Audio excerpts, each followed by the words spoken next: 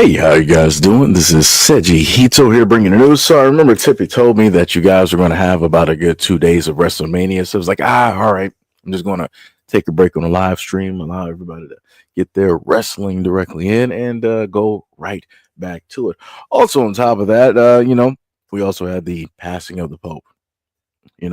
Interesting how a lot of these things takes place, even though there were hints or people talking about that this took place some time before, and it was just announced now, but it'd be like that. So we're gonna go right into the area. What's up, DSA1? What is up? What is up? What is up? What is going on? Much love, respect, and appreciation. So we're gonna go directly into something that I did a live stream or a few live streams about, and also some videos, just to give a little bit further context. I think I have another clip of a video that I didn't go over. Either I did, either I didn't. Either which way it goes, it's a live stream, so it is what it is. So let's just take a look at this. I want to clarify something right off the start, because I've already heard some rumors and gossip. This was not a race thing, and this is not a political thing. Please do not comment if you do not know what happened. Do not turn this into a racial thing. It was not. Do not politicize this. It's not. This is a human being thing. This person made a bad choice, and it affected both his family and my family forever. It's a very unfortunate thing, but I know exactly what was happening. His brother was there who tried to save him, and he died in his arms. So if you weren't there, please don't spread rumors. So again, it's not a race thing. Nothing like that, stated directly from the father out of his mouth. And I feel like I have to reiterate this because you have a lot of people out there, white, who specifically want to say that this is a race matter, that this is just how blacks are. They're violent, they're this, that, and the third, and all of those other types of good things.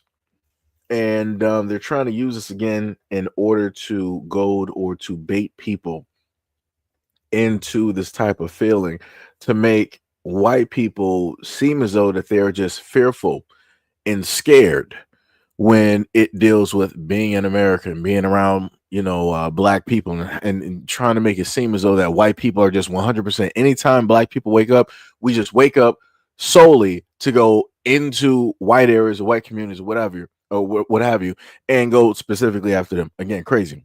Because whenever I walk to and from, go about, whatnot, or whatever, I never see white people, quote unquote, in fear, as some of these people online try to make it seem as though that they are, right? So let's go to the this video here. Hopefully I got them in order. Who are not dealing with grief. You talk for an hour. So if you want to address, I can give you after I give you. What is up, Shan? What is up, JT?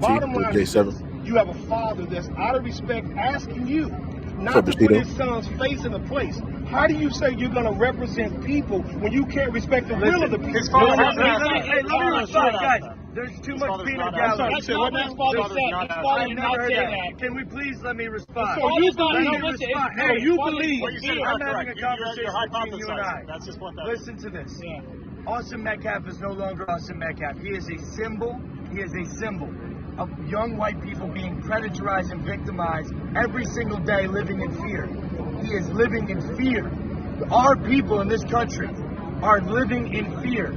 Austin Metcalf is no longer just a son. Jeff, hold on, Jeff. Do me one favor, because there seems to be an issue that you're okay with Austin's name being plastered with this particular movement. Now, I've already addressed that.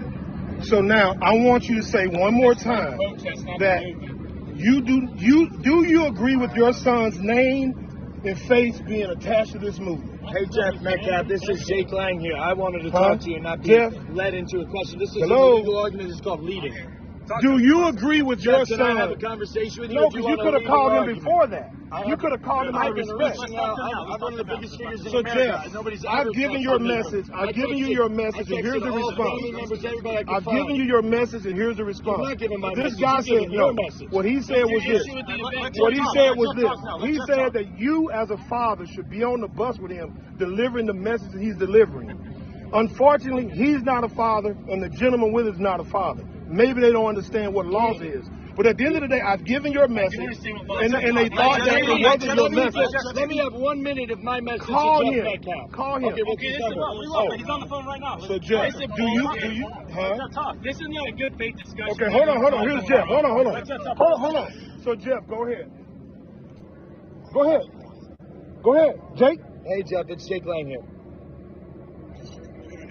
Jeff, first of all, my entire heart rests in your hands. I would be in my position, not even if somebody even knew your son, but somebody that shares the same understanding. I grew up as a 17-year-old young white man too, and I grew up in fear of my life around black people because they were killing and robbing people around me all the time. And I don't understand as I was a father, you could sit idly by and not condemn the culture that killed your son. There is an epidemic problem in this country, and your voice could be one of the loudest voices in this country, but you've chosen to recoil out of fear and continue the suppression. Why will you not stand with me and with the rest of the people? We're not calling for racial divide. We're not calling for hatred. We're saying 350,000 attacks on white people by black people a year in this country is wrong. Why can't you stand that and say with that? Maybe you can. Would you be willing to stand by me in a press conference or in an individual interview and talk about this issue that is larger than Austin at this point? God rest the beautiful young man's soul that would have been one of our strongest voices if he was still alive today. Yes, I am, sir. You're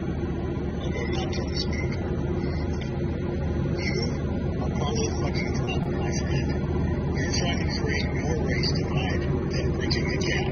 I do not condone anything you do. You do not have any fucking... That's called white guilt. No, let it go.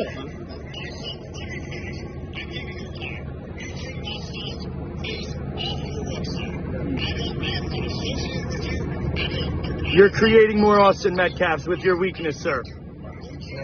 You are creating more Austin Metcalfs with your weakness. You are being weak. I gotta be honest with you about that, sir. You're being weak. Condemn your son's killer and the culture that caused it. Hey, Jeff. That's the problem. Jeff. Submitted. Hold on, hey, Jeff. You've been submitted. I'll handle it from here. You've been submitted, sir. You're not going to See, now, this is why I clearly said that America is cooked. You got these two ingrates, and again, this is not me trying at all, because I'm trying to make this very clear. This is not me trying to defend the father at any point in time. But for the most part, that you got this random white dude out there that's a J6er. Actually, both of the guys that you see to the left of your screen are J6ers. Both of these clowns here, and I want to point out that the guy to the taller guy that's in the background with the light blue shirt that originally had missing teeth, because I guess his teeth got busted out because he was doing whatever during J6. That dude is not black. He is more than likely somewhere outside of the United States. For the most part, for number one, he decided that he wanted to call a white man weak, trying to agree on some things, talking about white guilt. That's some crazy work. That is some crazy work. Then you got the white boy, right? They was like, "Sir, that's white guilt. You need to condemn these killers in the culture. They also took the life of your son.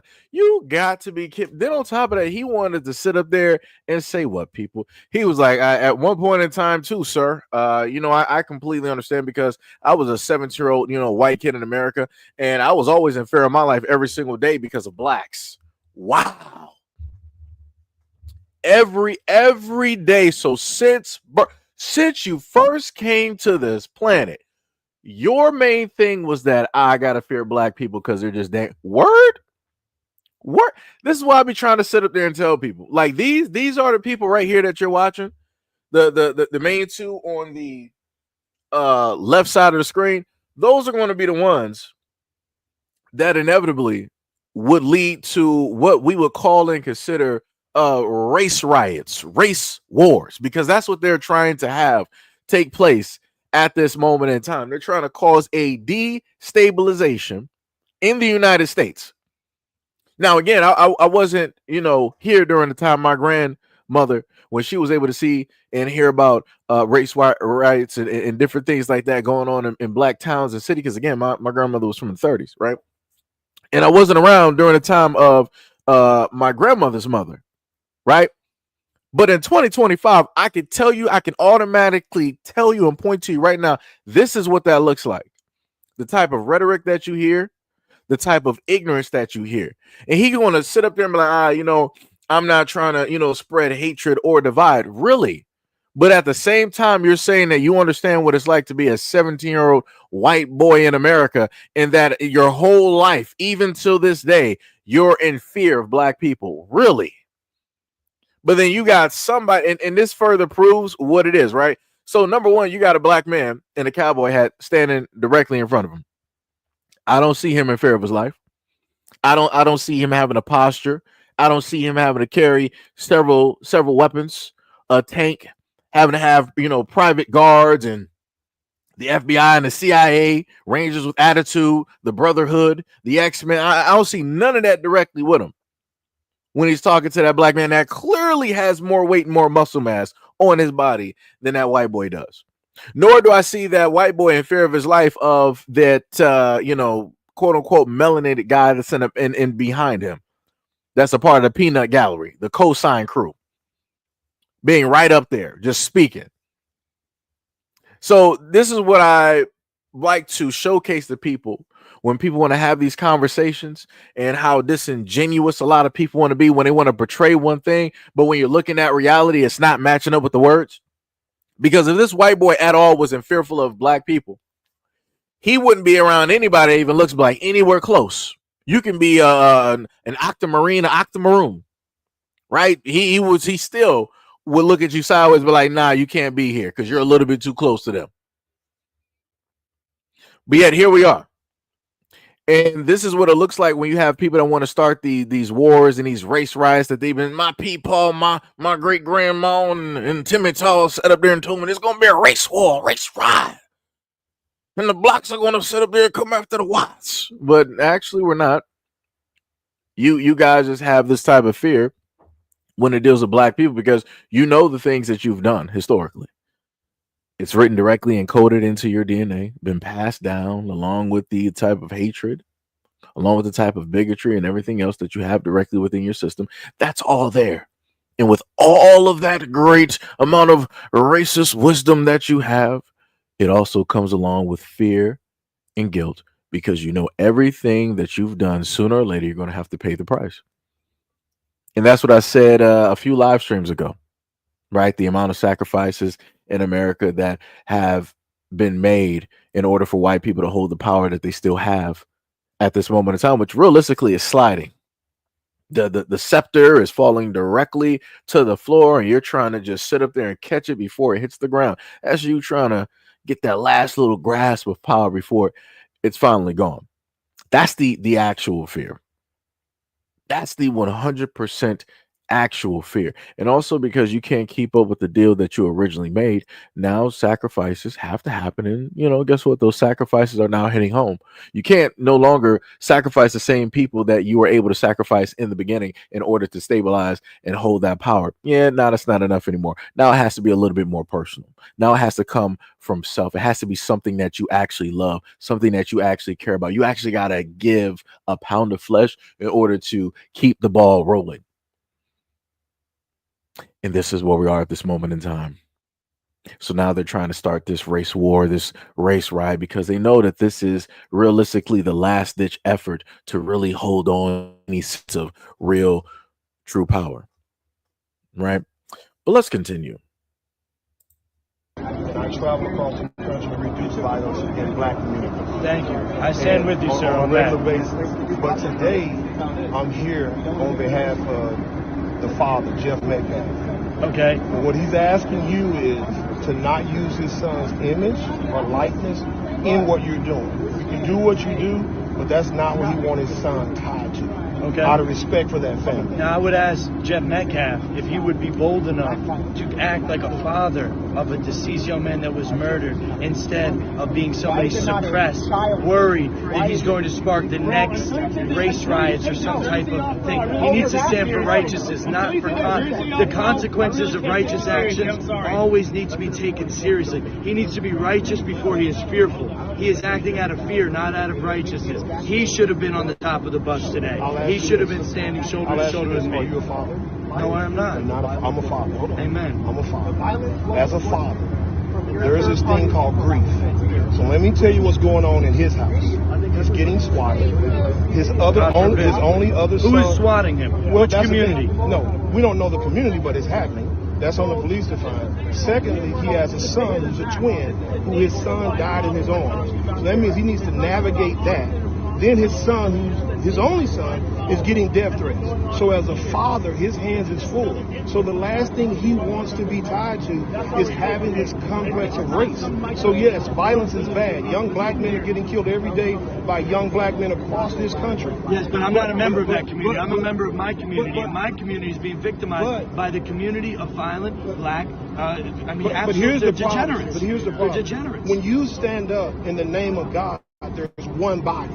Amen. And if you're not a part of that body, I can read statistics. So I'm also a pragmatic human being. So I understand when there's a problem, it needs to be addressed head on. If you tiptoe around a problem, that's how you get to the end result. So your biggest concern is the loss of white life by black people? No, that's not my concern. I have concern. The concern is a repeating pattern. It doesn't stop. It just keeps going on and on and on and on. And we just can't ignore it any longer. If it stops, we're good. So I have a question for you. Do you believe more white people are killed by white people or by black people?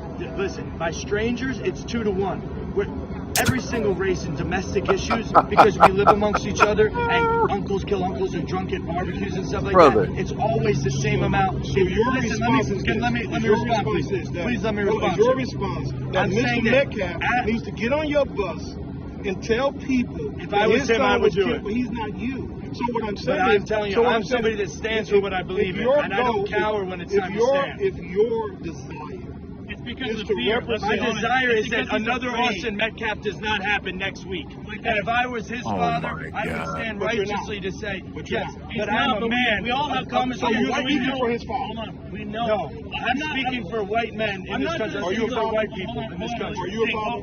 Are you a father? Are you a father? I'm not, but listen. So, like I said, this is the ignorance that's going on here.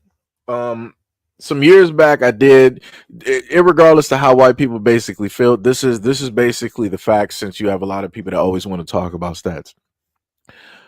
So let's just go to number one. More black people take out more black people than anybody else. Fact. More white people take out more white people than anybody else. More Asian people take out more Asian people than any, and we can just keep going. Right. So if we want to actually look at something as being problematic, we need to look at a human type of problem. Correct.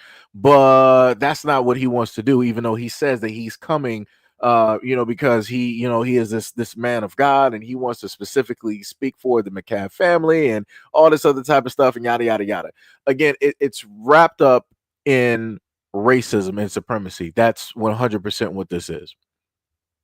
And I'm sitting by and I'm watching white people eat this up. Again, they didn't show up, and I showed y'all the video. They didn't show up to whatever bus gathering that this dude decided to sit up there and have. White people didn't show up because at the end of the day, they know, just like in J6, they know that, hey, if I happen to show up here, that means that, my job is going to go downhill. Whatever business that I worked hard for is going to go downhill. That means that my family is now going to be marked. My name is going to be all over the internet. My face is going to be plastered. Like, they know that if they decide to pull up to the scene and be with these two clowns on the left side of the screen, that is going to be the end of their money. It's going to mess it up for a very long time. It's going to do irreparable damage, and they're not trying to deal with that. But yet you had these two clowns sitting on top of that bus trying to, quote unquote, call out white people like, oh, we can see, white people going through on the freeways. I see white people in other states. They see us on this bus. They see us and they hear us speaking, but, they're honking the horn, but they don't want to come here and just hang out with us. Just have a conversation. Because if they do, they're automatically going to be condemned and called racist. That's just exactly what it is. Like, what in the world is even going on at this moment in time? And again, I'm just trying to understand, why is it that all the white people out here that say that nothing should be about race and yada, yada, yada, one of your representatives is literally he brought up race the whole conversation. And the craziest part is, the black man that is standing by himself to the right side of the screen, he's a black man that goes all around the country into black communities, trying to curb the violence when it deals with young black men directly out here. And you're standing in front of a black man that is active around the country, trying to curb violence. You're trying to tell him that in general, black people are just violent. Huh? You actually got somebody doing the work. No telling the types of lives that he might have basically, put on a better or a straighter path. You're literally saying in front of us, hey, all these black people out here are, completely violent. And, if I don't speak up as a white man who was once 17 years old in America, that was in fear of all black people directly out here because of how violent, they inherently are. There's going to be another Austin Metcalf tomorrow. What are we even talking about here? This is what I'm talking about. Like these dog whistles, all this other type of stuff that you got white people like this out here doing. And white people don't call this out. I'm like, y'all don't find this to be problematic? It's like you got the loss of life that's set up there and happened, but you're allowing this clown to sit up there and try to like use him as some type of martyr to try to what? As a lot of white people like to say in America, to further divide the people. Like, this is the most divisive time that we've ever had, in America. Thanks, Obama. Right? That's what a lot of white people would like to sit up there and say. But I'm literally watching somebody using divisive talking points at this moment in time and only specifically looking at the whole of a group. You're not looking at it as a situation between 2 or 3 people. You're like, nah. This Carmelo Anthony, he represents the whole of the black community because this is how all blacks sit up there and act. Again, these 2 kids, hey, stuff happened directly at high school, right? Just like I pointed out 4 other stories where these same things, where a lost life happened by somebody and the other person inevitably who lost their life was white. I showcased 4 stories. And again, you're not going to see somebody like, what is this dude named Jake Lang? You're not going to sit up there and see him talking about, oh, we need to save these white lives directly out here. We need to save these white kids because, like I said before, they don't care. Going back to what I said about a week plus ago, it's very easy to get into the minds of white people. All you got to do is just tell them somebody black has something to do with it, sprinkle that directly on a story. White people eat it up.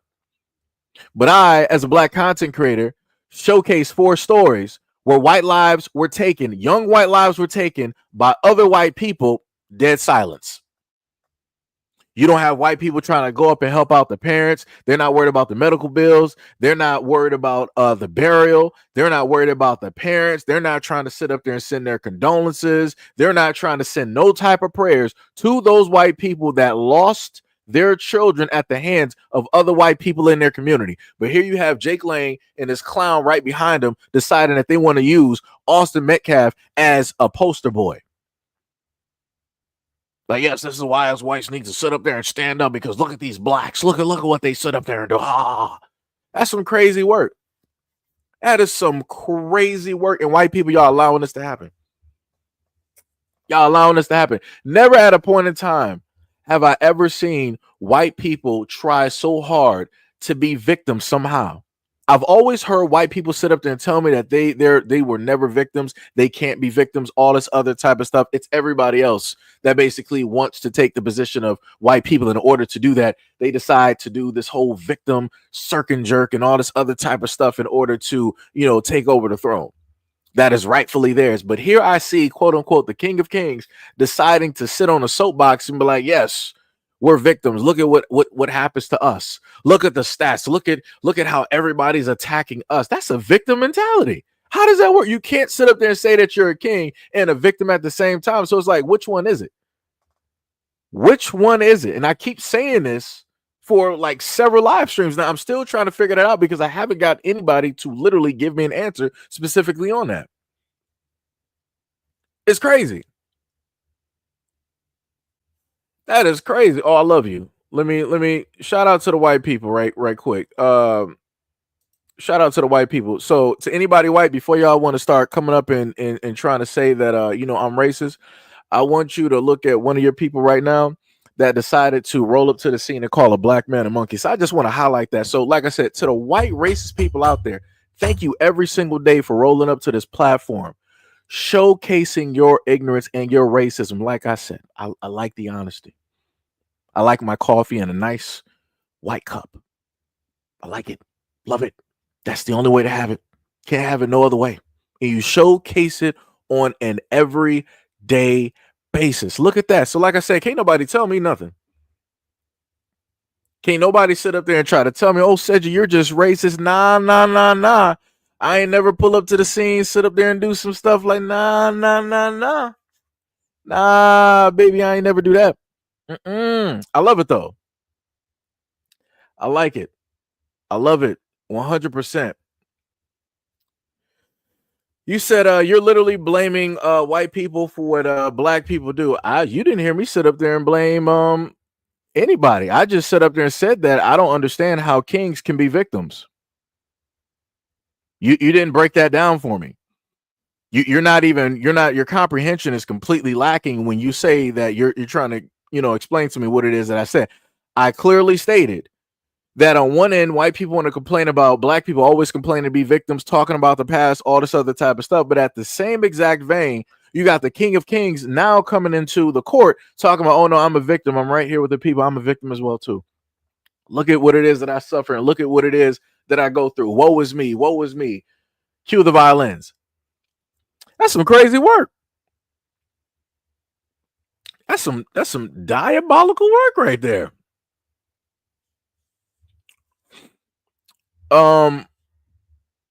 Jacob, let's just get this clear cut. Any of the wordings that you listed, historically speaking, Jacob, how have those words ever hindered your people? Let me know. How generationally speaking, how have those words actually hindered your people? Historically, factually speaking, like did those words, whenever anybody said those words to you, did that stop you from going to a school that was all black? Did that automatically segregate you from like the black community, black stores? Did that mean that the black police were going to come directly after you and start beating you down like Rodney King? Did that mean that let me know. Let me know.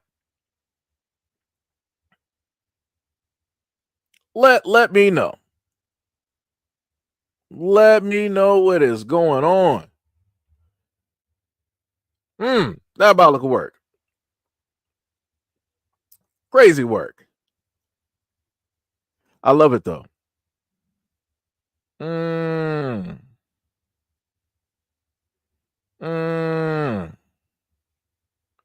the funniest thing is, the craziest part, I'm looking through the comment section right now, and I see people bringing up two individuals, right? I see people now, again, not addressing the situation, right? And again, I know I got white people sitting in directly, quietly in the background. So again, I'm going to keep this up here for a minute. So anytime anybody white wants to address me talking about racism and different things of that nature, I want you to focus in on what it is that y'all like to do on these platforms, especially with black content creators, every single time. And, this is just, the icing around the cake. That's not even a cherry, because I've been called far worse, right? Because again, that's what I expect, because that's all you can actually do. You can't actually have a cordial, logical, conversation without just being emotionally rabid and deciding that, oh, the first thing I'm going to, let me start throwing out some racial slurs. Let me sit up there and start calling you all types of monkeys and all this other stuff. Crazy work. But you say that blacks are low IQ. That's some crazy work. Y'all doing everything in life but actually worrying about trying to get your population back up in Europe and elsewhere. That's some crazy work. And those are bars. Those are bars. But going back to what somebody said before, y'all trying to talk about Tariq and y'all want to talk about Umar Johnson. This is my problem with that, right?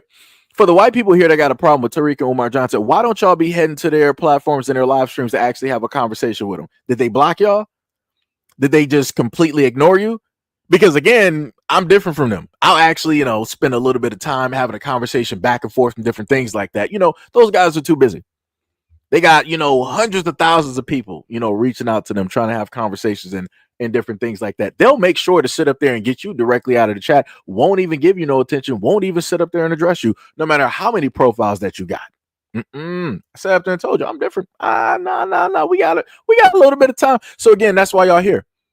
That's why y'all happen to park y'all asses directly here on these live streams and y'all wait until I start talking and wait for specific topics to come up, and then you want to start opening your mouth, you want to start doing this, that, and the third. But like I said before, it's a little bit weird that you want to come to another man's platform and you want to talk about other men that you have a problem with instead of going directly to those men. Tariq, again, he has a museum directly up there, California. Pull up to the scene and have a conversation with Tariq. Shake his hand, have a cordial conversation, and record it and go up there and do that. Brother Umar Johnson, he goes across the United States and elsewhere. Pull up to the scene, shake his hand, have a cordial conversation, and record that. I don't understand why it is that you guys decide that y'all want to bring y'all gripes that y'all have with those two black men, those two grown black men, those two individuals. Y'all want to bring whatever gripe that y'all have directly to me as if I'm supposed to do something or try to facilitate whatever was going on with your emotions. That's a little bit crazy to me. It's a little bit weird as well, too. A little bit weird. A little bit weird. Crazy work.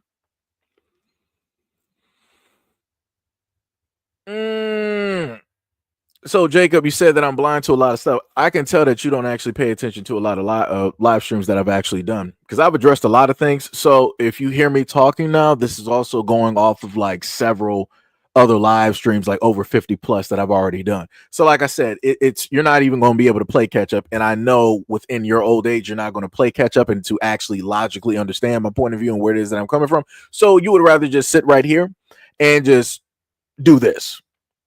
Because you don't got anything else to go off of but what it is that I'm speaking on right now. That's all you got. So that's why you and a few others are sitting here being ignorant. That's some crazy work, though. But this is what it looks like when, other people don't actually got time for you. That brings you right back to me. Let me see. Who was that? Scrolling through.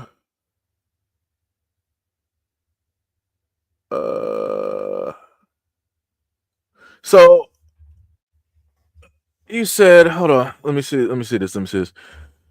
So he said, no, I'll not park myself here. I'm just scrolling and you popped up and was reading comments. The funny part is how emotionally challenged are some of you guys here? If I'm specifically speaking to the person that I actually have highlighted that literally called me a monkey, right, on my own live stream, how do you think that when I'm speaking, I'm talking directly to you? I must have hit a vein. Just to be real, I must have realistically hit a vein when I'm having these conversations directly out here. So if I'm talking to one white person, you automatically think, oh, I'm talking to all of y'all. No, because a lot of y'all like to sit directly in the background and y'all don't want to. Again, this is why I leave these comments directly up there, because I know at the end of the day, y'all not going to actually come up and say anything about it, because a lot of y'all sit in silence and you're in agreement. You're an accomplice to the exact same racism and discrimination that takes place in the United States by way of the white systems that we have directly here. The same way that y'all sit in silence on the back end of this live stream, that's the same way that y'all sit in silence when it deals with real life. And that's the same way that your grandparents sat in silence when it dealt with the civil rights movement and other movements that happened in the United States. But yet y'all come directly up here. We're all God's children. Kumbaya. Why does everything have to sit up there and be about race and yada, yada, yada, and da, da, da, da, all this other type of good. Like I said, y'all talk a real good game for a lot of people that don't even believe in God. Y'all talk a real good game. A mighty good game. Let me tell you. Gotta talk a real mighty good game. But anyways, Nash said that no, I would not park myself here. I just was scrolling by and you popped up and I was reading comments. But let me ask you this. Do you think that it was all right for that kid to I guess that was supposed to be hurt that white boy? And you said don't be on social media. What does that even, what do you mean don't be on social? I hate when y'all white people, I don't understand why y'all do this and y'all think that nobody's gonna like respond. What do you mean don't be on social media? Like you actually running something. Like you're actually running something on social media. That's some crazy work. That is diabolical in nature.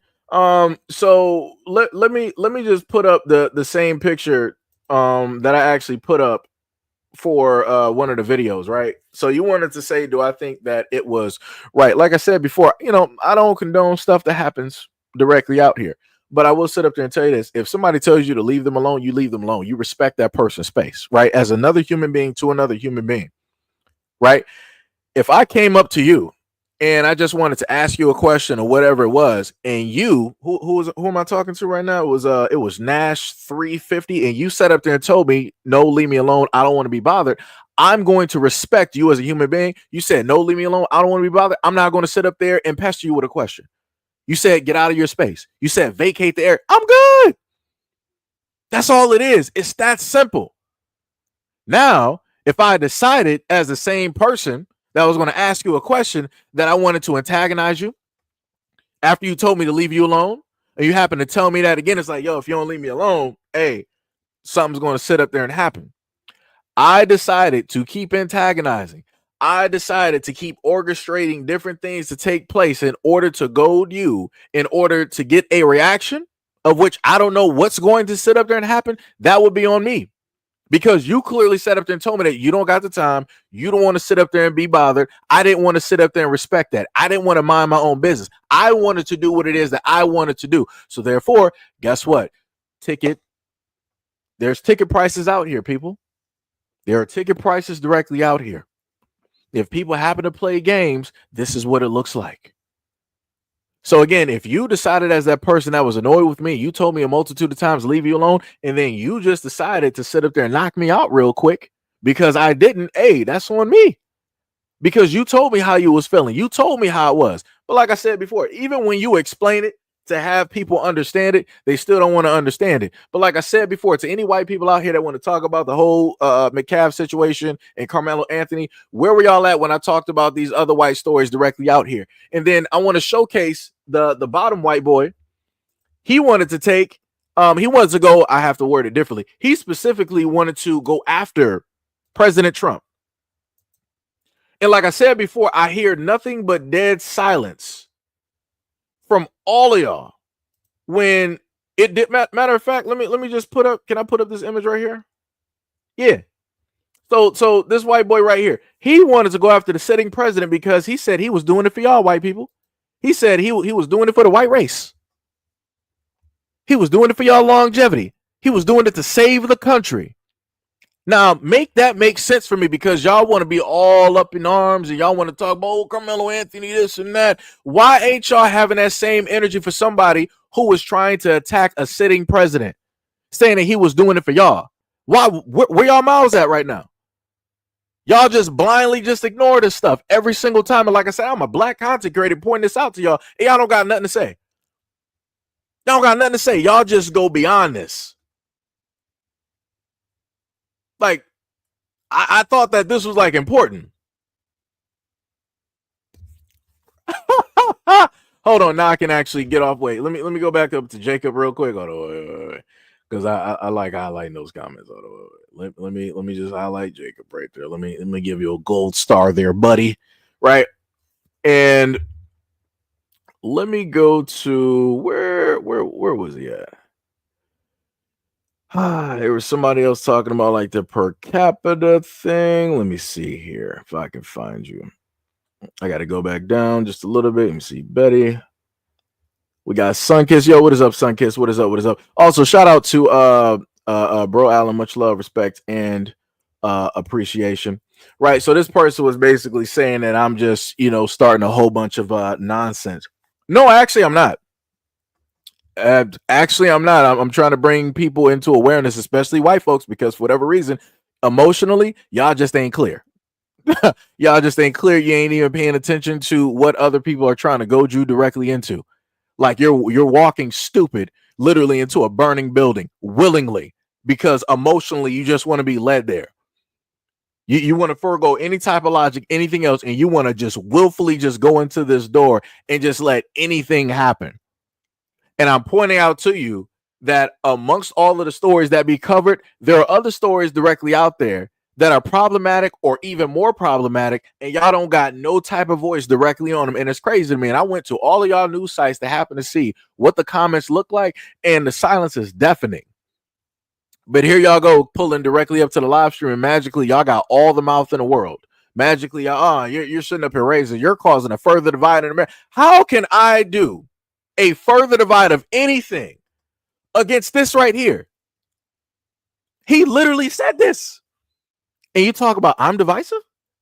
He literally said that he was going after a sitting president in order to save the white race. But you're saying, as a white person, that I'm divisive. I'm like the most divisive thing directly. Y'all are insane. Y'all don't want to take accountability for nothing, even when it is your own kids out here doing stuff like this. Like this is crazy. It's like y'all making me look crazy for even trying to point this type of stuff out there, and this is dangerous. If you got one of these white boys out here that thinks and act like this, you got 100 to 1,000 more. Like I said, that's dangerous. But, you know, like I said before, it is what it is. You want to allow your sons to be raised like this. You want to have your sons believe all of this type of nonsense to further bring a collapse into this country. And then this same, I want to note that the same boy right here that was going to do this, the 17-year-old, he was going to dip off. It's not like he was going to stay here and be a part of the chaos. Nah, he was going to dip off with his little family dog after he done took the life of both of his white parents, and he was going to the Ukraine. But I'm crazy for sitting up there pointing out these stories. That's like I said before, this is why I love doing live streams. This is why I 100% love doing live streams, because it proves my point every single time. Y'all say that y'all don't focus in on race, but if the story has to do with somebody black, oh, now y'all focused. But I can show y'all stories like this where you got dangerous people like this. This is dangerous. He's 17 thinking like this. Not a grown man, not somebody in his 20s, 30s, 40s. No. He's 17. Dangerous. And he was willing to go through with it 100%. But y'all not sitting up there highlighting and talking about this. But when the other attempts were taking place, oh, y'all wanted to make sure to talk about those, right? Yo, this is, man, boy, let me tell you. Let me sit up there and man, boy. That's crazy. That's crazy. Somebody wanted to say, how is it any different from let me just put this directly up there. Right? You want to say, how is this any different from black people ignoring the death rate in the black? Nobody's ignoring it. We've never ignored. But see, this is how stupid y'all are. Because you think that because you don't see it, because it's not on social media, you think that we're just ignoring it. Who told you that? That's how I know you're not black. That's how I know you don't live near anybody that is black. Because if you did, these are conversations that we literally have. You're just not privy to them. Like I said, this is how small-minded a lot of y'all directly are. So if you can't automatically hear and see it, it don't exist. Like, that's crazy to me. Like, you're not trying to actually go out there in good faith and have conversations with black people to try to get an understanding. You're just automatically dangerously assuming that, oh, we don't care about what's going on in our community. No, we do. And it's talked about and it's highlighted. But the funniest thing is going back to this black man here, going back to the black man that you can see on the right side of the screen.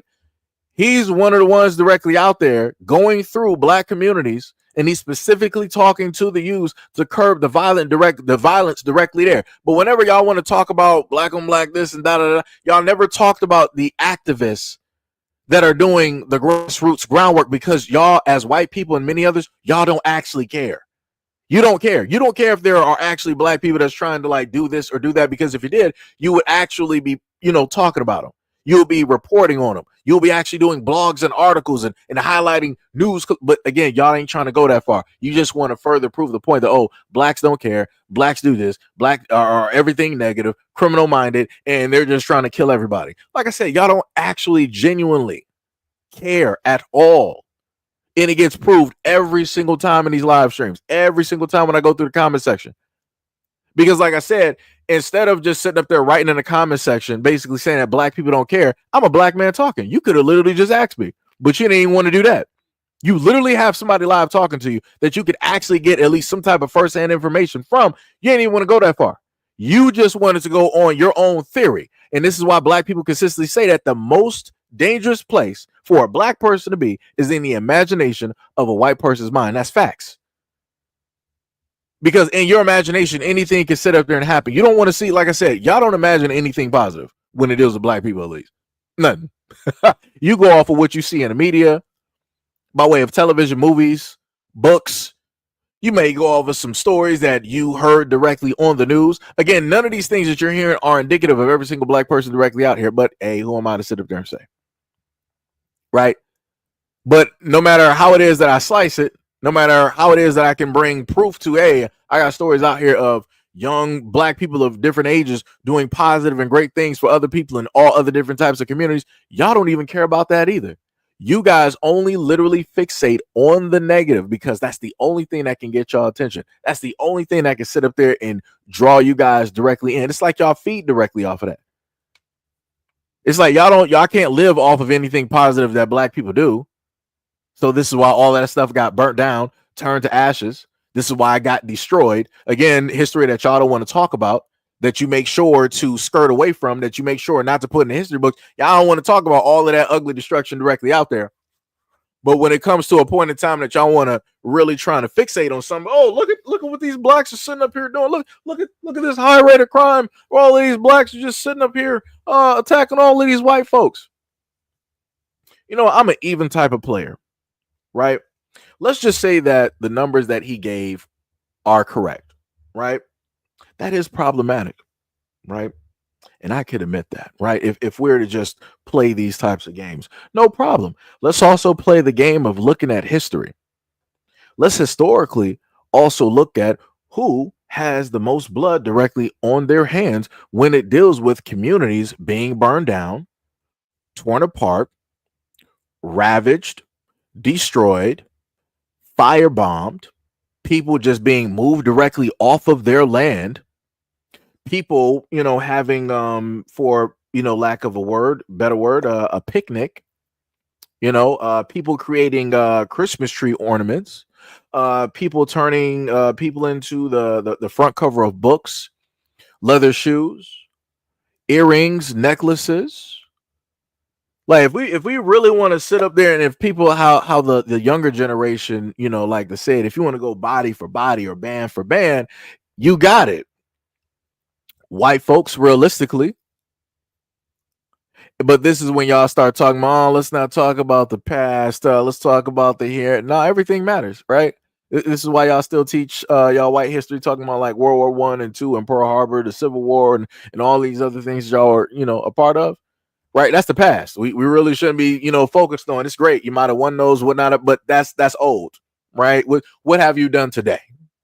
Right, that's greater than what you did yesterday, right? Because that's the argument that you always want to bring up when it deals with, black people. And again, I return that exact same energy today, and I'm not really seeing it. But again, like I said before, if we want to go for body for body, you guys got the utmost bodies directly out here. Just to be real. Just to be clear, just to be certain, crystal. But people don't want to do that. People don't want to actually have that honest conversation. It's crazy work, diabolical in nature. But shout out to the white people that like to throw out racial slurs directly in the comment section. Also, much love, respect, and appreciation to all of my moderators directly out here. Let me see. Brian Drew said, stumbled across the stream while scrolling. Can somebody catch me up? I'm pretty sure if you look through the comments, somebody will, catch you up. I've been talking for a minute. I'm at the 459 comments, so we're going to keep scrolling just a little bit. Yo, baby girl, what is up? You said, no, pointing out the divide is the issue. They expect all of us to have Stockholm syndrome and love for our oppressors. Yeah, that's fact. That's facts. 100%. Still just scrolling through. Let me see. Somebody said, how can you be so lost? The masses only know about the current story because people are defending the murderer for some reason. You talking about the same exact way that white people have always defended the murderers when it deals with black people? Right. Whenever I saw somebody white, especially a cop, take the life of a young black kid, I've always seen white people say that, oh, well, they deserved it. They probably did something. Why can't you guys follow a law abiding command? Why do you guys always got to fight or resist the officers? Just do what the officers tell you to do, and maybe you would actually live to see your court hearing. I don't know why it's so difficult with these guys. I don't know why they get so emotional. As a white man, things that happen with me with cops, but buddy will see me in court. I'll sit up there and take him to court. Yeah, right. And it's crazy how you throw yourselves in a situation knowing the fact that the court and the police see you vastly differently when it deals with the law, police, and everything like that. There are stories directly out there. I even covered one where you had two men, both one black, one white, did the exact same crime, but one went in and got lesser time, and both had the same judge. Same judge, by the way. Crazy work. Same judge. And the judge was like, white dude, we want to give you least time. Oh, you're black? You did the same crime? Yeah, we want to maximize that. But then we can showcase that to y'all, and y'all be like, well, that's bad that happened, but it is what it is. Don't commit the crime. Y'all got an excuse for every single thing. And that's the main problem. Y'all can never just simply admit when it is that y'all messed up, when it is that you guys are wrong. That'll be too much like right. You would rather scapegoat. You would rather move the goalposts. Y'all would rather do everything else but sitting up there just a minute like, yo, we're wrong. We messed up. For the longest time possible, no matter what black people sit up there and do, even when we do the right thing, we still have to sit up there and say that we're wrong. That's crazy. That is some crazy. And it's like, the craziest thing is I have a video to basically match up with the point that I'm talking about. Matter of fact, you know what? I'll just go to prove my point on how it is that black people have to try to prove. No matter what black people do, we have to always be in the wrong somehow, no matter how right we are. Let me just go to this one video dealing with a black female lawyer. Let's just look at this real quick. That's illegal. This is private property. You can't be using this dumpster for your trash. Oh, no, it's okay. My office is right here. It's not illegal. I have an office here, sir. Your office is here. You work, and you work here. Correct. I'm an attorney at law. That's correct. You're an attorney. Yes, sir. Do you need a business card or anything? Yeah, that. Yes, I need proof of this. Would you like services or anything, or why do you need my business? I would like to see proof that you're an attorney, because this is private property. You can't be throwing trash out there. You're breaking the law. Okay, I would love to show you my business card. That's no problem. Now, no, this is a white cop. Question multiple times. Here you go, sir. This is your place. Linda Jones, attorney at law, located right at this office address. I see the Linda Jones, but I don't see the address here. Sir, if you flip the card over, please. Thank you. Is there anything else I can help you with, sir? Because the sun is... I still don't see the address. Sir, here's the address here, please. And that's my name. Is there anything else that you need to verify that, sir? I'm trying to cooperate here. Ma'am, I'll ask the questions. You're breaking the law right now. Actually, I'm an attorney. I know my rights, and I'm not breaking the law. As I stated, sir, I'm a tenant at this office location. Okay, this card doesn't prove any of that. I need to see your ID. You don't need to see my ID, sir. I just gave you my business card. Ma'am, don't make this any more difficult than it. This is my name to verify the business card and the office address, sir. This is not illegal dumping, once again. All right, but the address is different on your license than it is on the business card. Because that's a business location, sir. That's not my home address. Yeah, this whole thing just seems very suspicious. I'll be right back. I need to run this ID. You don't need to run my ID, sir. You don't need to. I'm an attorney, like I said. That'll be against your jurisdiction if you're trying to run my driver's license. Ma'am, you and I both know that, or I can tell you that right now. That's illegal what you're doing. You just illegally took your ID. Because you have no reason to legally stop me. I gave you my ID. I did not have to, once again. Ma'am, you're breaking the law. You're illegally dumping trash. Your addresses do not match up. Yes, they do. They do match up. Well, then you should have no problem with me running it then, if you are who you say you are. You don't need to run my ID, sir. I told you, again, I'm a lawyer. This is my office address. I've proven that with my business card and my driver's license. This is not illegal. You have no reason to stop me. Well, then you should have no reason for me to run your ID if you are so, in fact, a lawyer and this is your property. Because from where I stand, you're illegally dumping trash into a dumpster. If we continue with this, sir, you're going to get sued. Is that officer I see? Badge 2322? You really want to continue this conversation with me? Knowing that I'm an attorney at all. I mean, you haven't proven that you're an attorney. With the business card saying attorney, that doesn't, and the ID matching, that doesn't do it for you? Or you want to keep going down this rabbit hole, officer? Okay, ma'am, this could just be so simple. All you need to do is give me your ID and your business card back. I'm not letting you run anything. I don't have to let you run anything. Maybe you need to go read into your law books. Ma'am. Instead of just the academy. If you weren't breaking the law. You're going to get sued, sir. This is harassment now. Because you're on my private property as a tenant. 1017. And you're trying to make me, call whoever you need to call. Because you're wrong. You're absolutely wrong. I don't know if it's racism. I don't know what you have going on. A bad day. I'm not sure, sir, but you need to go. None of that is relevant to what's going on here. It's very relevant. Because you're sitting here harassing me at my workplace when I'm taking out my trash where I pay for have my office space. Okay, none of that has been proven. I do have an ongoing investigation right now that I just got called on. My business card. I've given you my business card. I've showed you my ID and verified that's the name. This is my office. Would you like to come inside? Okay, ma'am. I'm going to let you off on a warning. You have no choice but to let me off on a warning. Bars. Because you need a warning yourself. Keep it going. I have an ongoing investigation I need to tend to. I bet you do. We're going to leave this as a warning today. That sounds great. That sounds great. You have a great day. So to the clown Steve that said all she has to do was show the ID, she already did that. She gave the business card and an ID, you doofus. You big goofy. And he was still like, I need that back so I can sit up there and run it. Nah, you don't. She ain't commit no crime. Dog, are you stupid? She's a lawyer. She knows the law better than he does. This is why he couldn't sit up there and move. If she was an ordinary black woman directly out there, oh yeah, he could just do whatever because ordinary people are ignorant of the law. She's a lawyer.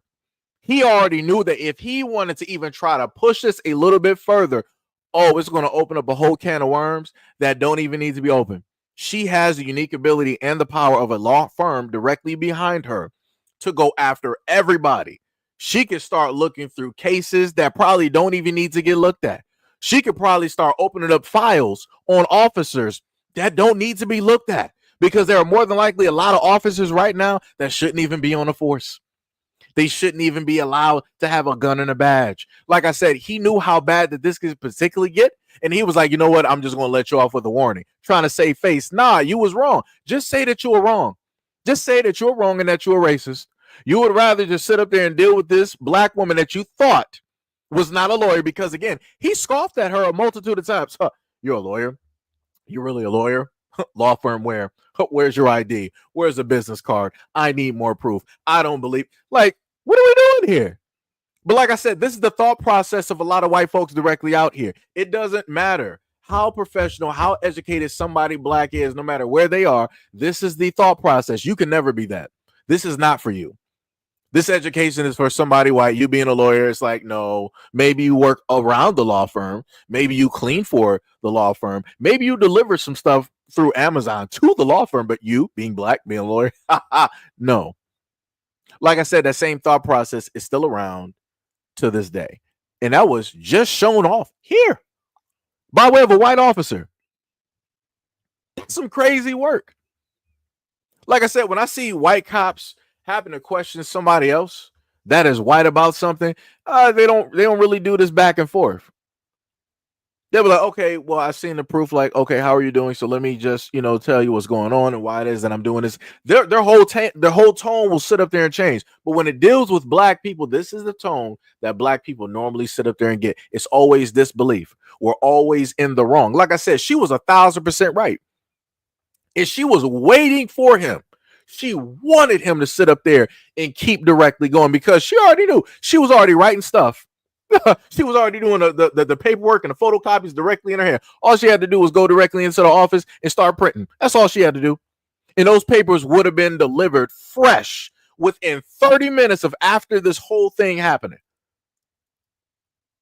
And you're going to sit up there and pull up to the scene. All she has to do is sit up there and show her ID. No big deal. She did that.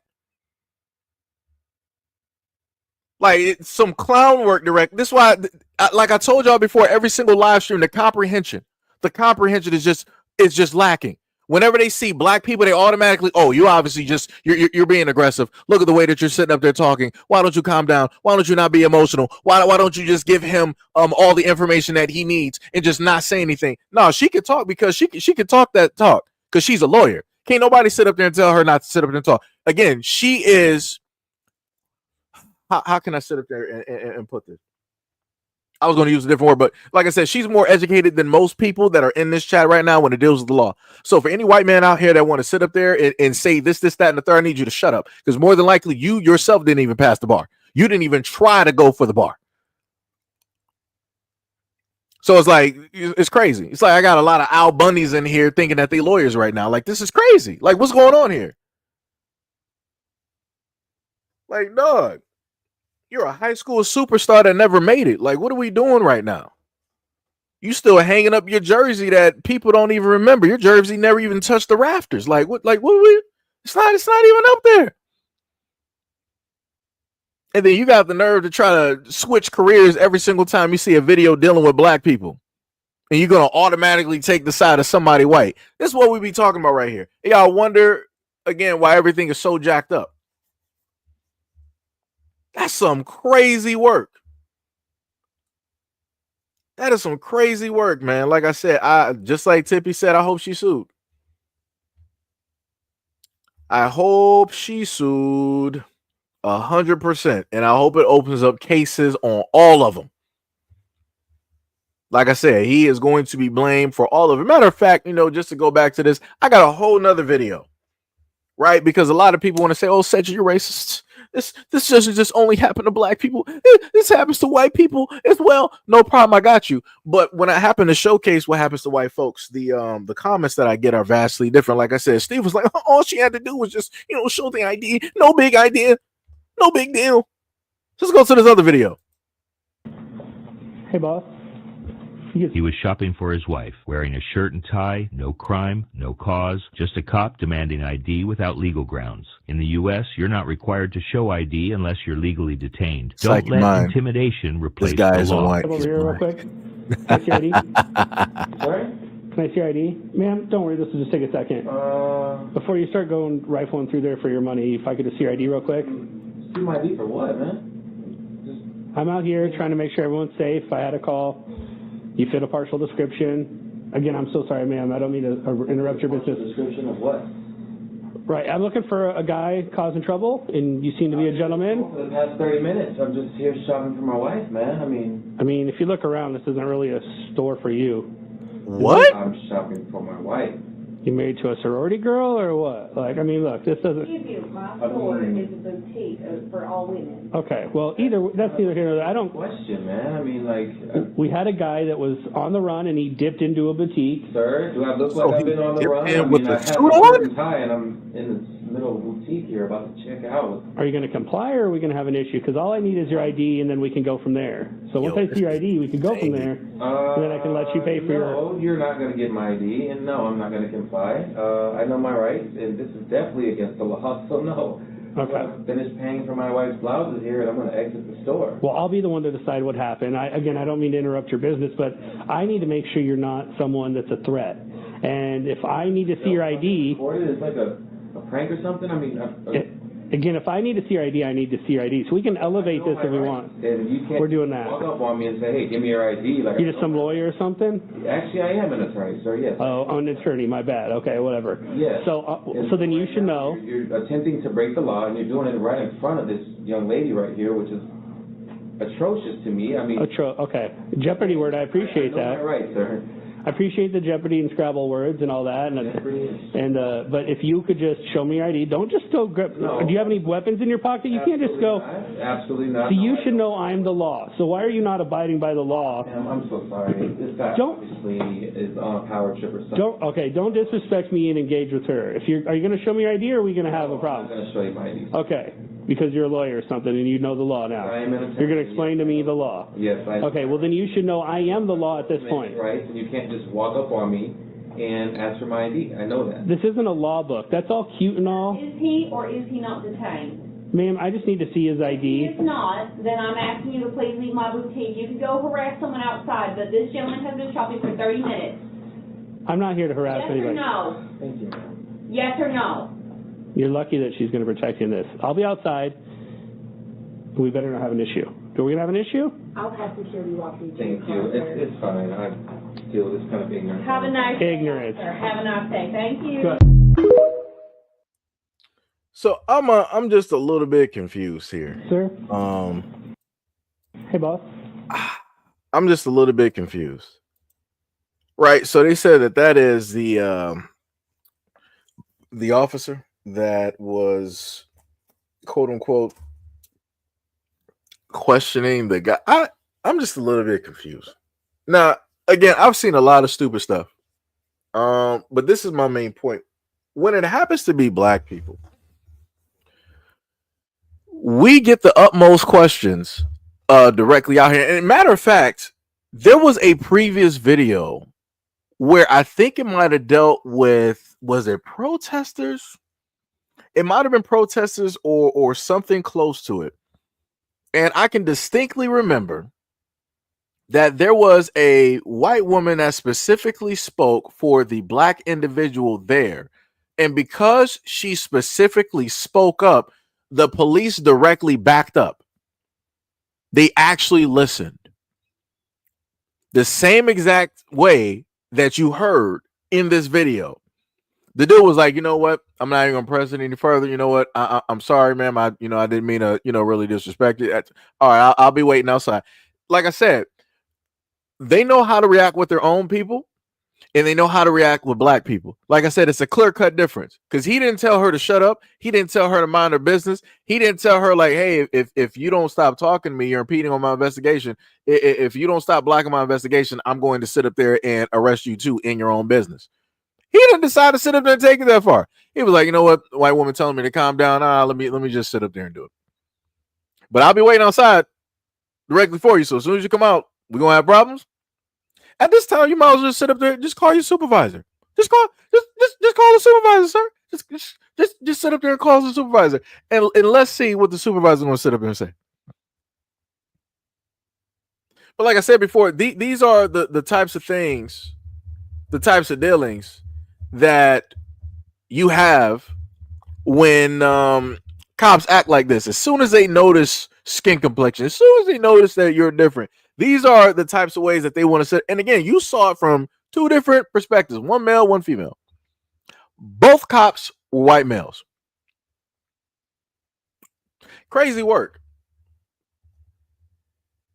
It is some crazy work directly out here when it deals with these cops and how it is that they decide to sit up there and move. It's some crazy work. Oh, wait.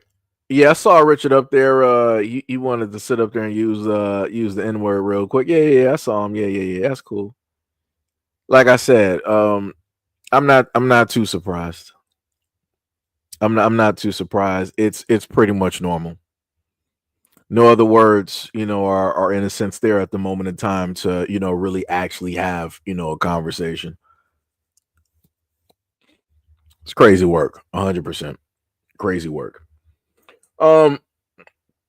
Something else that I did actually want to highlight that I found to be problematic is the amount of, how would you say, black fishing. I know that some people are completely just don't know exactly what that is, but you're looking directly at it, right? In the lower right hand corner, you see a normal white woman directly there, right? And then directly in the middle, you see Alabama Barker, who is Travis Barker's daughter. The aesthetics that she has right now would be that of what you would consider of a black woman, young black woman, whatnot, or whatever, going from the hair, the wigs, the makeup, in all of those types of things, right? So we're going to listen. So instead of me just explaining, I'm going to allow the white woman to sit up there and speak, because I know how a lot of these races like to sit up there and get like, this, that, and the third. But like I said, even y'all races got to sit up there and admit that that this is now how white girls look and how they sit up there and move. But like I said, let's let the white woman sit up there and speak directly on it, aka black fishing. Officially really uncomfortable watching Alabama Barker. And let me be clear, I've been uncomfortable, but I don't know what, I feel like the last 2 weeks, she's reached a new level. Like the hair, the wigs. I mean, we all saw the last video where she basically looks bald. The lip liner, like the brown lip liner, like the clear gloss situation. I mean, the way she talks. I'm comfy. I don't understand what's going on in that house. Like, they always used to talk about how, like, Travis was actually pretty strict. Well, you need to be a little stricter. I mean, she's an adult now, so the damage is done. But you guys should have been busting into that room and been like, look, girlie, we need to adjust what's happening here. I don't know. I actually have been avoiding talking about this because I'm not a person of color, obviously. And sometimes I'm like, I don't know, should I have an opinion about this? But I just can't be quiet anymore because she's freaking me out. So we heard that, right? White woman said that this was pretty much freaking her out because you had this young, famous, privileged white girl deciding that she wanted to take the aesthetics, the looks, and the way that she talks and everything like that from, black women in the black community. But more so, what she was also trying to convey, without saying into so many words, is that these same aesthetics, if you place them, again, going back to the originator, place them on black women, this makes her uncomfortable. She's unsure. She doesn't really know directly about this, right? She literally said that in so, few words. But again, if you read in between the lines, you can get it. She's uncomfortable with the fact of how it is that this white girl is deciding that she wants to masquerade or try to take this and that and add it to herself, like the aesthetics and stuff of black women. And then at the same time, she also is uncomfortable with the aesthetics of black women. Two birds in one stone. It's literally, it's that simple. Like I say, you let white people, talk long enough, you can get quite a bit. You can get a whole history lesson. And like I said before, some of the times I happen to tell people, like, yeah, maybe you should have certain people actually talk on certain subjects. Because, certain points in times, you happen to see people talking about subjects like this. And it's like, I understand why you feel a certain type of way. I understand. Like I said, it'd be like that. But I'm going to take it on a little bit of a curb. And I'm going to point this next video directly to the black community. And I'm going to say this. This is what it looks like when you allow people directly into. I'm not sure if a lot of people have seen Sinners, right? I saw that movie yesterday. So while everybody was taking a break on WrestleMania, I went to the movies and I went to go see Sinners. Very great film. Everybody black should go see it. A lot of white folks ain't gonna like it. I'll tell you that much without spoiling. It's gonna be a lot of white people that's not gonna like it. I was actually shocked when I saw like a white couple directly in there watching. I'm like, what y'all doing in here? Y'all look a little bit lost. Maybe I was looking for like Jurassic Park or something like that. Maybe you was looking for like a rom-com. Maybe you walked into like the wrong theater, But it's going to be a lot of people a lot of white folks that's not going to like it. Once it starts like catching up, and you'll start to see some of those white people actually like sit through the 2 hours and whatnot. Yeah, they gonna be wild directly online complaining. And I'm gonna and this is the point in time I want everybody black to realize: when you see white people complaining about certain things directly in a movie that specifically involves them, I want you to understand they're telling on themselves directly. They're letting you know who it is that they align with, how it is that they see themselves, and what it is that they believe in. When it comes to a point in time of them trying to defend or say that this is going to lead towards this, that, and the third. Mark my words. So I'm just letting you know directly ahead of time. Will Davis said it was okay. It wasn't the best vampire. But see, this is the thing though. Looking at certain messages directly there for me, I love it. The other vampire films, they're cool. But again, the messages there ain't for me.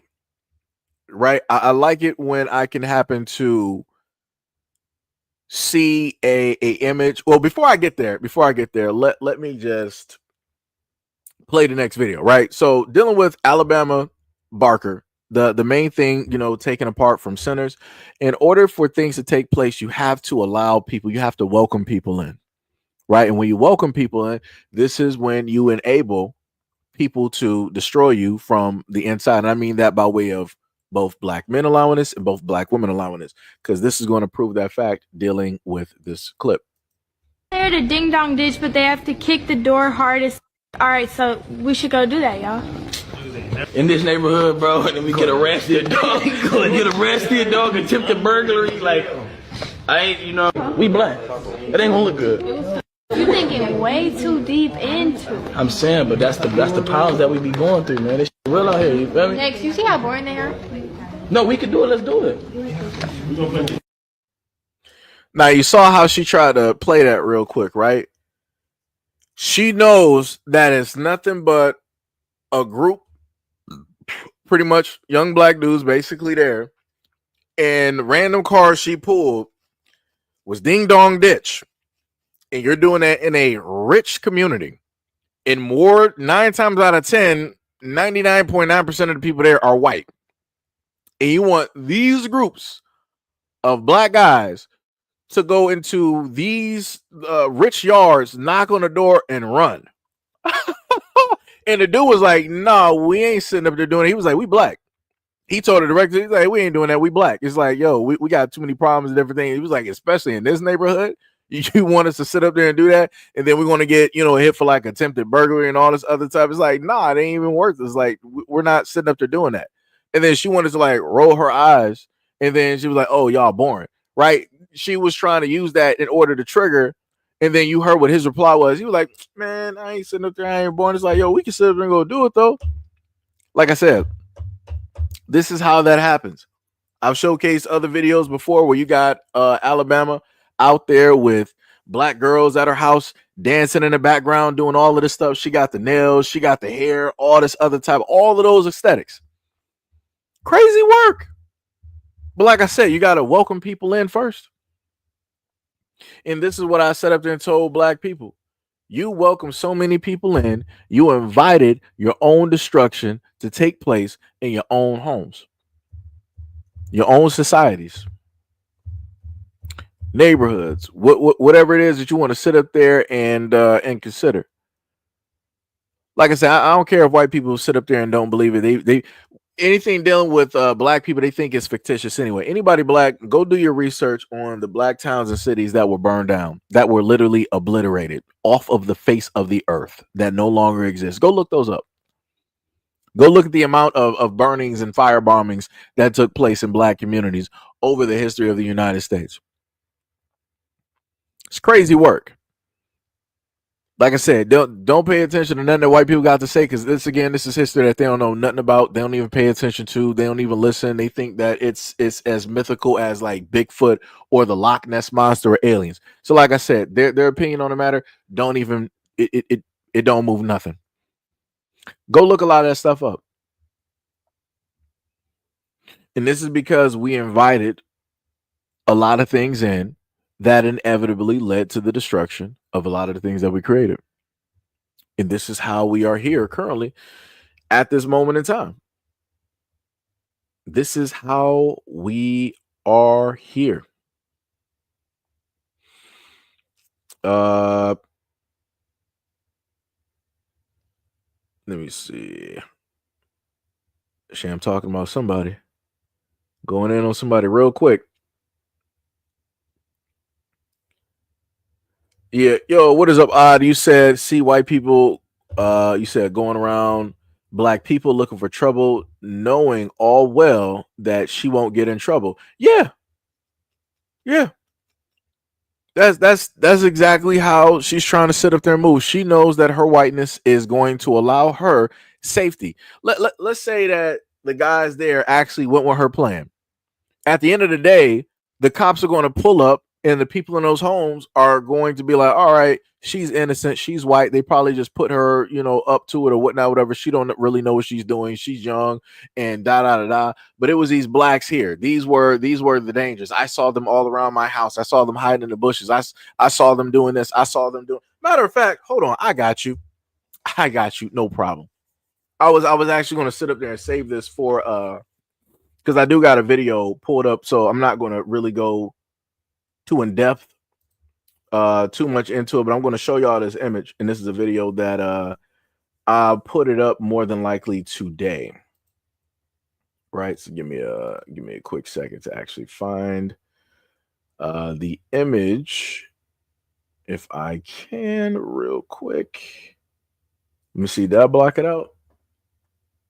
I didn't block that one out. I'm glad I didn't put it up. Woo, that was another one too. All right, so let me see. Give me a quick second. I gotta block out certain words because of how this white dude decided to put this directly up there. I'm gonna try to make this a longer version so y'all can actually see it. So it's not as small, because again, I'm not sure how it's gonna pull up on your end. So let me just actually redo the photo. Let me do this. Pull that directly up, because I'm going to give you the face of the guy so y'all can clearly see, what it is that he stated. Because again, this is ridiculous. And again, like I said before, these are things that nobody should be saying directly about a child. Let me make sure these words are blocked out, because YouTube is a little bit sensitive when it comes to certain things directly. So let me just do that.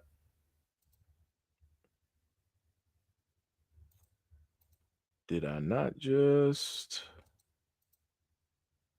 Okay, there we go. Sometimes you might use the blur feature and it does not blur as it should. So this is what I'm talking about here. So this is what a white man stated on social media when it dealt with a young black girl, right? So let me just try to zoom that in, right? So this guy that you see above, he said, you're lucky we weren't home to, I got to paraphrase, aim directly at your dumb expletive, right? So this little girl was going door to door. She was selling candy with her little brother. As soon as they came home, they wanted to go directly out to sell candy. As most, like I said, I'm from, I guess you could sit up there and say the hood, around the way, whatnot, or whatever. And this is stuff that we would normally do. We would go to school if we had the money to sit up and do it. We would, go to school. It would be like cookies, candy, or whatever it is, go around, the block or whatnot, or whatever. Sometimes we'll go with parents and we're going through selling candy like most kids do in school. For whatever reason, this dude felt as though that he wanted to specifically call this out and say that she was a criminal, that her and her little brother are criminals. And if I can go back correctly, let me just see, because I got the other, what's the name? Because I think it was stated that she is 9 years old. If I am correct, let me see. Yes, the little girl is 9 years old, and she had went out with her little brother. So you got a 9-year-old girl, and then you got somebody that is probably, a little bit, a year, maybe younger than her, or whatnot, or whatever. And they went out to go try to get a little few dollars from selling some candy, and you're threatening a little girl, talking about like, oh, look at these blacks, they're criminals. I see on my cameras around the house, peeking into the window, and this, that, and the third. If I was there, we would have aimed at and basically took your life. What? That's crazy. That's a little girl. Like, you a grown man. You a grown, and this is why I keep trying to sit up there and explain to a lot of people directly out here that this is the type of thought process and the types of tones that even black children have to sit up there and deal with. Now you got to explain to me, why would you, as a grown man that you are, grown balding man that you are, why would you decide that you want to go online and you want to state that about a little girl that's simply trying to sell candy and make a little bit of money? And too many times I've heard, even in my own comment section, whites talking about like, oh, you guys are always trying to portray yourself as victims. Well, why can't you just get jobs, and why can't you do this? She's literally out there legally, because she's in school. Every school does it. She's out there trying to make a little bit of money from selling candy. And this is what she got to deal with. Now, just imagine if he was home. She probably wouldn't even be here right now. She probably would not. Matter of fact, you know what? Let me just sit up there and do it, because the story, it made me incredibly angry, because it's like he wanted. So I'm not even going to give you the full-fledged other excuse that he wrote. I'm going to give you the first one that he wrote, right? He said, I want to apologize for the post I made on here. It was not how it should have been handled at all. I have a wife and kid at home that I will always protect, as you would too. Now, notice he said this, but he also stated that they weren't even home at the time. So it's like, what's the use of talking about the wife and children, being at home if y'all weren't even at home? None of y'all were at home. Nobody was in there. Even if something were, nobody was at home. But again, that wasn't the case. The girl wasn't trying to do nothing. She was on the doorbell trying to sit up there and just sell some candy, right? So he said, when you see someone at the door and others around the house in windows, you instantly think the worst. Huh? So now we went from kids selling candy, going door to door, to now it's just a field of blacks. Like, he got 100 blacks just around his whole home. They're encircling. They're in the bushes. They're underground. They're digging tunnels to get into the basement. One of them is skydiving, parachuting directly onto the rooftop, going in through the attics. Another one is on a patio. Like what are we doing here? Like I said, the imagination that runs directly wild is insane. The stories that people like this are able to sit up there and paint in order to state that this is the reason I'm speaking like this. Diabolical. So he said, when you see someone at the door and others around the house and windows, you instantly think the worst. As it was to me, she was being a decoy while others were around the house trying to look in or get in. I was hot and posted something way out of line. I instantly regretted it and deleted it, as there are tons of better ways to handle it. This was not the right way. If anyone knows the parents, I would like to speak with them to apologize and get the whole understanding of what was going on. But see, this is the problem, though. You said that you saw them directly on the camera.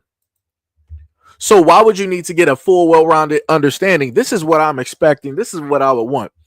I want him to put the footage of when it is that she pulled up to the sidewalk, going to the front door. I want to see all the camera angles from around the house.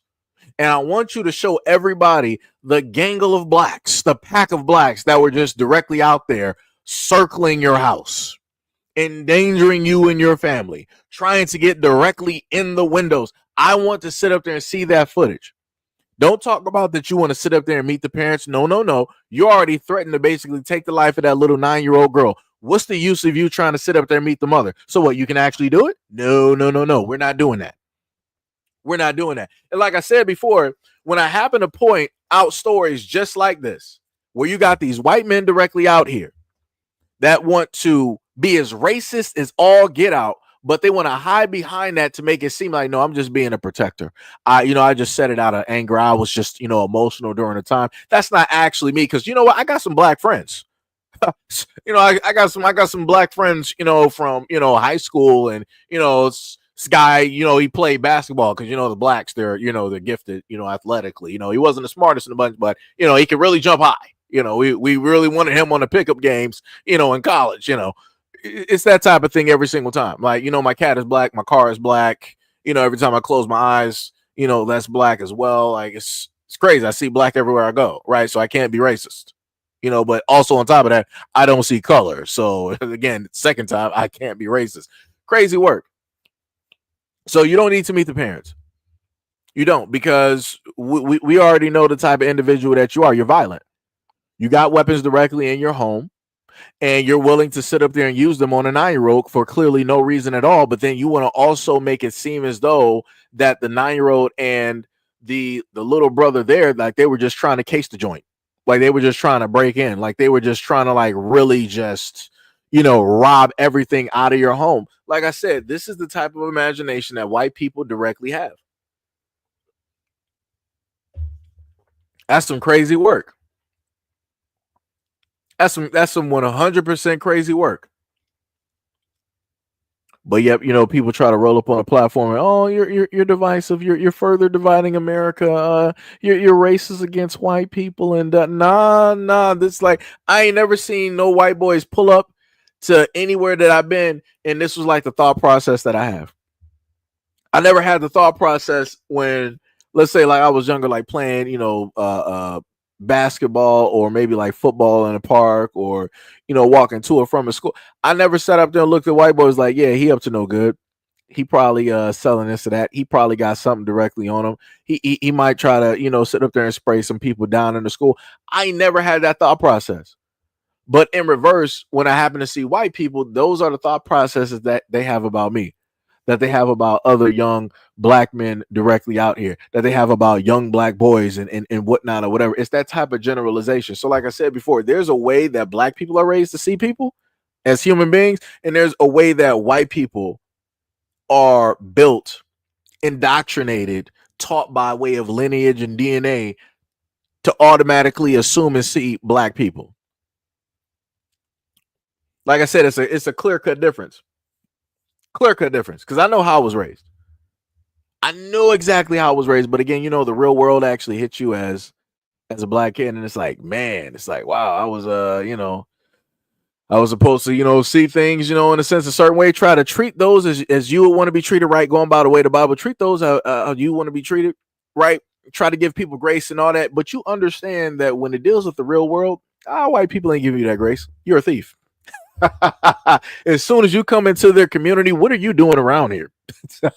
You seem a little bit lost, boy. And that's the same way I sit up there and look at white people whenever I happen to see y'all now. At the age that I'm at now, I'm like, oh, you look a little bit, what you doing around here?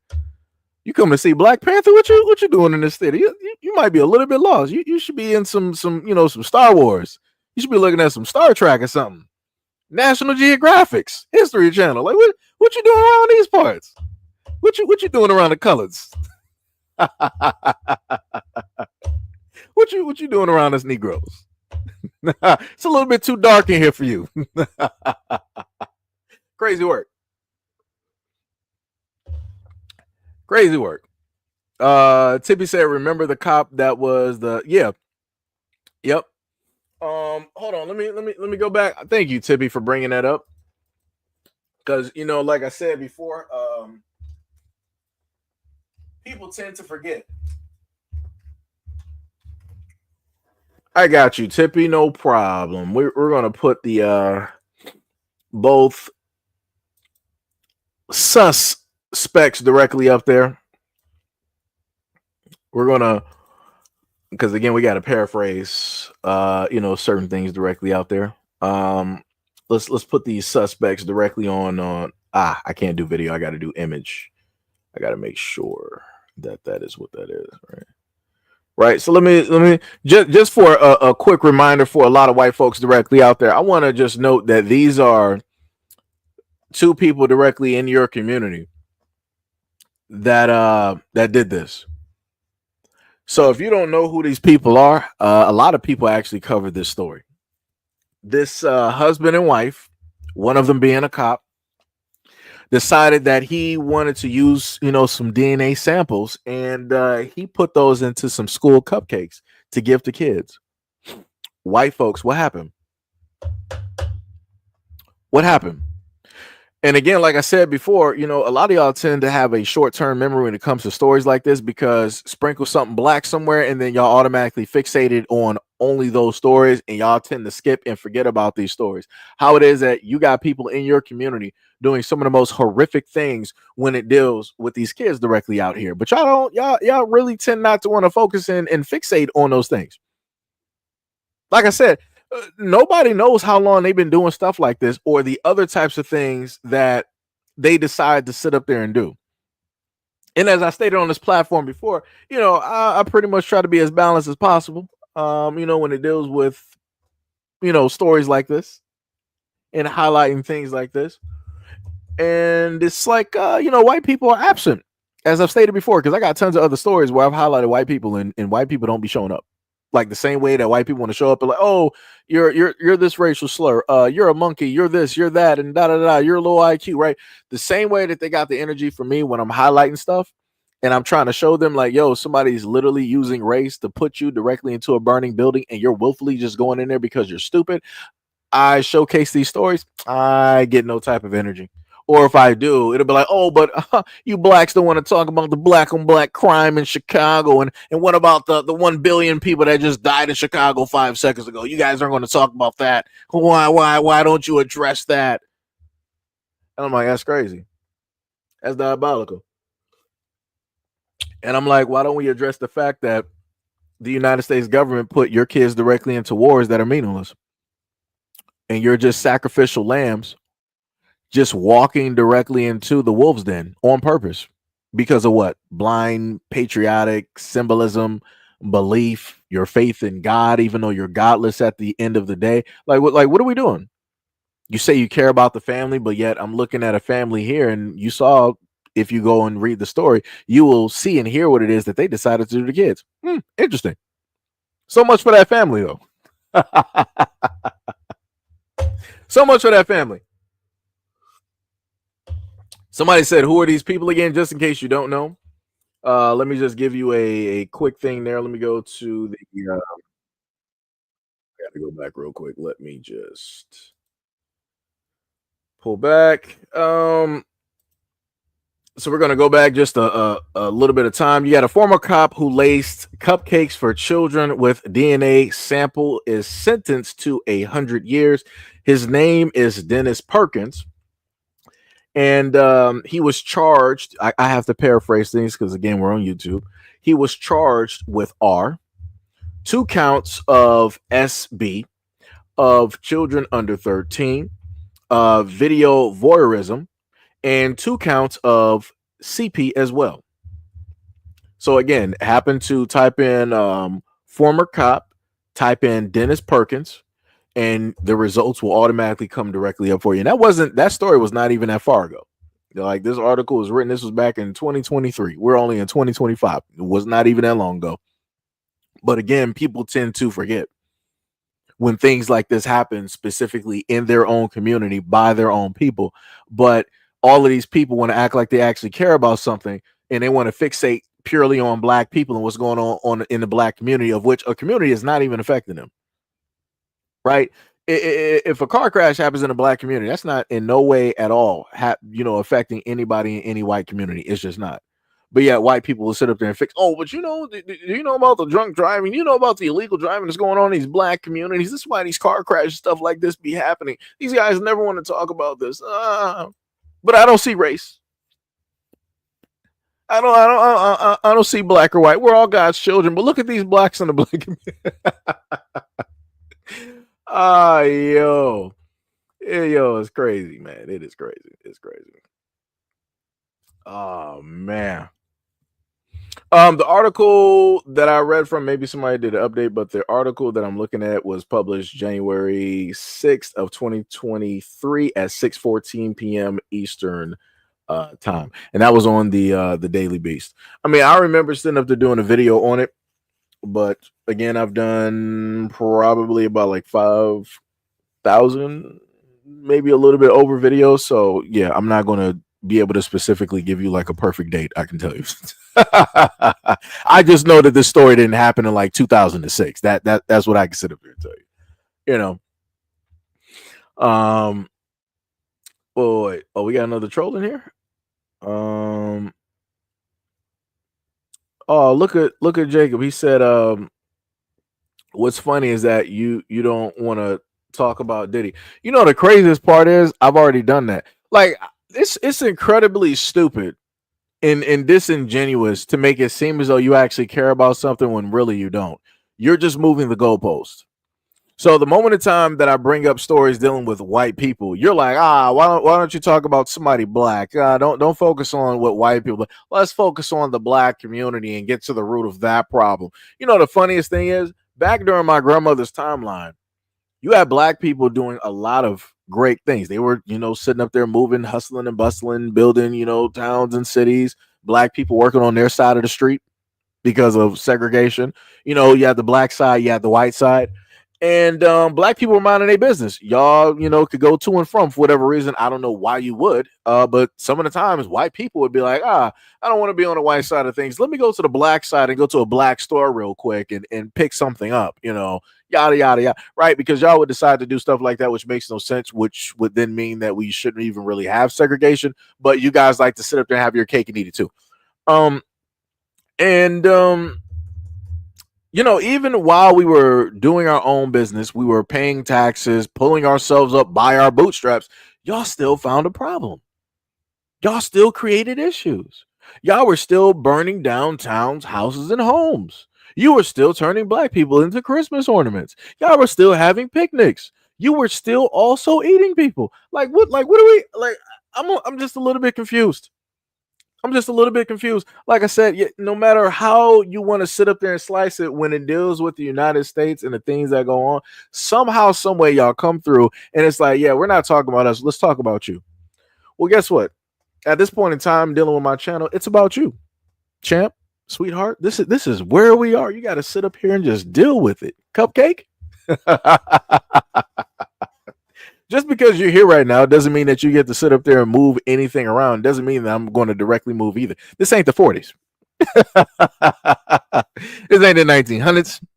This ain't the 20s, the 30s, the 40s, the 50s, the 60s, the 70s. This ain't even like the 80s or the early 90s. We're in 2025, champ. That is not how it works. Like I said, you might be, thinking about your golden years. You might be thinking about the yesteryears, right? You probably back there surfing with like the Beach Boys, like, oh, this was great music back then. Huh, the Beach Boys. And you can literally hear the beat and you're still snapping directly off beat. That's some crazy work. And that's how you are in 2025. We're clearly on a smooth rhythm at this moment in time, and you still can't get with it.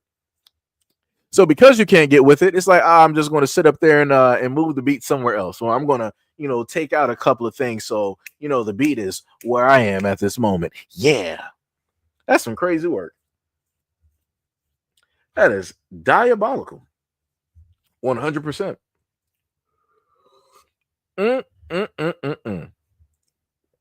That's crazy. Oh no, Will, the funny part is they don't want to talk about how do I paraphrase this? I don't know how YouTube acts on this. They don't want to talk about EP. They don't want to do that. They don't want to do that. Everybody's like, yeah, talk about Diddy. But you don't want to talk about Jeffy Boy. You don't want to talk about that though. What happened to that list? I thought that list was supposed to get released, right? We got the JFK files and all the other type of stuff, right? What happened to that list? That list dealing with Jeffy Boy. What happened? But you want to talk about Diddy? Ain't Diddy sitting there serving? Ain't he serving time? Ain't he behind bars right now to probably not get seen ever again? But you're still focused on that, which makes no sense. Crazy work.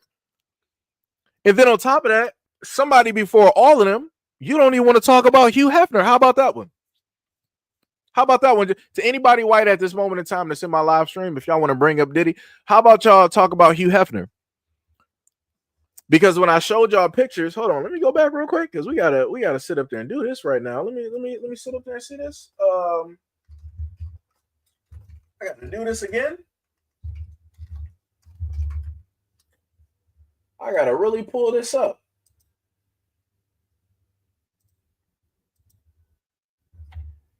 Let me see. Let's go back to the 50s. What was the one picture that I had? Was it this one? Right?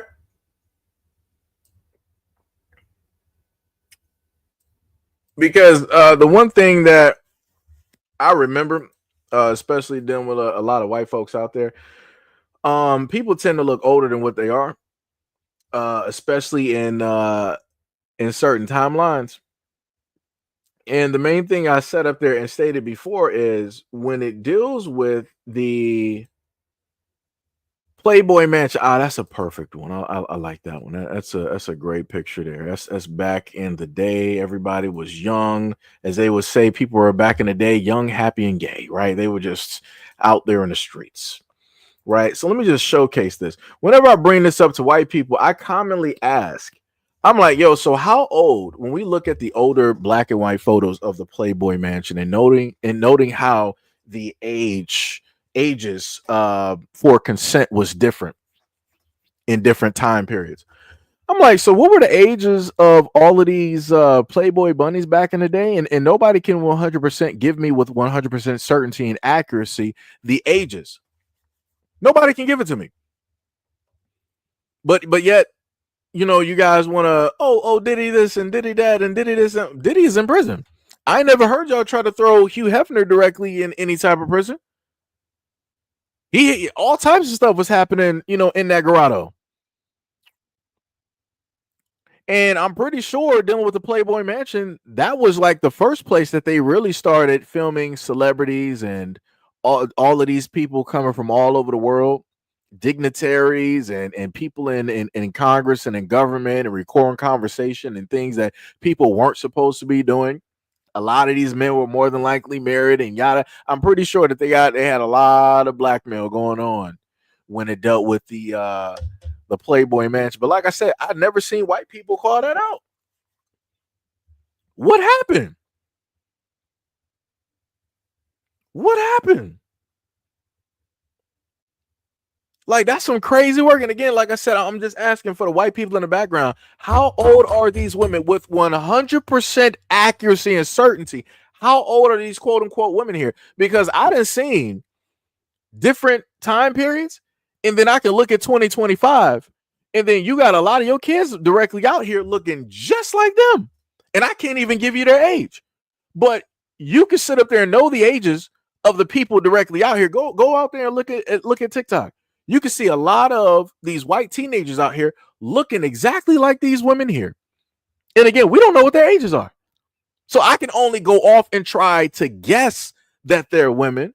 But again, ages of consent were varying back during that timeline. So this could be somebody that's like 16 sitting directly in this picture. You wouldn't even specifically know.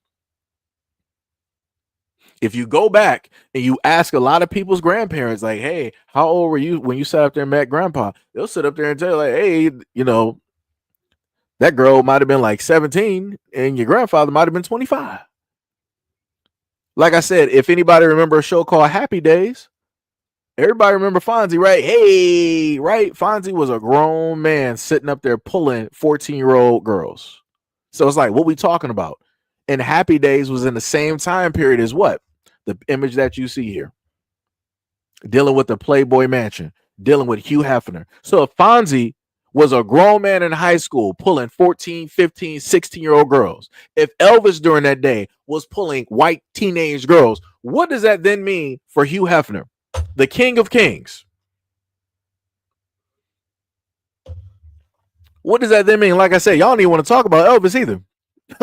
He was pulling them girls straight out of high school. He was technically worse than Seinfeld. And Seinfeld pulled up with a limo to a high school, literally picking the girl up. Crazy work. But y'all like, oh, let's sit up there and talk about Diddy real quick. Diddy locked up. Let's talk about all of these dudes that y'all allowed to masquerade and y'all still celebrate to this day. White people still celebrate Elvis. Ain't that something? And Christopher Columbus. And they both got something in common. They both like them young. Crazy work. That's crazy. And y'all don't want to sit up there and talk about that though, right? It's crazy. 100%.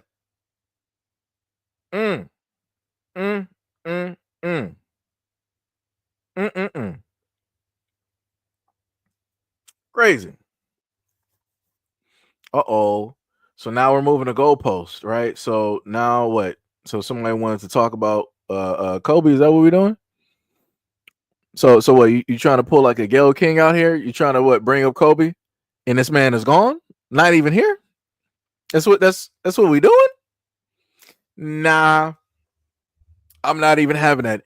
And I don't care how people disagree with Kobe on how he basically saw himself and all this other. We're not about to do that. No, there, buddy. Because there's a lot of women directly out here that have literally lied way too many times and claimed something that didn't sit up there and happen. Too many. We're not even sitting up there doing that. Not even doing it. That is crazy.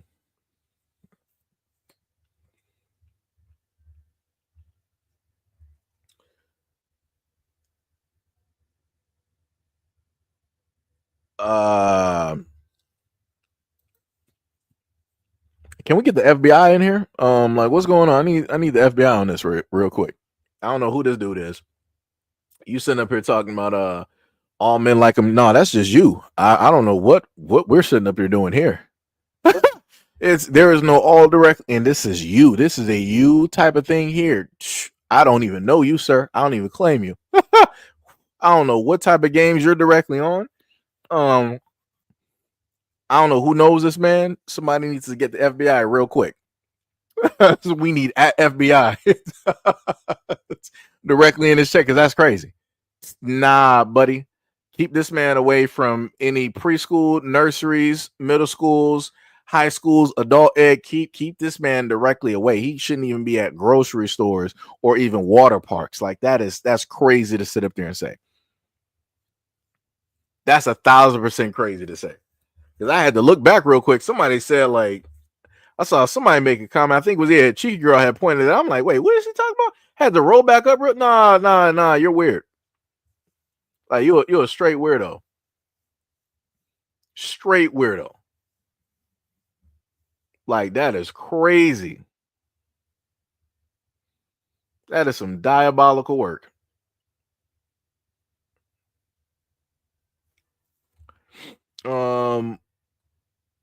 What we got directly in here?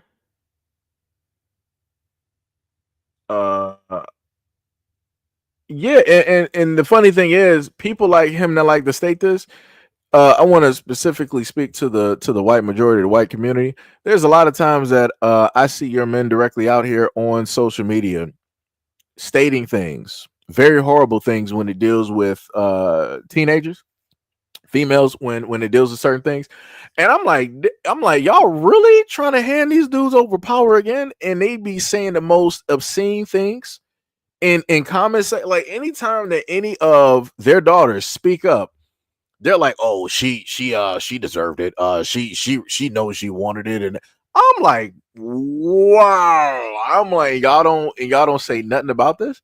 Y'all just allow your sons, brothers, uncles, and husbands and grand husbands. Y'all allow them to sit up there and just say all of this about you and your daughters online when you're trying to specifically state that this is what's happening and going on to you by way of the men in your community. That is crazy. And again, you only got to sit up there and believe me, right?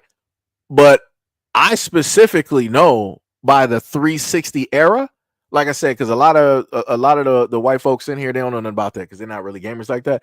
360 era, white boys all over the place on Xbox, especially on shooters. I would hear a lot of y'all speaking to white girls online crazy, saying the most obscene, unhinged things. I'm like, whoa. I'm like, dudes out here really say stuff like this to women? And I'm like, yo, you really talking to women in your community that look just like you? You're talking to women that look just like the women in your family like that online? I'm like, wow. And I'm like, white women, y'all don't be saying nothing. Y'all just be allowing this to sit up there and fly the same way that y'all allow racism to sit up there and be taught, and you allow that indoctrination to take place directly in your households. That's some crazy work. That is some crazy work. And this is why I'm not mad or really got anything to say when things are going on out here, when it particularly deals with white women, because I'm like, y'all enable this. So you called for it.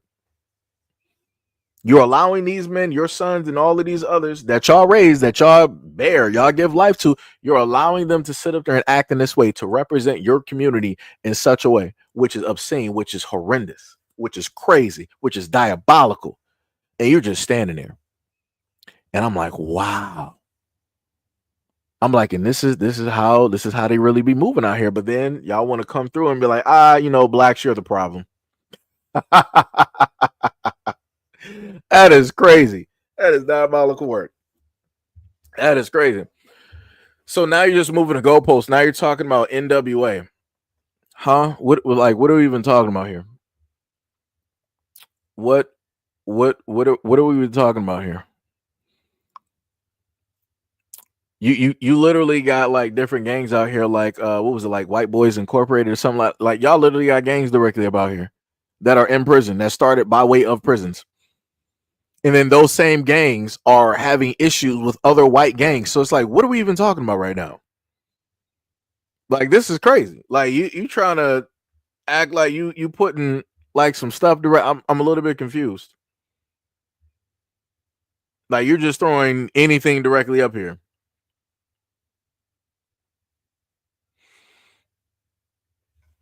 DJ John said any race could be the problem. We're not talking about any race. Who is the group? Who is the man in the center of this picture that I'm talking about at this moment in time? Learn how to stay on topic. Anybody white directly in my comment section right now, learn how to stay on topic or shut up.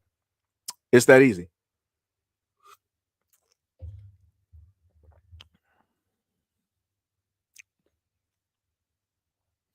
You said the guy was widely shamed among good white folks. 2, there are hood white and black folks. You are just making it black and white. Question. I don't really see color, but what tell me what's the color of this photo? Like I said, I don't really see color, but what's the color of this photo? Because if I'm looking correctly at the end of what you stated, you said that I'm making this black and white. Isn't this photo black and white? Just saying, just for reference. I'm just trying to be clear.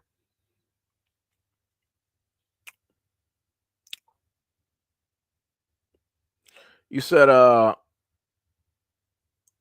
don't see, this is the thing. I've learned over time that no matter how it is that I decide to spend it, you know, the funny thing is, I've said at moments and times, I'm like, yo, there are good people of all races. I've said that, you know, and you know what, you white folks want to sit up there and try to tell me, no, there's not. There's good white folks, and then there's bad blacks. That's what y'all like to say. So miss me with the whole thing of trying to balance out everything. Is that okay? You got good and evil and all. I'm not trying to hear none of that nonsense. I ain't trying to hear none of the kumbaya. I'm not trying to hear it. I'm not trying to hear it because I've always heard white people say the complete opposite and the complete worst when it deals with the black community. Trust me, I didn't heard it. I'm talking about from personal experiences. I didn't heard it. So miss me with those words. Like, that's crazy. You said people are ignoring the photo. Yeah. Like I said, whenever it is that I put up photos like this, people tend to ignore what it is that the topic directly is. Man, let me see if I can find the other photo. Like I said, hold on. Let me just go back to the other picture that I had directly up there, the problematic image, because we got one directly up here again. He was going to go after your president, your boy Trump.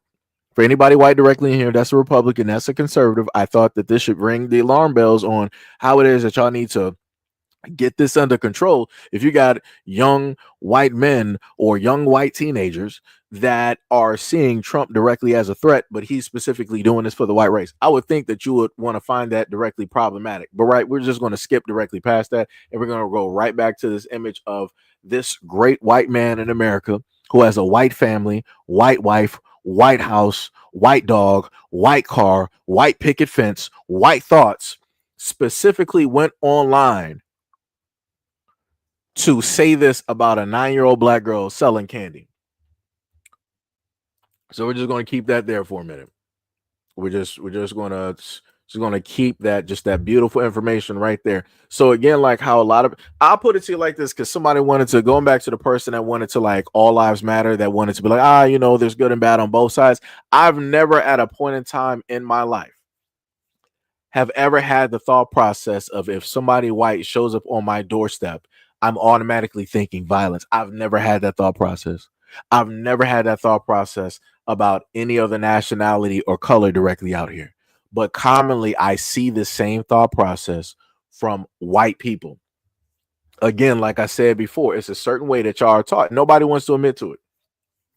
Like y'all just can never sit up there and admit when it is that y'all like just wrong. Like y'all just got the wrong teachings.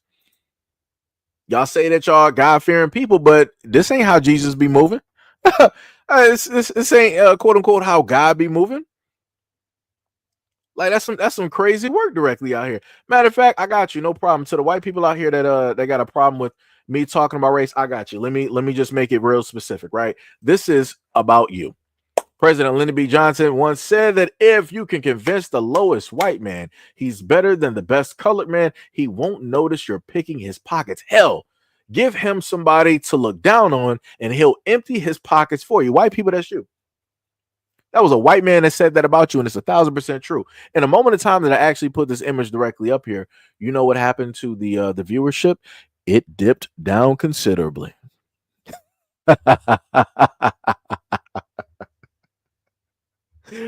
I love live streams. Oh my god. Oh my god, it's beautiful. It's beautiful. Diabolical work. Yo, shout out to Brandon V World for the $2 dono to the channel. Here comes a new challenger. Much love. Matter of fact, let me just highlight y'all real quick. Shout out to Brother Allen for the $5 dono to the channel. And shout out to Brandon V World for the $2 dono to the channel. Much love, respect, and appreciation. I wouldn't be able to do the things that I do every single day without people like you. Crazy work. Crazy work. Like I said before, and it's amazing how I'll showcase things like this and white people start running. They start dipping out real quick. Like they can always talk about race, like the black sign. We got statistics, we got per capita results, and You can't per capita this. You can't government stat this because it was literally a sitting president that said this about y'all, and it was all of y'all, not just specific group of whites. It was all of y'all. Because, like I said, that's and this is the main source. This is not Chat GPT. This is not fake. Nah, this is real. Sprinkle a little bit of something black directly on there. And here we go. Here we go. It's that easy. It is that easy. It's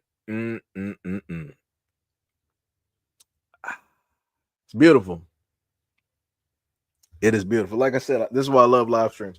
So a lot of people that wanted to be racist, I guess that was their cue to basically leave whenever I started putting that the image directly up there, because we were actually doing pretty good. We had about like 200 and a whole thing of like 200 and about like 45, 240 directly in there, and then that dipped down to about 188. So you see who the runners and the track stars are at this moment in time. And also, if somebody's going to pull up to the scene and say that I only have X amount of people in the live stream, you're not seeing the whole totality because you don't actually know the full scope of the numbers. So yeah, and then I can go to the overtime numbers. So please don't be stupid like the last person that showed up in the live stream. Please don't do it. And that's not even added on to the people who are watching videos at this moment in time on the channel as I'm live. So yeah, don't do it to yourself. So much love. So now we're gonna go to, because I actually skipped ahead through some other videos. Let me see if I can. Let me take down some pictures so I can just keep track. Let me get through with the Hugh Hefner. We went over the whole thing dealing with Metcalf. Which video is this? Okay, that was Travis Barker's daughter. So now we're going to deal with some different topics. Right here, let me see. We already did both of the cop videos. So now we're let me see, because I got to put this video up so it will actually show up first. So specifically dealing with the black folks directly out here, we got some foolishness. And like I said before, we got to go directly to the church when dealing with this situation here. So I'm just trying to find. We actually got two videos technically dealing with the church. I'm just going to put that directly out there. So let me see if I can find. Where's that pastor at? There we go. So let's just take a listen directly to what this pastor has to state, and how pro police he is. Blaming white cops for the killing of black kids. Instead, teach your black children to be obedient towards authority. And I don't care if most of y'all are black. You need to teach your children to obey authority. We need to teach our sons and daughters to obey authority. We need to teach our children to not fight against authority, not fight against cops, not rebel. Be model citizens. Stop being rebellious towards authority. Be submitted to laws and ordinances. Stop parking in handicapped spaces unless you want a reason to park there.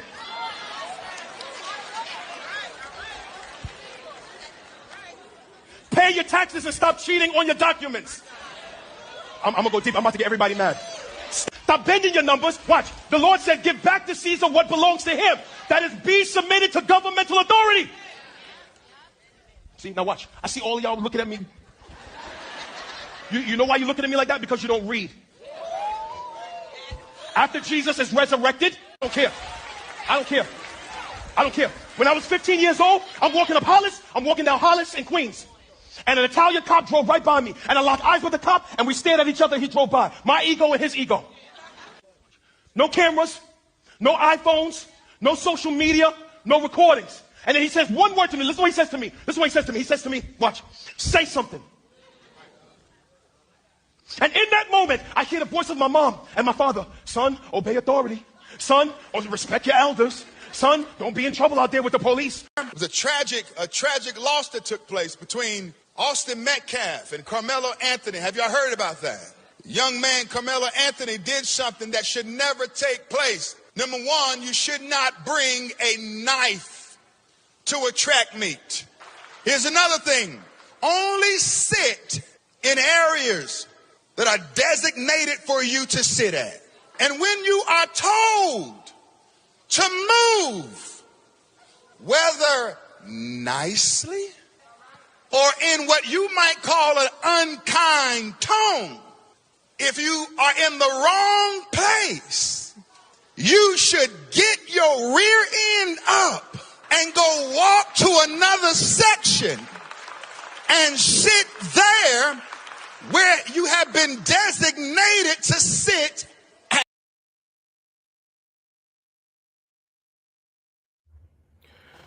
So we were clearly able to hear that. And the most interesting thing about that is, especially dealing with the last preacher directly there. This is like I said, this is why I don't like the church. Dealing with the last preacher there.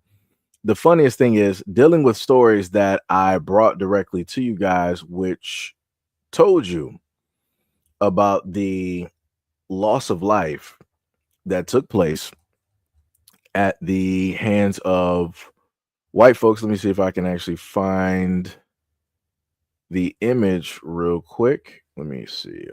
Give me a second. That was yesterday. This is earlier. I got to go to last week. See if I can find the image, right? Technically, I want to zoom in and just only have the 4 images. Yeah, that's perfect, right? When it deals with these stories right here, you might not be able to see them clearly, but all of these stories here have to deal with the loss of life by way of white hands, right? Or honorary, whatever you want to sit up there and call it, right? More specifically, if you go to the bottom right hand corner, it says student admits to fatally taking the life of classmate inside of a high school bathroom. So you had a white boy directly there who was in an orange jumpsuit. He took the life of a Hispanic student. Both students came directly to an agreement that, hey, on this day, we're going to be going to the bathroom and we're going to basically have this fight, yada, yada, yada. And then we're going to settle it that way. The white boy decided, like, all right, we're going to have this fight. I'm going to come to the bathroom, but I'm going to bring a knife directly to this fight. And not only did he sit up there and go after the student with the knife once, he did it twice. He did it a 3rd time, a 4th time, and a 5th time. He went in quite many a times. So it wasn't just like a once said and done thing. He did it multiple times, which means he already thought this out because the fight was already planned. You already knew where it was scheduled. You knew where it was going to be. You knew what it was that you were supposed to do. But again, you had other plans. You didn't want to straight up fight that student.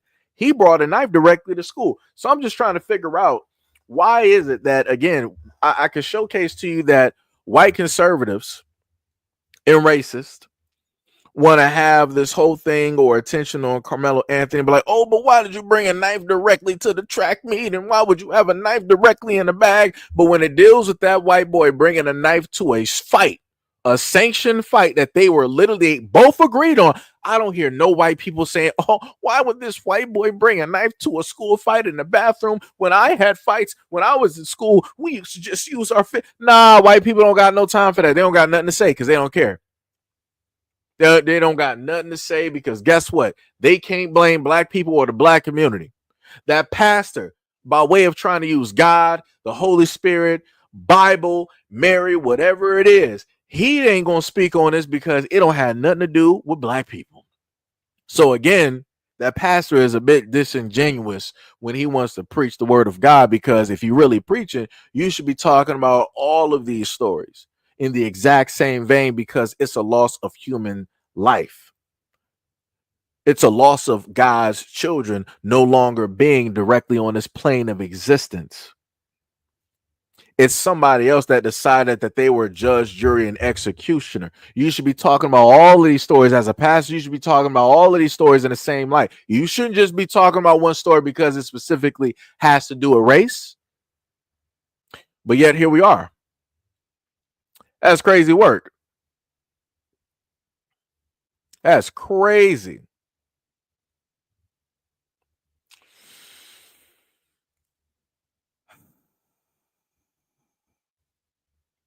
So, GT. If only people would learn how not to cuss when typing. I could actually post your comments. So you said, that has nothing to do with the church, you such and such. That those preachers said does not represent God. If you don't like God or church, then say it, but don't talk about God or his house. Let me explain. I was about to, for like a brief 5 seconds, I was about to just start like cussing. Let me tell you something, bro. Let me for anybody else directly out here. Y'all don't run nothing. Matter of fact, I don't even care. I don't even care. Let's just put this up there because I want to be very specific, because you being a dumbass right now. I want to let you know, at no point in time do you control any singular thing that I sit up there and speak on and directly say.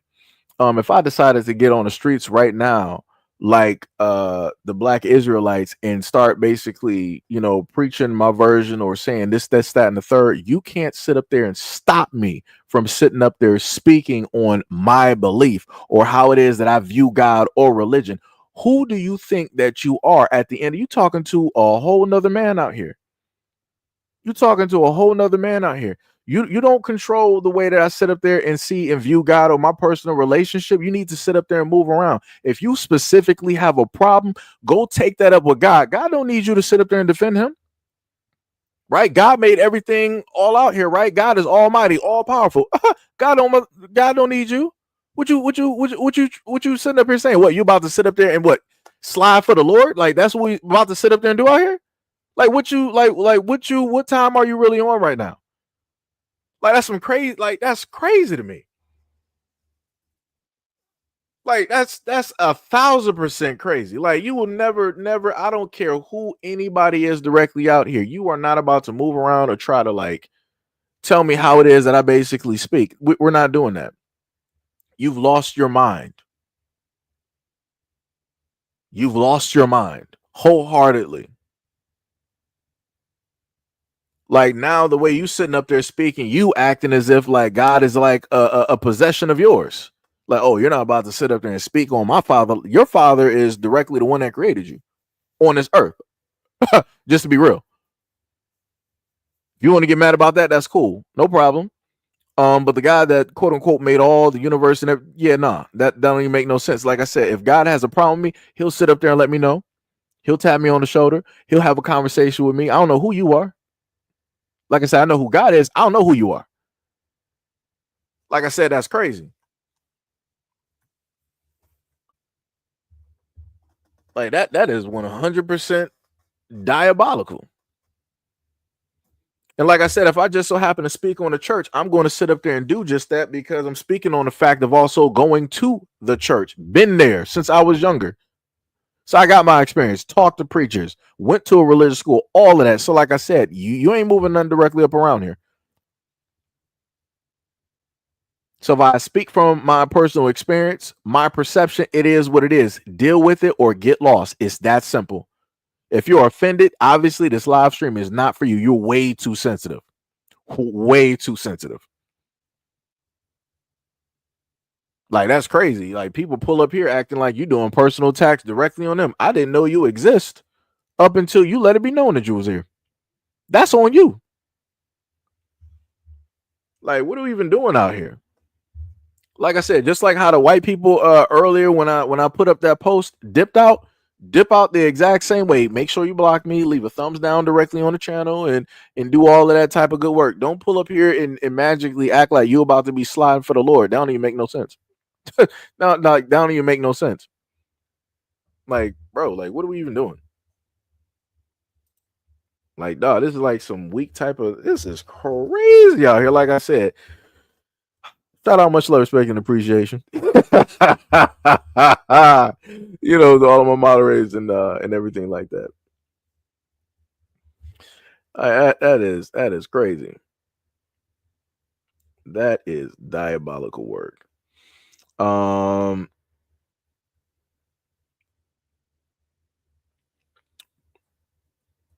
me see.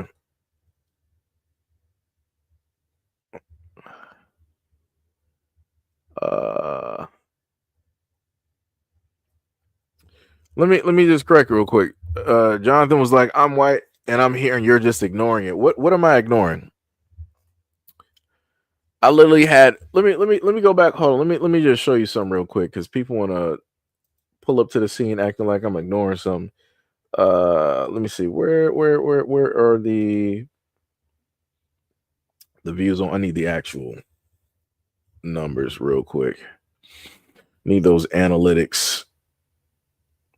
So on one end, I had about what 2K people pull up to the scene, right? So let me go to the other end because you making it seem like stuff is getting ignored. You know how many people's comments that I actually literally just rolled through because I had to make it directly to the end? Lots.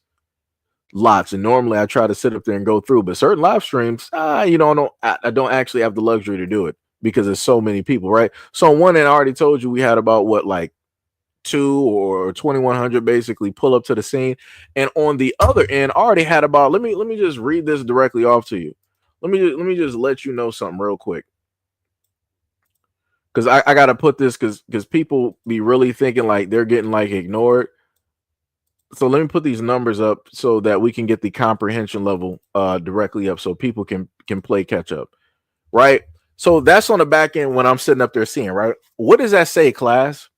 It said that on this live stream, I had 17,256 people pull up, right? At least for a good, 1 minute, 17-second duration. That's a lot of people. So out of that 17,000 people, I ended up getting like a lot of comments on top of the fact that I'm getting comments directly from the other 2-something K that came directly through as well too. So we almost had about 20, technically, if I tally up all the numbers, basically had about close to 20K, if not maybe a little bit over. So again, just to put that into retrospect right there, that's a lot of people. That's where we're at.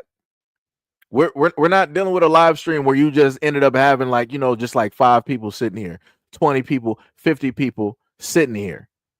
You had over at one point, or at least during the 2 hours, 17K. Jonathan, so I need you to sit down and calm down somewhere. You need to relax. You need to just sit up there and relax. Because I promise you, if you go to some other live streams, people ain't even calling out your name. They're not even like letting it register to other people that you even exist in a live stream. So, and then on top of that, you actually got people directly in my live stream talking to you in the comment section. So it's like that's crazy to me. So you're getting some acknowledgement somewhere, somehow. Like, yo, that's crazy to me. Like, what are we even doing out here? But like I said, going back to these preachers directly out here and how it is that they're talking is it makes no sense. Like you want to use the word of God to try to tell black people out here, y'all need to learn how to sit up there and obey the police. Huh? But in the same time, he's not going to be in front of the police telling them like y'all need to learn how to love black people as human beings. I ain't never seen these preachers out here doing that. I ain't never seen these black preachers going in front of a field of cops of like 100 cops in any of these black cities, telling those black cops, learn how to treat black people like human beings. I ain't never seen it. This is why I sit up there and say, like, a lot of these churches, these preachers, like, they're just about money. They're just trying to peddle any and everything directly out there in order to pacify black people. Because these same black preachers would never say anything close to this to the white community. They would never sit up there and do it. Never. But when we're here, this is what we get.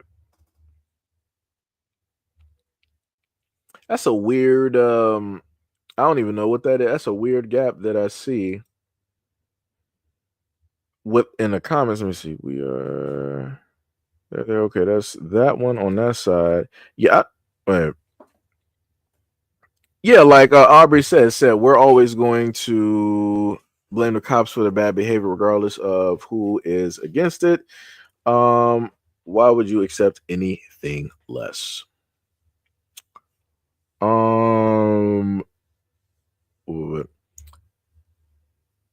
Let me just highlight you again because you obviously like attention. You said all I did was give irrelevant numbers. No, I gave you factual numbers about the platform. 17K people directly pulling up to the scene, and you think that you're what more important than everybody else that is directly in here. I got moderators in here talking that I had to skip past. I had some people at a point in time that donated. I couldn't specifically highlight them that I had to sit up there and skip past. I got brand new people directly to this platform that I had to sit up there and skip past just to try to make it through certain comments to stay directly on topic. And then you want to pull up here acting like, yo, this, that, and the third. Dog, you do realize I just clearly told you that there are two platforms. I got at the end of the day 100 and right now sitting 159 people sitting directly up in here. The moment in time that they gave you the numbers that I snapshotted directly from the background, that's dealing with this time right now. That's not dealing with 30 minutes ago. That's not dealing with 45 or an hour ago. Just to let you know, and that's not also carrying over to the other platform as well either. Like I said, I told y'all before, you think that you actually know something, but you don't. Like I said, you don't know what the background looks like unless I actually show you. Jesus Christ. Like I said, at any moment in time, this is what it looks like when people want to move the goalpost and they want to try to say that something is irrelevant because they're not getting the attention that they basically want. Crazy work. But yes. Anyways, let's go to another issue that, let me see, what was the issue? What's another point out here? Also, again, dealing with the church. Got a woman here dealing with low self-esteem, talking quite crazy. And like I said before, some people got to actually understand their worth because this is not it. Heart shift from that moment. I got in my word, under my word. I just completely changed as a person. And I realized that God loves me, that God has a purpose and plan for my life, that God chose me, that I'm fearfully and wonderfully made. Yeah. So he would call me out my name. It wouldn't bother me because I allowed God's voice to be louder than his. And when I was going through transition of him not coming home on the weekends, not being there, telling me, I hate you, I'll never love you, I wish I never married you. Right. I knew that life and death is in the power of the tongue through the word of God. So I would say, you will love me one day. We will have a good marriage one day.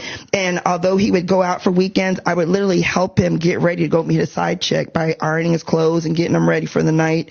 And these are all things I was graced to do. I would not encourage anybody to do that unless you are graced by God to do this. But once I knew who I was, I realized.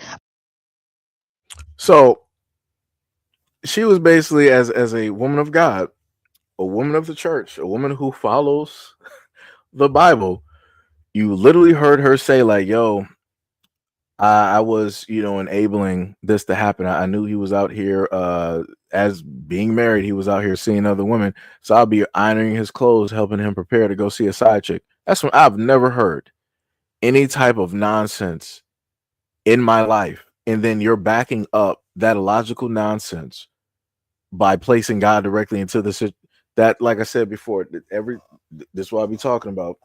Like, that's some clear-cut brainwashing.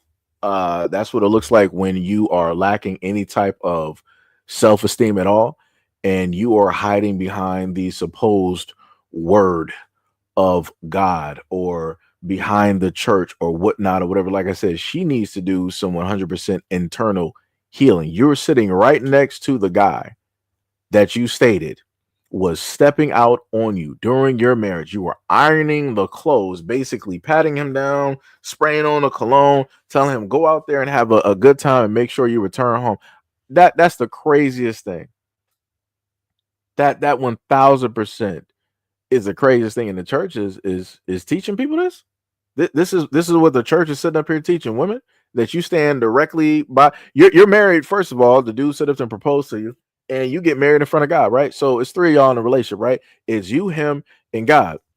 And you mean to tell me that the whole duration of your marriage, God was telling you, allow this man the grace to go out here and cheat on you, to devalue you, to disrespect your marriage and your home. You are saying that God told you to allow this to happen. That's insane. That is 100% insane. I have never in my life heard any type of nonsense like this at all. Like that, like this is the one time that I'm like, yo, this woman should have just divorced him for whatever. Like I would not have cared what would have took place. She had full 100% right to fully divorce him. She would have had the house, the car, all of that. He would have just had to sit up there and restart. This is crazy.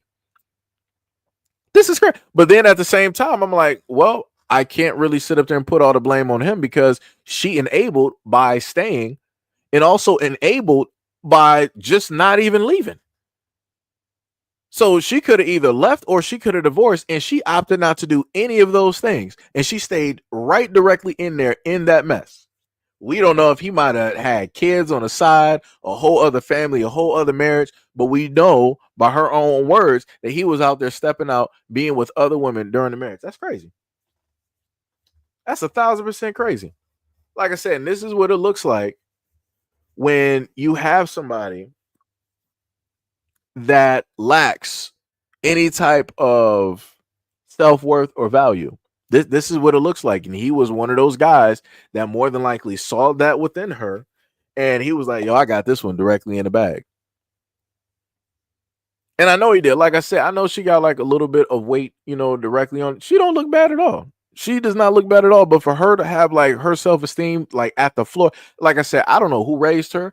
I don't know what family she's a part of. I don't know what type of female friends that she got. Everybody failed that woman just like she failed herself. Like, that shit is crazy, man.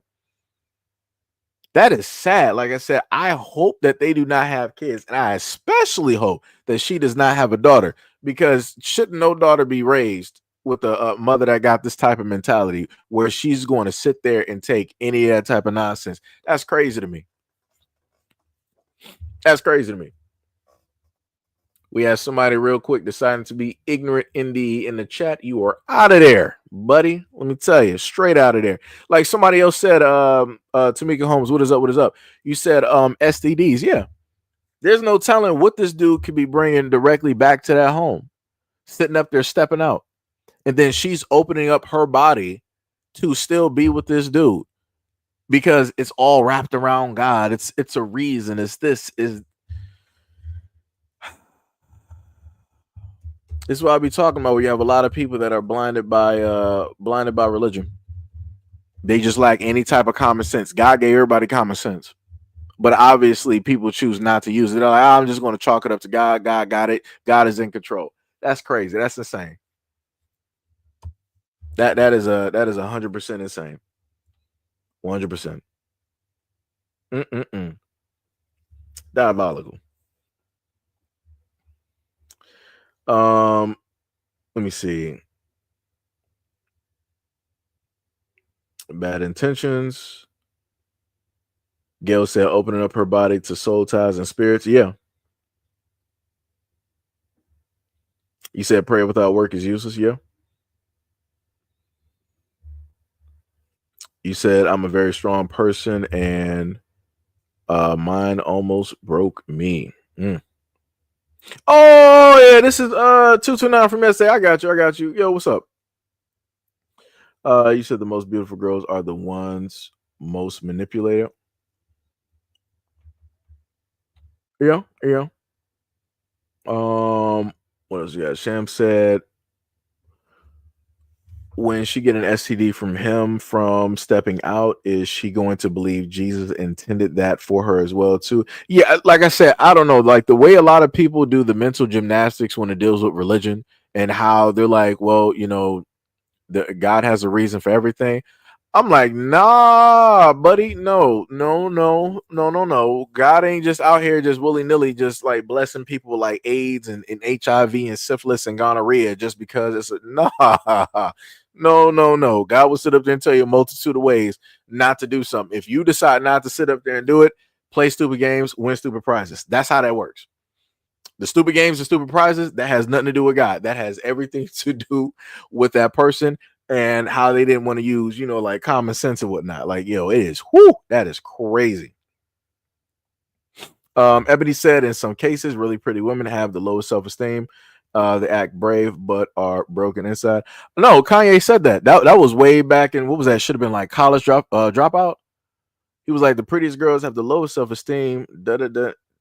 Something called that insecure. It's been a while since I basically listened to it, but yeah, I remember sitting up there hearing that and I was like, man, I never really thought about that. I'm like, that's crazy.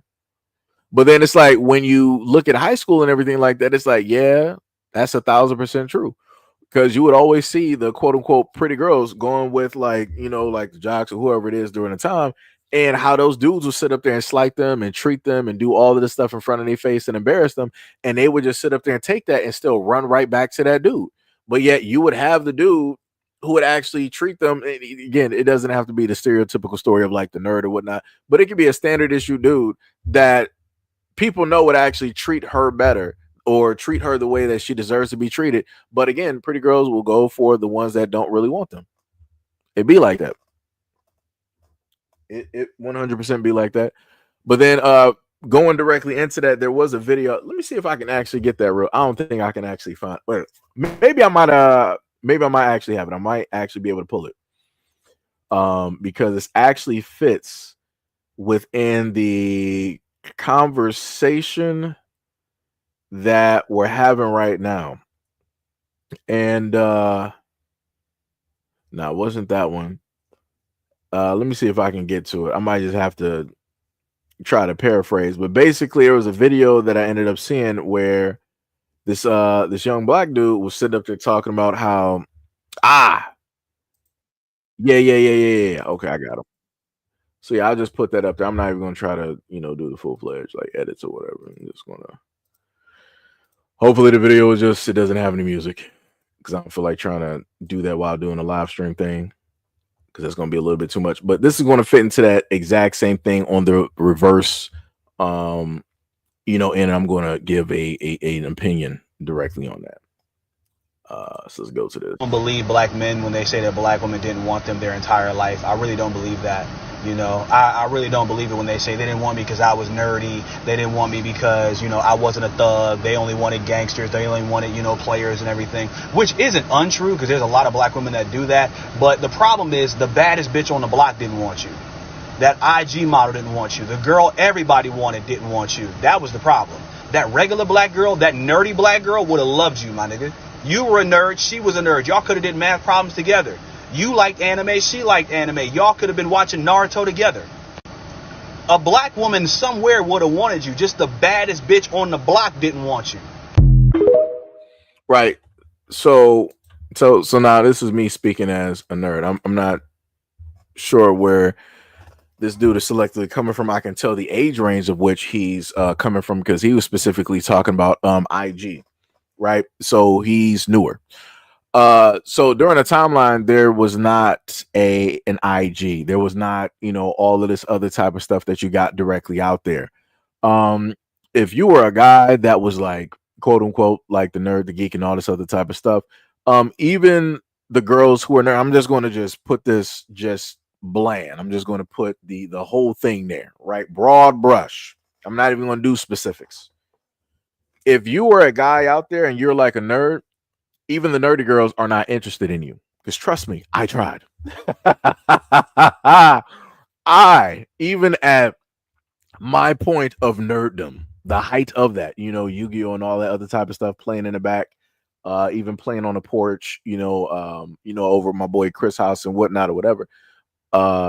Even at the height of that, the nerdy girls weren't even interested. They was like you play like Yu-Gi-Oh, you play card games, you're playing like video games, that's weird, and that's childish and all this, right? They weren't, like I said, I don't know what time, I know what timeline he's speaking on, which is more recent, but like I said before, that does not cover everybody's timeline. What he's speaking on is very specific. That doesn't cover everybody else's timelines, because I can sit up there and tell you, even the nerdy ones are not sitting up there checking for the nerdy guys direct. They're not. You will sit up there and get called lame, and a lot of different things out there. I'm not sure how people got a lot of these things, technically messed up. I would really love it if people could specifically talk about time frames, because specifically right now that matters. Specifically right now, that matters, because back then Naruto was just sitting up there starting. Coming over to the United States, that was just basically starting. And I'm talking about like an anime, an anime form or whatnot. That was just basically starting. Right. And again, you didn't have the quote unquote IG baddies that you got. Nah, you didn't have like the BBLs and people doing this, and no. IG at a certain point in time, it was actually normal. It was almost sort of reflective of like, Facebook and a MySpace. It was looking pretty normal. It wasn't up until a little bit later, once people start getting a little bit, more mini celebrity-ish type of attention, where people started, like, their heads started getting like real big, and they thought that they were, more than what it is that they are. So, I don't know. I don't know. Because like I said, nerdy girls ain't really checking for nerdy guys either. That is just a fact.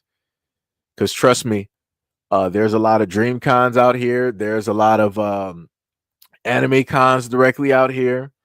And there's a lot of Comic Cons out here. You would think that would be a mecca where all of these people would directly get together, right? You would think the nerd girls would automatically be going directly for the nerd guys and all this. Nah, you would have thought that would have been a match made in heaven. No. And then the funniest thing is, the girls that have always gotten attention are the ones showing up to like these Comic Cons, and they're dressed up, hyper sexualizing themselves. So and that's even touching on a whole nother aspect that I've heard women talk about before, where they get mad at men for sexualizing them or hypersexualizing them and only pedestalizing women and that viewpoint. A lot of women obviously have never gone to a Comic-Con. Men have no control on how it is that women want to come as a cheerleader, a sexy cheerleader, a sexy nurse, a sexy priest, a sexy Ronald McDonald, Jason Voorhees, Freddy Krueger, whatever anime character there is. It could be a male or a female version of that character, whatever it is. They will always dress sexy as that character. Even if the character has armor, they'll put on less armor so that they can show off their body and all these other types of things. If you don't believe me, go online and look up these anime and these Comic Cons and look at the compilation videos, and you will continuously see women provocative. In certain instances, I've seen women not even having on underwear, not having on a lick of underwear at all. Yo, like I said, it is crazy. But again, you got a lot of these girls who already get attention from guys. Now they're going into this whole other space so that they can get even more attention. And they know they're going to get the attention because the guys who are, quote unquote, awkward, socially awkward, don't know how to, really speak and whatnot, they're going to be the main ones, being giddy, want to, take pictures and do all of this other type of stuff. So again, even at the nerd conventions, the nerds ain't even getting together. The geeks not even getting together. You got everybody else basically there. So again, like I said before, nerd girls are not checking out for nerd guys. That is very rare. Very, very rare.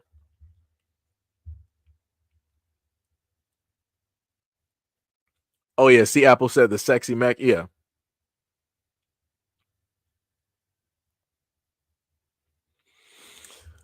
Neon said when ninjas say nerd, they don't mean Steve Urkel. They're talking about smart or average. Well, let me just be very specific.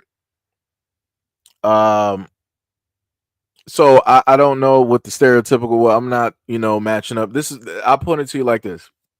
Clear cut glasses, been listed as Steve Urkel before. Played everything. I never played like Dungeons and Dragons, but I played Mech Assault, Mech Warrior PC games, right? Um, anything console, comic book, manga, all that other type of stuff. Been teased at school because I had floods at a moment in time, all that other type of stuff, and picked on. So pretty much I would fit within the realm of that Steve Urkel type of thing, at least at that moment in time. So yeah, when I'm basically saying it, when I happen to say nerd or I happen to say geek, I'm talking about from experience. So Cheeky Girl says so stereotypical. No, I'm going by what he was. I'm replying back to like Neon One. He said when ninjas say nerd, they don't mean Steve Urkel. They're talking about the smart or average black men. I'm talking about in reference, meaning like the whole Steve Urkel. That's what I understood. That's what I grew up understanding. That's what I was specifically called. So just yeah. But yeah, Chikiro. So you said like I guess you're saying like the stereotypical what would be considered like a nerd. And in your example from what you're talking about, yeah, that would be, in a sense, basically, me. Like I said, I wasn't trying to sit up there and fit in or do all the other stuff, other type of stuff to match in. Nah, I ain't had no J's. Nope. We were wearing and1s directly out here and Stephon Marbury's. That's what we were sitting up there doing. We was rocking tracksuits. I didn't have none of the expensive stuff that anybody else basically had. And like I said, I would sit up there and get made fun of it. But then at a certain point in time, people be looking at how I was like wearing my stuff and styled, and I would start to get compliments because I'm like, yeah, all of y'all, I could like, yo, it's a problem when I can go through the hallway of any period of school, and I could look at the bottom and pretty much everybody wearing like the same Jordans. I'm like, dog, everybody is looking like a follower out here. I'm like, nobody has no real unique style to them. Y'all pretty much wearing the exact same thing. I'm like, what are we doing? I'm like, everybody here is supposed to be. You can't tell me that you're an individual and yet you're following the same style as everybody else. There's nothing individual about you. Nothing. So, like I said, this is why I was completely fine with staying in what it is or dressing, how it is that I dress. Because even my friends who were, I would sit up there and be playing in the lunchroom. We were all styled differently. We would just be wearing whatever it is that we wanted to do. Even one of my friends, like he was more so into like the whole goth thing. Like he had the whole like spike hair. I think he was trying to get like gauges during the time. He had the whole like, choker. He had the black pants and all of that. So, like I said, everybody there had like their own like style, but it just was what it was. Nobody made fun of, one another. We were all friends. We all loved each other, all of that. But everybody else outside of that, even though they were internally fighting with who's cooler, who's more expensive, who's doing this and who's doing that, in conjunction, they would be like, these are lames. Look at them over there, all this other type of stuff.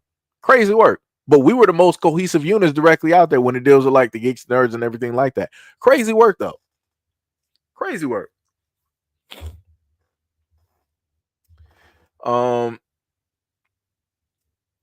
What else? Let me see. Yeah, Beyblade was dope. You know what? I never got a chance to actually play Beyblade. I never got a chance.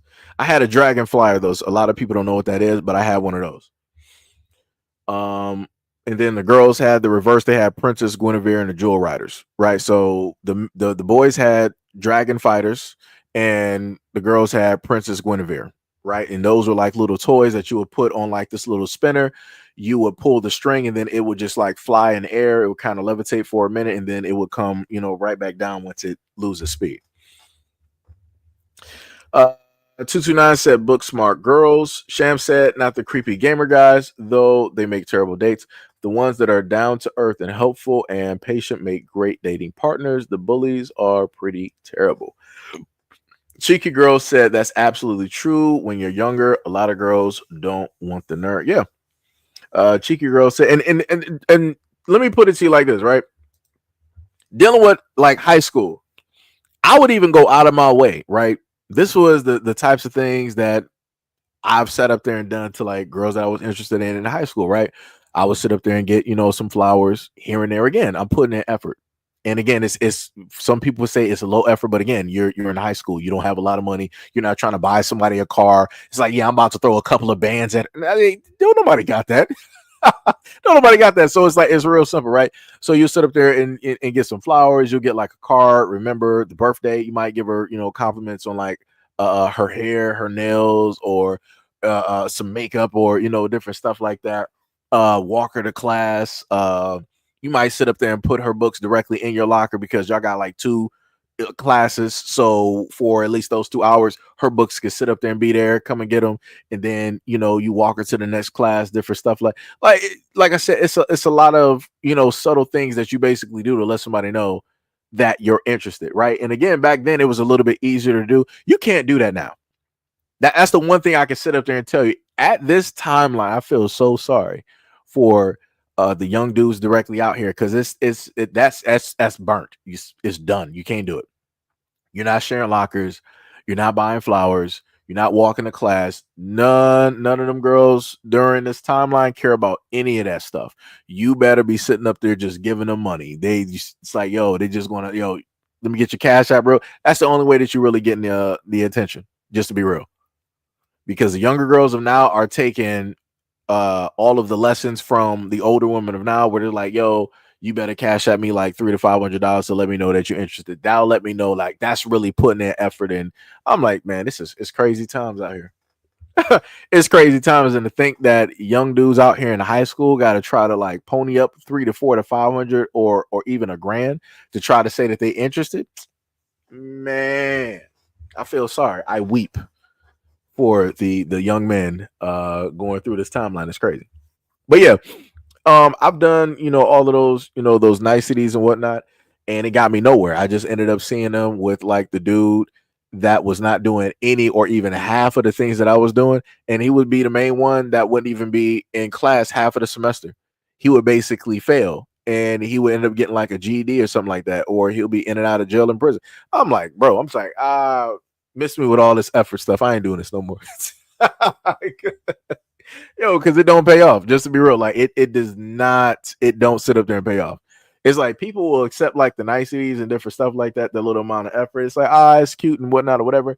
But at the end of the day, it's not respected. It's just not. It's like, it's crazy. Cheeky said, but when girls get older, they start wanting the nerds, which is weird. Yeah, and it's like, that's the thing I never understood. And it's like, from experience, for me, I feel as though that it's too late to do that, because it's like by the time that a lot of women basically want like the nerd done been through so much stuff, so much like type of like mistreatment, ups and downs, and all these other types of things, that it's like, yo, he ain't really trying to hear nothing. It's like, yo, he was like, they're gonna be like, yo, I already know what it is. Bye, let me just sit up there and throw that money directly out there because I know why you're here, and we just gonna relax directly just with the money. That's it. We're not moving no more, no less. It is what it is. That's it. But then those other women, they're like, no, I ain't really here for the money. Like, I actually want to be with you for a person. The nerd ain't trying to hear that now. It's like when the nerd was actually trying to be that person throughout, those years, Hey, wasn't nobody accepting of that. Nobody cared about that. Everybody dismissed that. Everybody laughed at it. It's like, oh, you're you look at people as human beings. You actually think about people as being like genuine individuals. You actually care about a person's feeling, emotions. Nah, it was like you corny, you lame. Get that up out of here. So now, like I said, all of that humanity or whatnot has eroded away because of women, society, whatnot, and you got what you got now. Or you just got a dude who's just like throwing out money because he was basically taught for a very long time, for some decades plus, that this is the only thing that's respected. So it be like that. So that's why you got a lot of nerds now where it's like they'll dibble and dabble with, some strippers, they'll dibble and dabble with the OF, the IG, all this other type of they ain't really trying to like settle down and get a relationship, because at one point in time, before they got to a point, they was ready to settle down. They was ready to like be that person and take somebody along on that journey. But everybody was like, yo, miss me with that train. I'll wait for the next one. It'd be like that. It'd be like that. Yo, Third Eye, what is up? What is up? What is up? Third Eye said I refuse to buy / wear Jordans. Still to this day, I don't got a pair of Jordans. I got like 2 pair of like Nikes. And those are like the LeBrons, because I actually liked those. And I wanted to actually get some replacement for those shoes because I had them for so long. But then I saw the price and I'm like, dog, why are those so high? Because I'm like, when I bought them the first time, I think they were in like the 100. I think it was probably like 135, 125. I sat up there and looked back. Them boys at like 200 or something. Like, nah, y'all can miss me with that. I'm like, y'all got it. I'm good. I'll just wait for something else. Stephon Marbury's supposed to be coming out with some shoes probably in like 2025, 2026. I'll wait. Ebony says society is still like that. Just look outside. Everyone is almost dressing the same today. Yeah. 229 said a lot of people are just pretty on the outside. You got to talk to the ones who aren't. You said the best lover you have ever had was the last handsome. Was what you said was the least handsome, and he read a lot. I got you. Wait. Do you mean he read the least or read a lot? I'm confused. Sam said, LOL, younger or older like nerds, but it's cause I like to game. I like gaming with others too. So I think when you're young, it depends on what your hobbies are. I mean that too. But see, Sham, this is the craziest part though. Right? I would literally have conversations like me and my friends, we would have conversations like maybe talking about it was if you were in class and you start talking about cartoons, let's say like Power Rangers, anything like that, you were getting clowned directly in class. That is bar none. There was no ifs, ands, or buts, right? If you and your crew, your clique was sitting up there doing that, you getting clowned. They over here talking about Power Rangers, they on some kid type stuff. It's like, yo, who's still doing that? It's like that's what kids be doing, right? But then when the quote unquote rest of the class or the cool or moderately cool people start talking about it, oh, it's a whole vibe. Everybody like, yo, man. I sat up there and just like ended up seeing like a episode of Power Rangers. Like, yo, man, Tommy was that guy. Like, that was, yo, he was really on that. All this other type of stuff. And then everybody start chiming in. I'm just looking around. I'm like, are you sick? You got to be kidding me. I'm like, wasn't it just last week? Y'all were clowning us in the back of the. Oh my God. Yo, I wanted to just like walk out the classroom. I'm like the audacity right now. I'm like, you got to be kidding me right now. I'm like, hey, it'd be like that. It'd be like that. It's the craziest thing. And then these are the same fools that magically are online right now. I kid you not. The same people that clowned the nerds and the geeks in school. These are the same ones right now that's sitting up there like into anime, into manga, into comic books, into superhero movies and all this. Like I said, it is straight clown work. Because everybody remembers if you were in school, like, yo, you got clowned if you weren't sitting up there like smoking, if you wasn't out there drinking, partying, doing this and doing that, you was getting clowned, you was getting seen as lame. And anything that you did was lame, it was boring, it was this and that. And now all of these same clowns doing the exact same thing. I'm like, oh my God. Like, this is why I be having problems. I'm like, stay on that same cool stuff you was talking about. Keep smoking for like the next 60 years. Keep partying for the next 60 years. Keep alcoholing for the next 60. Stay directly in that lane. Get out of this lane. This ain't yours. Man, it's crazy. It's crazy. Lunch said I always thought that the geek was the one smart in some areas and the nerd was the one interested in anime stuff. Technically for me, I combine both because I love doing school, and then I also this was basically high school me, right? I like certain things directly in school. So when it dealt with like geography, it dealt with science, it dealt with history, government, things like that. I was there. That was me. I even took like Japanese at a moment in time, but I ain't staying there for long. But those were the things that I liked. Then on the other end, when it dealt with like anime, manga, cartoons, comics, that was also me as well. On top of the fact that I was playing basketball every single day. Like we would go directly up there to Elmhurst, or we would go up there on Davison. You would have, well, people in Detroit would basically know. You also had like the Gus Macker, which is an area where you could go where people would have like these basketball tournaments where people from all over, the area would come play. You could, win and all that other type of stuff. And that was me. Like I said, I was into sports, into comic books, anime, manga, and I was also into school. So that was basically me. I felt like I was well rounded. I felt like I was pretty much, well rounded, at that moment in time. And then you could tell that the type of person that I was too. Like during that time, I was not really getting my hair cut. I probably have braids, I have twists, but the t-shirts and whatnot that I would wear, it would be like the brightest shirts that you've ever seen. Like I would have like the ones that would like be reflective with like a Chinese or a Japanese dragon directly on there, some anime type of stuff. Like it would just, you would know me out of everybody else that was rolling through the hallway. You would be able to recognize me. And then I was the only one at that point in time.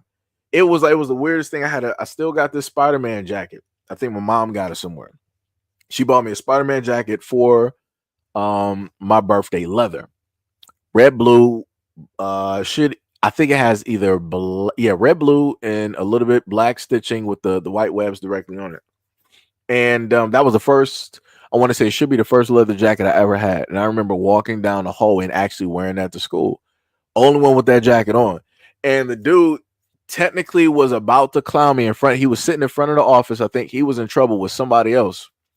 And then it was like he was about to sit up there and clown. And then he was like, yo, that jacket kind of cold. He was like, yo, that's a dope jacket. He's like, yo, that's a Spider-Man jacket. He was like, yeah, that jacket dope. And I think he didn't clown me because he realized how much the jacket actually cost during that time. So his whole perspective directly on it completely changed. And I'm like, yo, that's crazy. All because of a price point. And that was the most expensive thing that I think I've ever actually worn at that point in time in high school ever. Like I said, everything I've ever worn was pretty much affordable. That by far was the most, expensive thing.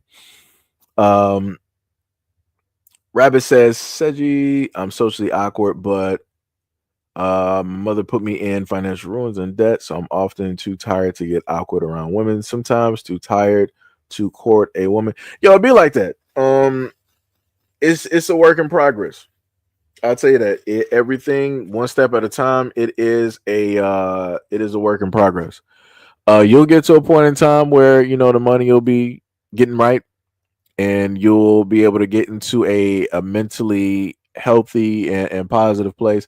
I'll tell you this, because you went through certain things directly, with your mom, you're going to mentally have to make sure that you work on yourself enough so that doesn't, in a sense, pour over onto, a woman that you're interested in, or into conversations and, different things, like that. Because you might have certain times where it's like you might, have some things that need some patchwork and whatnot. And depending on the conversations, things can just like, pour out indirectly.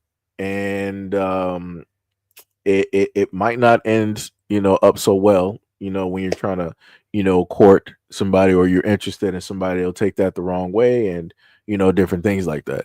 And even in certain points where you might give them perspective on why it is that did happen, and you may happen to give an apology, it's like, yeah, it's not gonna really work out. So it's like, yes, you might need a little bit of healing, directly there before venturing forward and ventured outward.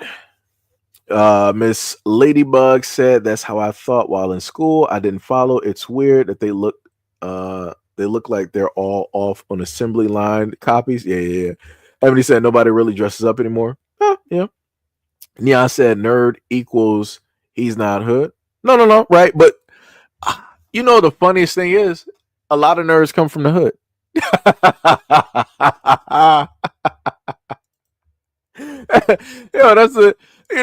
That's the craziest part directly about that. A lot of nerds do come directly from the hood, like that, and that's the craziest part. And the other part with that is that if you got nerds out here that can tell you exactly where it is that they're from, other people like, nah, you ain't really from there. It's like, yeah, that's not really you. It's like, how you want to say that's not really somebody if they literally grow up right there, like their address is right there, their curb is right there, like this is where they walk to and from every single day. It's tough. But like I said, the one thing I love about the whole thing is that nerds don't directly try to claim something. They'll tell you where it is that they're from, but it's not really, in a sense, them. That's not like the whole body of their being.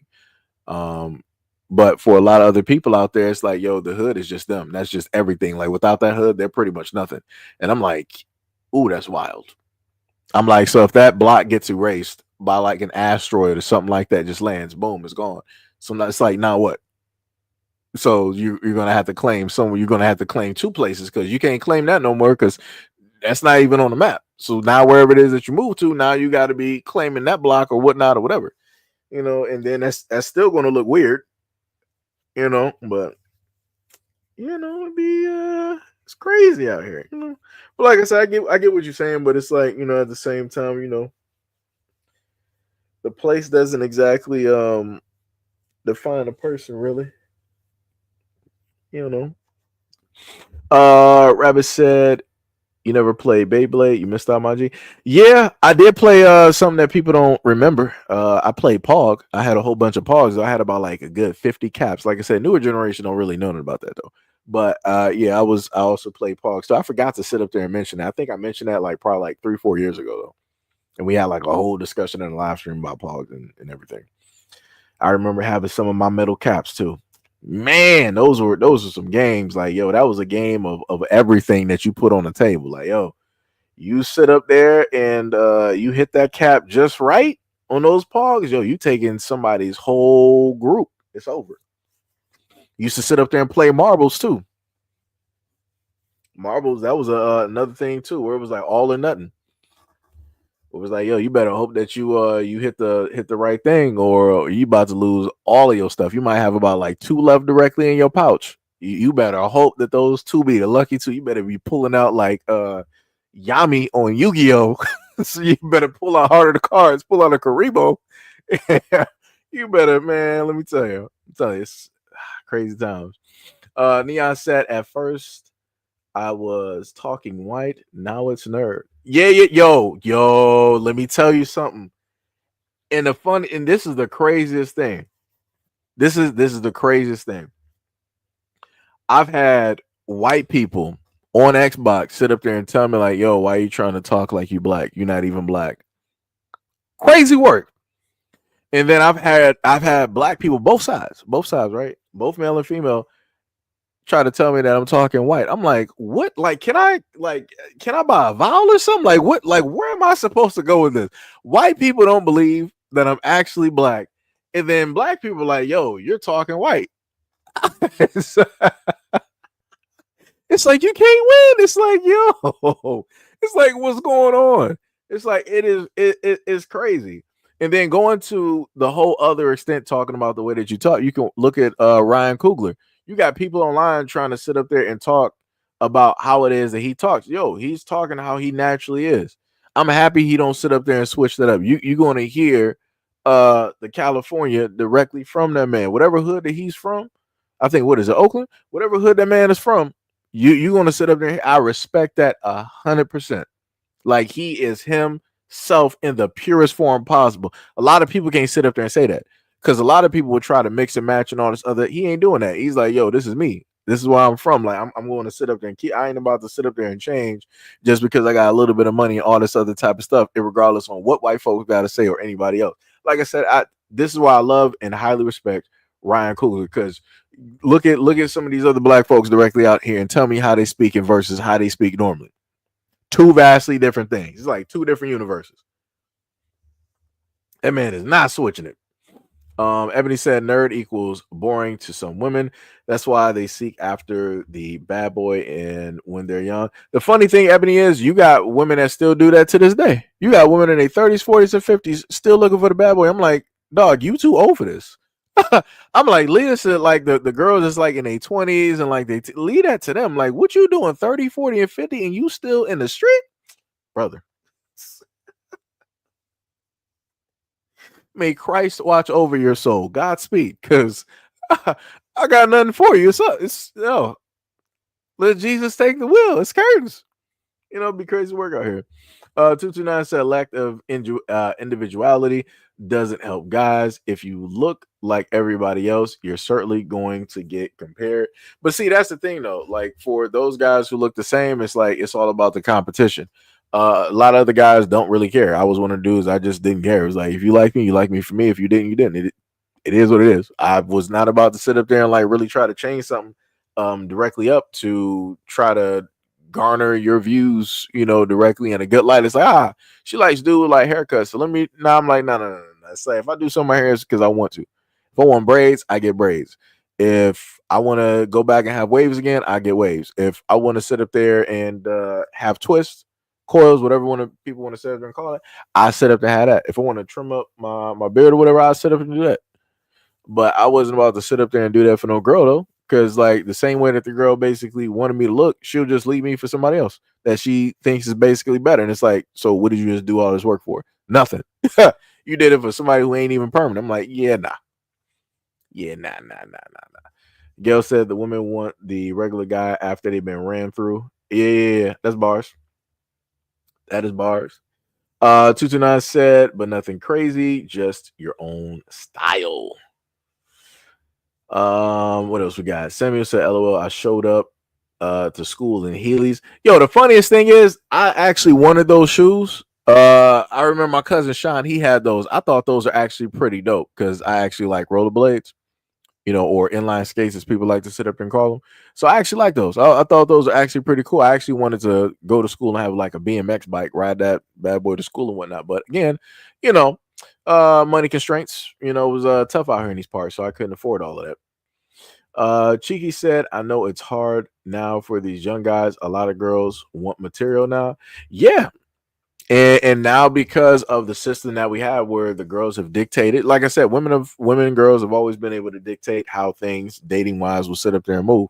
Now everything is material. Nothing is about like emotions or feelings or anything like that. And it's going to be a lot of relationships that are going to suffer. Like I said, because now the only thing young dudes are doing is like, yo, let me hurry up and like get some money real quick so I could throw it at this girl and we could go out and do whatever and then on to the next one. That's it. Like I said, it's not like, yo, during the time, like this is where I was during like a timeline, right? It was at a time where you could sit up there and actually just like meet somebody. Like, let's say like you was talking to somebody.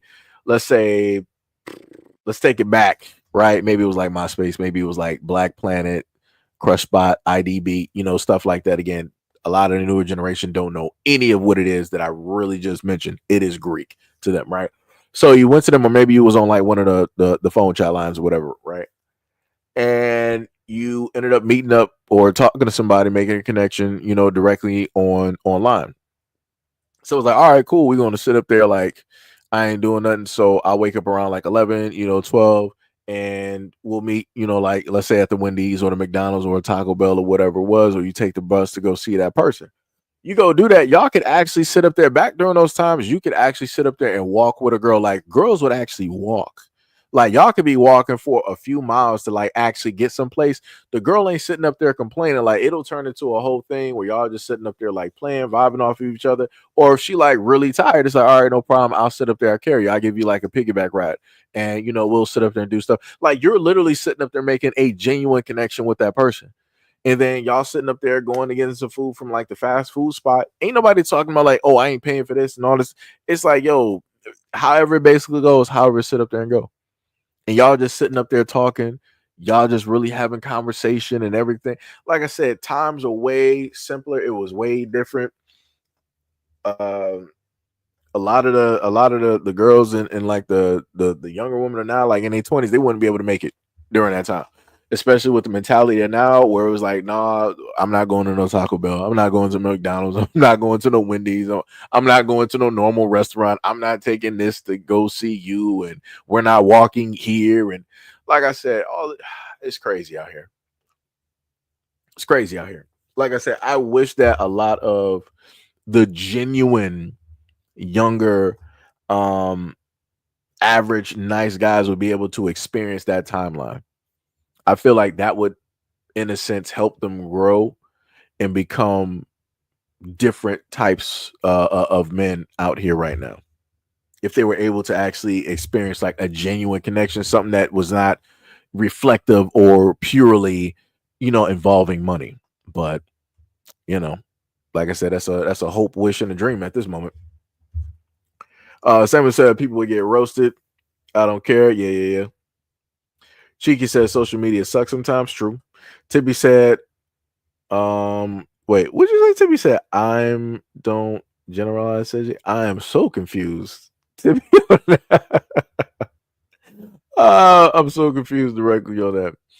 Emily said most of the guys now follow men going their own way or they stay celibate.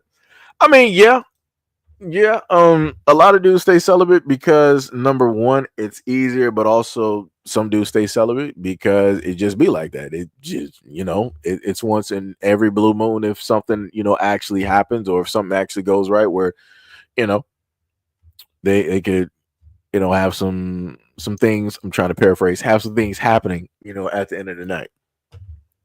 Then you have the whole other aspect, which white guys basically started, men going their own way because of a lot of relationships that they have had or lack thereof.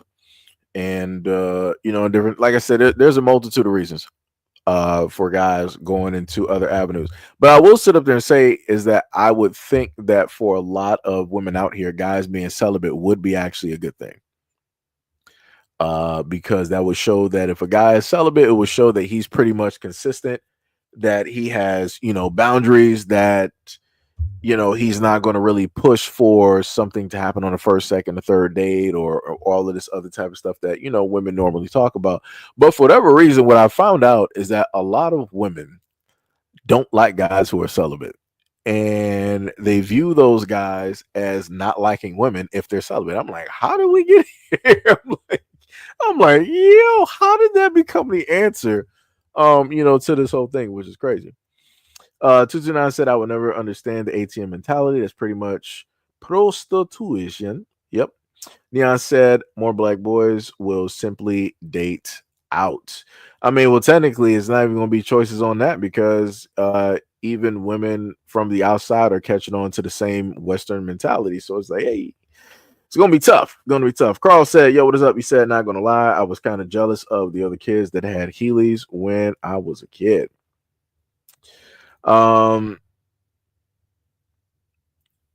You said Arga said, how many levels of Karens do you have in the United States? Serious question. We have Christines. We got a lot. We got an abundance of Karens.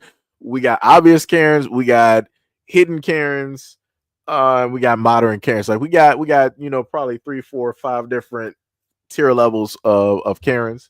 At this moment in time, from at least what I was able to witness, and some that I saw, especially during the pandemic. But yeah, we got them out there.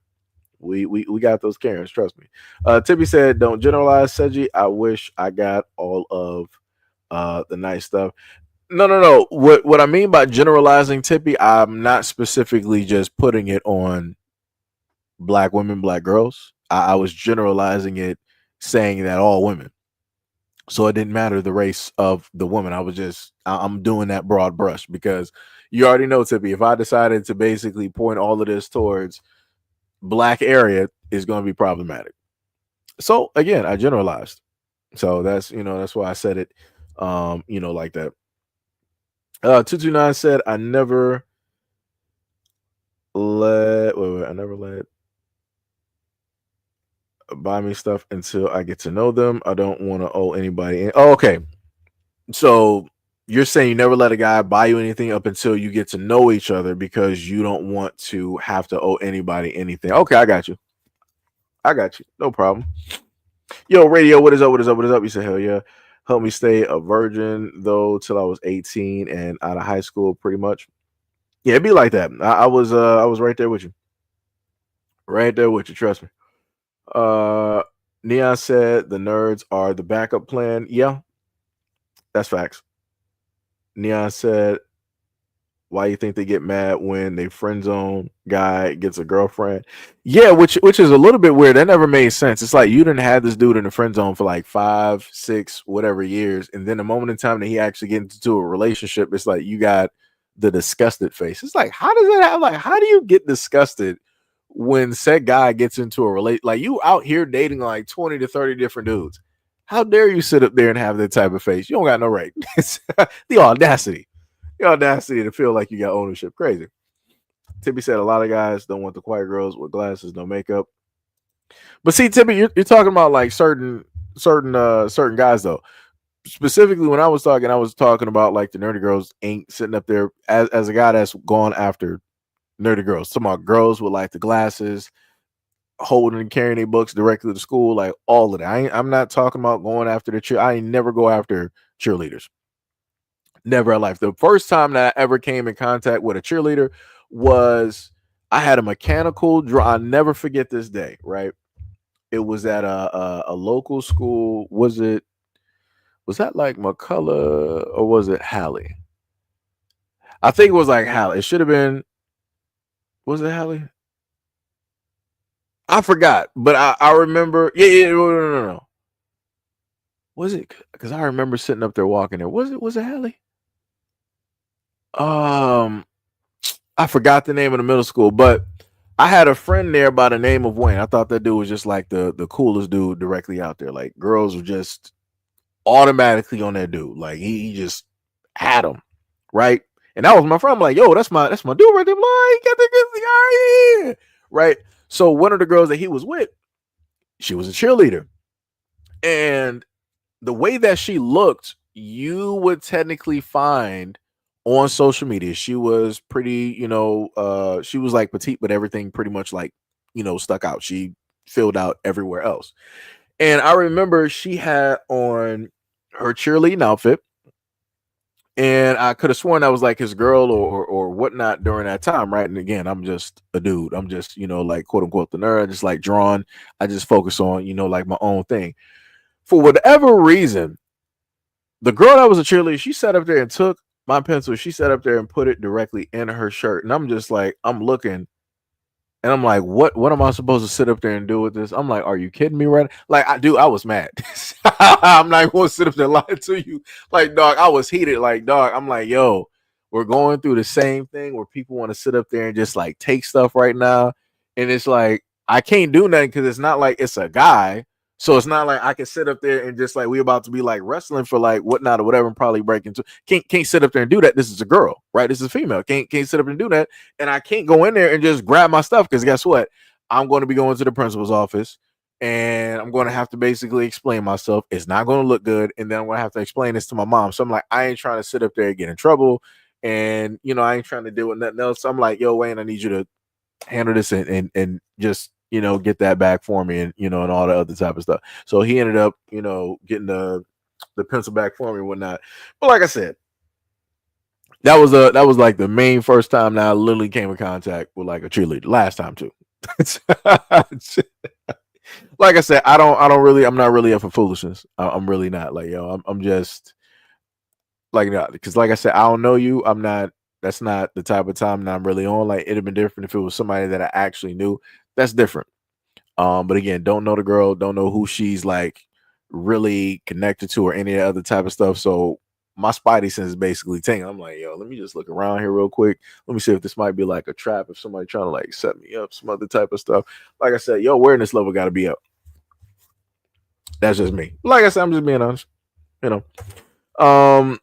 Ebony said the nerd gets hurt and turns to the bad boy and to hurt other women, which creates another bad girl, which completes the cycle.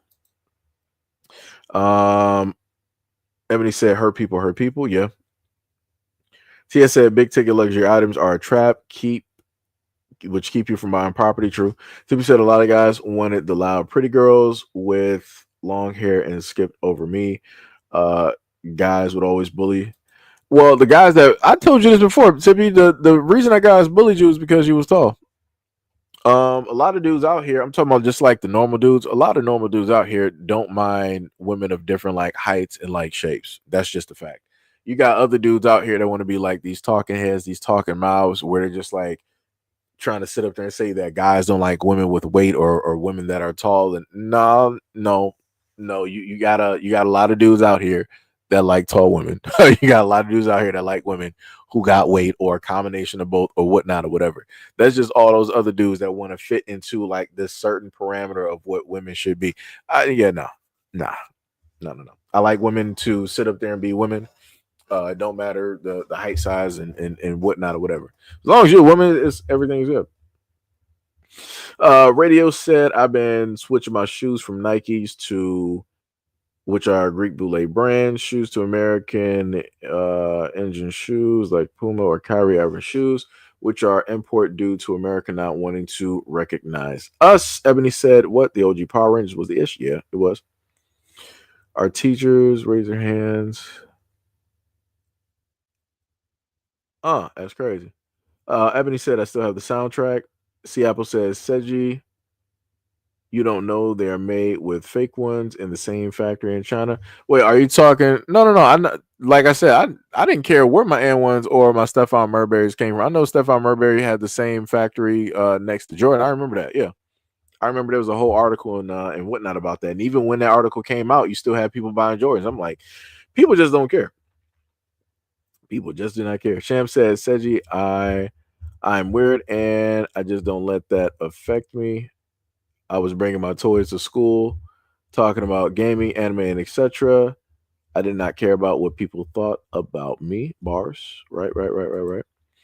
229 said, my friends got shoved down the stairs for having pink hair. Years later, a girl from high school told me we were considered the cool group. That's crazy. That's quite backwards. Yo, that is crazy. Get pushed down the stairs, then to find out years later, y'all were actually the cool. That is crazy. Neon said because black culture is focused on coolness than being who it is that you are. Yeah, that's true. Radio said, hell yeah, I hated Tommy at first for some reason. Maybe because he was too cocky and he reminded me of the clowns. I couldn't stand in school. I like Zach and Jason. Yeah, those were, I like Zach. Technically, it was like all the Rangers, like Zach, Billy, and Jason. That was, that was dope. That was the group right there. Neon said you're supposed to move. You're supposed to be more hood and cool than being who you really are. Yeah, right. All right. Red Hood said, just like the people who wanted me to be cool and called me a nerd, they're doing time in prison and I'm free. Who's laughing now? Yeah, that's bars. That is 100% bars.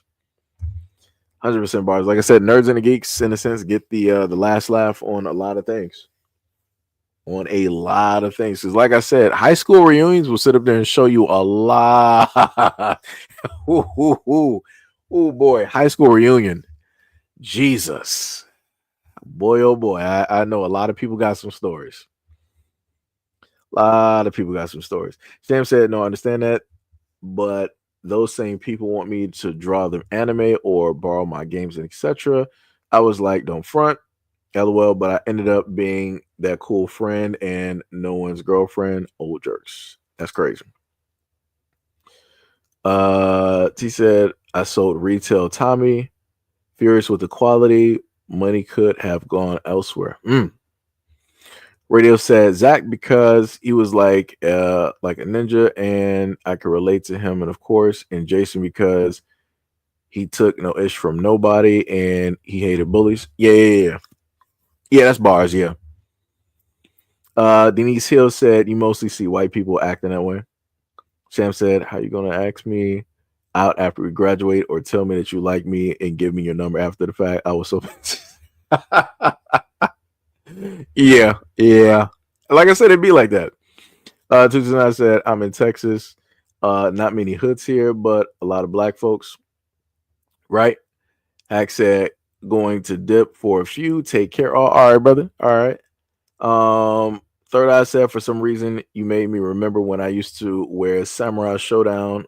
Yeah. Yo, I think we might have had the same one. When you talking about that Samurai Showdown t-shirt.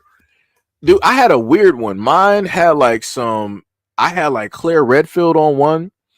I had the main samurai from Samurai Showdown directly on there, and it was like a few other characters. Like, it was some crazy stuff directly. I'm like, yo, who put this shirt together? I'm like, I don't even know how y'all even got these characters. I'm like, what does Claire Redfield got to do with samurais? I'm like, yo, that is wild. But yeah, it was crazy. I also had a Dragon Ball Z one. I'm mad that all of those clothes are basically lost. Because let me tell you, I would pull them bad boys out and be wearing them. Son, I had the whole like button up and everything. You ain't gonna be able to find those. Those are classic. That's like true retro gear right now. You're not gonna see those no more. Crazy. 229 said, as long as your bills are paid on time, security is important too. True. Ebony said, Samurai Showdown, World Heroes, Mortal Kombat, or Street Fighter 2 Turbo was the issue in the arcades. The games take me back to the good times. I can pay my own bills. Now a day, a lot of women can pay their own bills. Just being cool with someone is enough. It's hard to find people that you can just be silent and still bonding. True. Namor said, yo, what is up? What's up? Said Brother Seji, a lot of girls / women know what they're doing and no one's forcing them to look over the nerds. You also said that they just complain later in life that the nerds paid them no mind anymore. Tippy said, I am a nerd. I was born in San Francisco. Oh my God. Is that like supposed to be like San Francisco, Tokyo? Tippy is hilarious. Gail was like, Seji, are you? Yeah. Oh my goodness. This is why we love Gail here, guys. This is why we love Gail. Much love, respect, and appreciation. We love you out here, Gail. We love you. Oh my goodness. 229 said, I just wanted a responsible guy who likes to play and love hearing me laugh. Denise Hill said that Pastor's wife must have lost her mind. Yeah, she did. What else we got? Keyshawn said, I don't know about Pogs, but I'm gonna have to kindly ask you to leave. Yo, Keyshawn, what's wrong with playing Pogs? Yo, man, come on, man. Shan was like, I still got my Pog collection. I still have my garage Pell cards too. Wow, that's crazy. 229 said everybody's got a judge. Ebony said, LOL, Exodia. See, you see, she what is that? Ebony is one of those ones. Let me tell you. You might have watched some Yu-Gi-Oh back in the day. You might have caught some episodes along up there with like Sailor Moon and whatnot. I see you.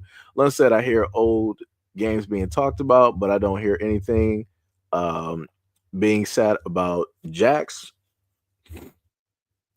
I remember Jax, but I didn't really play it like that. I might have had him, but I really didn't understand the game during the time. I can tell you that. Tippy said, so talking properly as white. Yes, that's what I have learned, Tippy.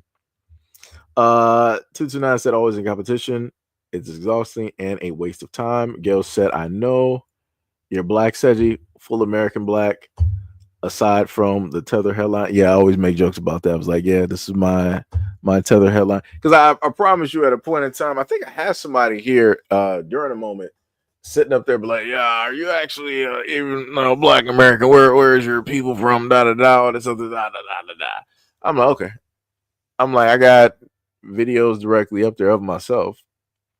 like I said, I've shown myself off directly on camera before. Well, some of the people have been here long enough to see me. So, like I said, worst days, moderate days, maybe some good days, whatnot, or whatever. People have seen me. But yeah, like I said before, be like that. Because at this moment in time, I think actually I'm not sure if he's actually bald, fully bald, or if he just like shaved his hair. But the last time I sat up there, like, met my father, it was like, yeah, he was bald. Had facial hair though, but he was bald though. What was it? 229 said, not all Miss Hillies have red hair. Ebony said, garage pale kids were the business. Third Eye said, I had black women tell me that I look like I date white women. Meanwhile, I lived in the country that was at least 95%. Oh, yeah. Man. Yeah, it'd be like that. It'd be like that. It'd be like that. Like I said, I can't explain that directly to you. I don't know if that's just a way for people to sit up there and say that they're just like not interested, or they just wouldn't even try, and they just want to say like, it looks like you date like white girls, so never mind. I'm like, so that's just the theory. You don't have any facts. You don't got nothing to support or back this up. You don't got any statistical data. You don't got any graphs, charts, pie charts, nothing. Candles. Oh, okay.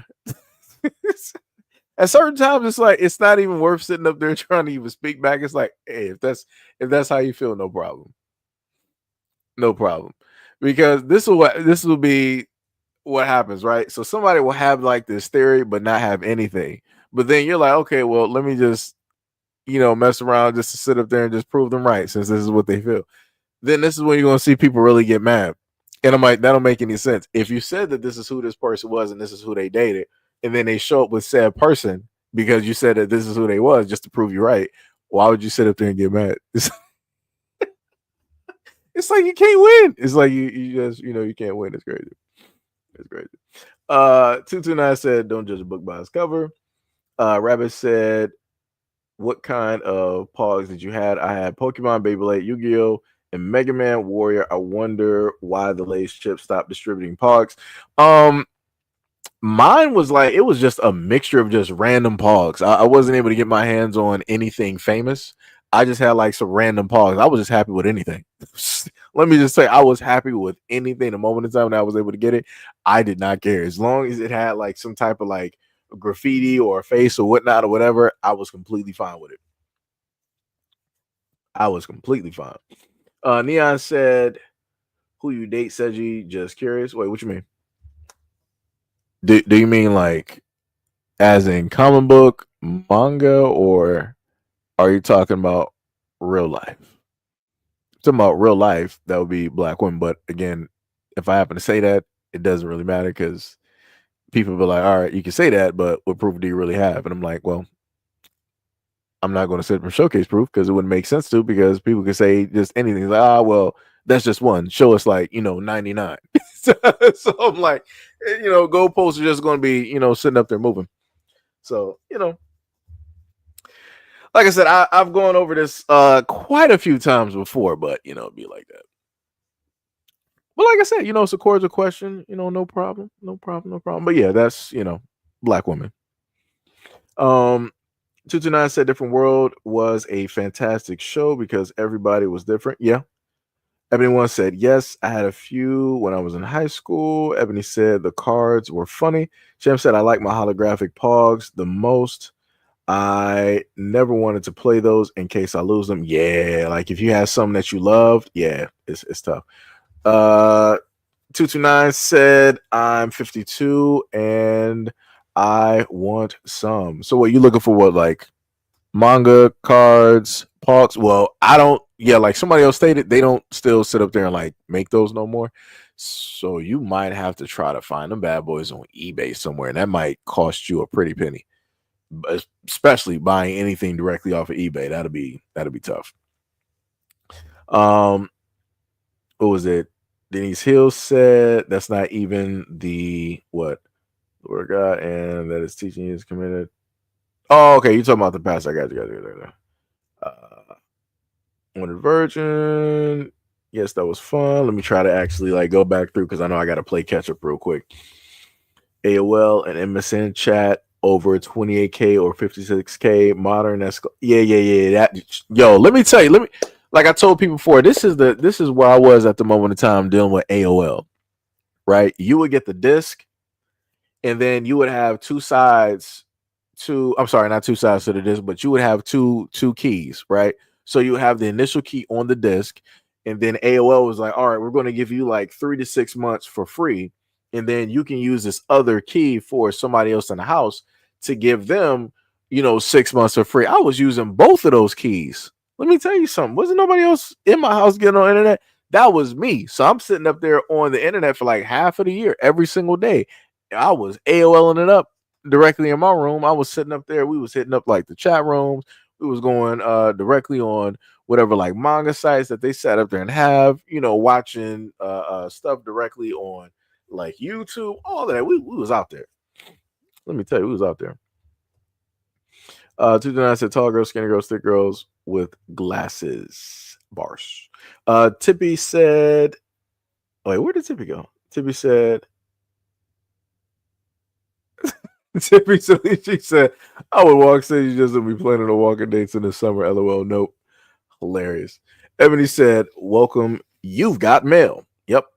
That was classic. Newer generation. Don't know nothing about that. Goodbye. Tippy said I deleted that. LOL. Typos read it again. Ebony said I can still hear it in my head. Yeah. Third Eye said I am celibate. Tippy said that's insane, and that's not all women. Says you. Oh Lord, Tippy. Carl said, wait, how tall are you again, Sham? I think what did Sham say? I think she said she was about like 6 feet. I know I'm a little bit delayed on a lot of y'all comments because this happened like some time ago. But 229 said, how old is everybody in the room at the moment in time? I'm going to pull a card from somebody else's book, and I'm like, I'm immortal. I'm immortal. We don't focus on numbers. Crazy work. Let me tell you. Ebony says celibacy keeps you out of trouble and free from disease. That's true. Ebony said if you have a disease, you still deserve love. Never let that stop you from finding a mate. Just be safe. Yeah, that's true. 229 said people talk about guys being cynical psychopaths, but forget that there are women incapable of feeling remorse too. Yeah. Yo, D, what is up? You said what's up, Seji? I don't know what your live is going to be live. Well, you didn't know that I was going to be live today. I just got off work here in half an hour. I'm looking forward to the live. Okay, I got you. We should still be here. I'm actually catching up. I'm probably about like 20 minutes behind right now in comments. You said the cheerleaders wish more nice guys had asked them out. They were targeted by guys who wanted them for trophies. True. Let me see. What was it? Rabbit said, don't know if it was you or if I saw it on Twitter. Somebody showed a stat that most black women are sleeping with a small portion or AKA sharing black men. Yeah. I know what you're talking about. Because that's dealing with the whole thing of people, getting pregnant and whatnot, and where you have, these dudes out here. Not saying that you don't have other dudes, but you have a lot of women sharing like the same type of dude. And they're getting like pregnant by and whatnot or whatever. Like, case in point, look at like the futures and different stuff like that. So it's like, yeah. But nobody really specifically talks about those guys. It's pretty much branded on all black men, just randomly getting black women pregnant. I'm like, that's truly unfair. But it'd be like that. Yo, did say one? You said don't mind at all to a degree. Dream said it's human nature from a biological standpoint. Our ancestors used visual cues as quick assessments for health, fertility, and genetic fitness. CC Jr. said, get some Seji. Keisha said there's a very loud minority of guys, or Yeah, minority guys trying to speak on everyone's behalf. Don't listen to them. Elong said, looks deaf matter to a degree. Yeah. What else we got? These are responses. Third Eye said, my showdown shirt was blue with the main character on the back. Mine was all yellow. It was all yellow with the main character on the front. And it was, I think, another guy with a sword on the back, but it was like a large broadsword that he had. E said, is the guy on screen the one that's talking? Actually, no, it's a whole different guy. That was just in a sense, for all intents and purposes, a placeholder. So I'm the one, just the guy of the channel is the main one talking.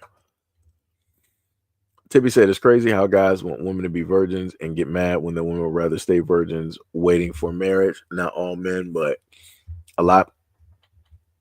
I mean, but you also got the whole reverse, Tippy. You got when I was younger, there were women directly out there that said that it was cute that I was a virgin, but come back to them when I'm no longer a virgin.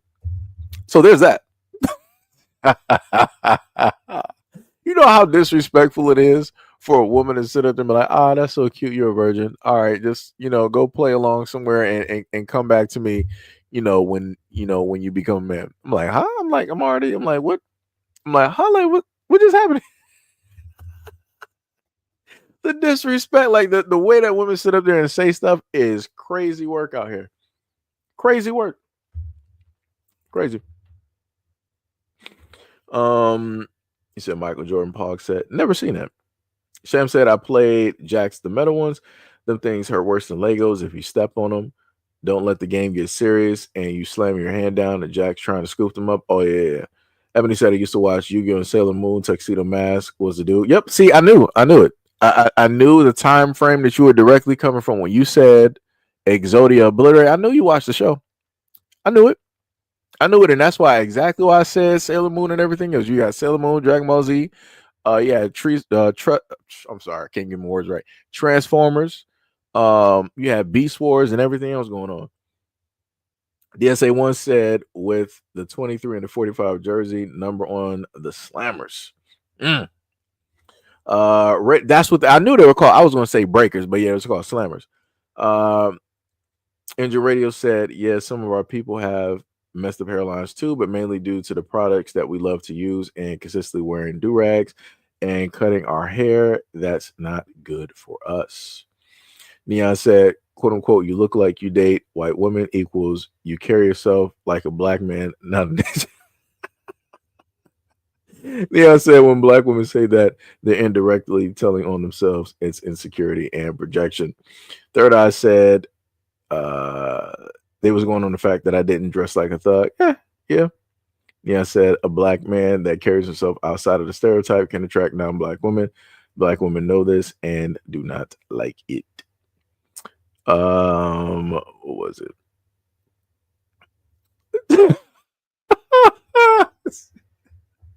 This woman right here. Oh my god. This is why I can't take y'all nowhere. This is why I can't sit up there and take y'all nowhere at all, Tippy. Can't take y'all nowhere. He said, what is he reading? I'm reading the comments, reading the chat. Like on because depending on what channel you're in, you'll see some of the chats, and then on other channels you may not see the chats. But on my end, I see all the chats from everywhere, so that's what I'm reading at the moment. Yeah, because I put it to you like this: if the channel was a little bit different, I would actually post. You could actually see the chats directly up there from both sides of the channel. But because we have a lot of people that tend to want to troll, they want to, use slurs and different things like that. A few people will mess it up for the bunch, so can't afford to put that directly up there. And different things of that nature.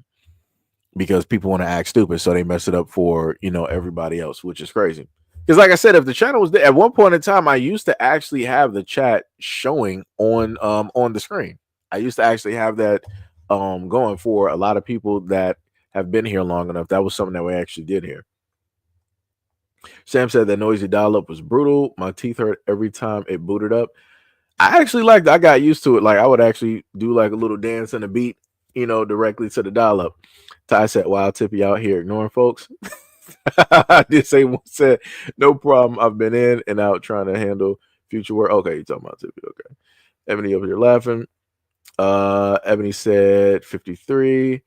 Ty said I'm 482. Oh my goodness. Chef said I was born in the 80s, and I know most of you were born in the 80s as well. Did say one said mortal bars.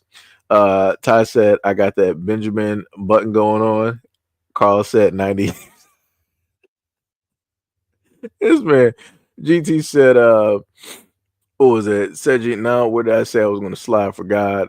Where did you get violence from? What I said, that's crazy work. I have no idea where you got that from. What are you on? Hey, it'd be like that. It'd be like that.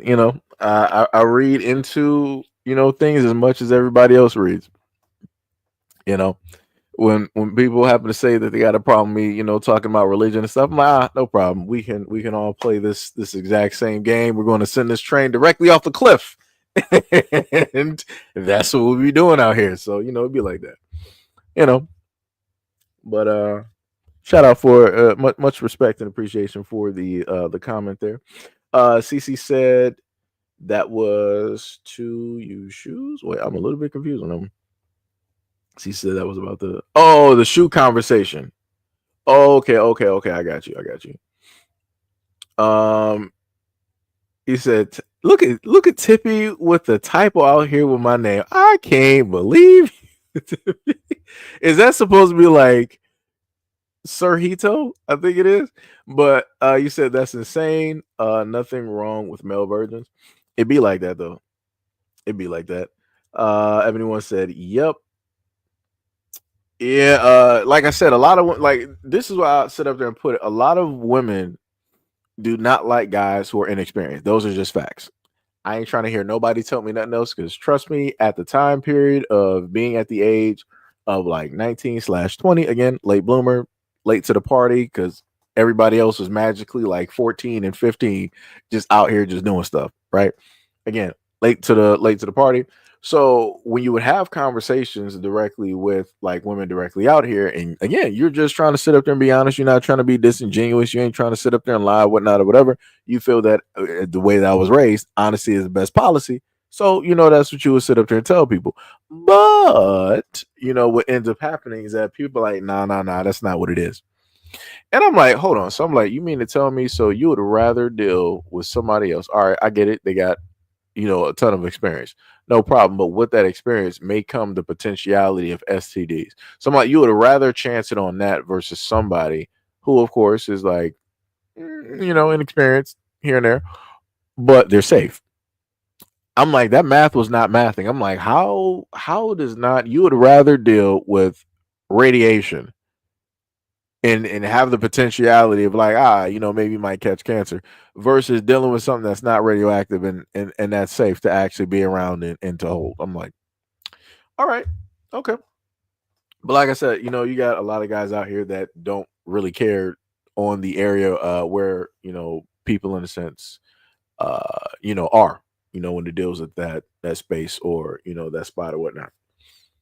The last I will sit up there and say I did have I got two actually videos left. That was not even English because I said two actually videos. That wasn't English. I apologize. Got two videos left. So which one do I want to save for last? I'm not even sure.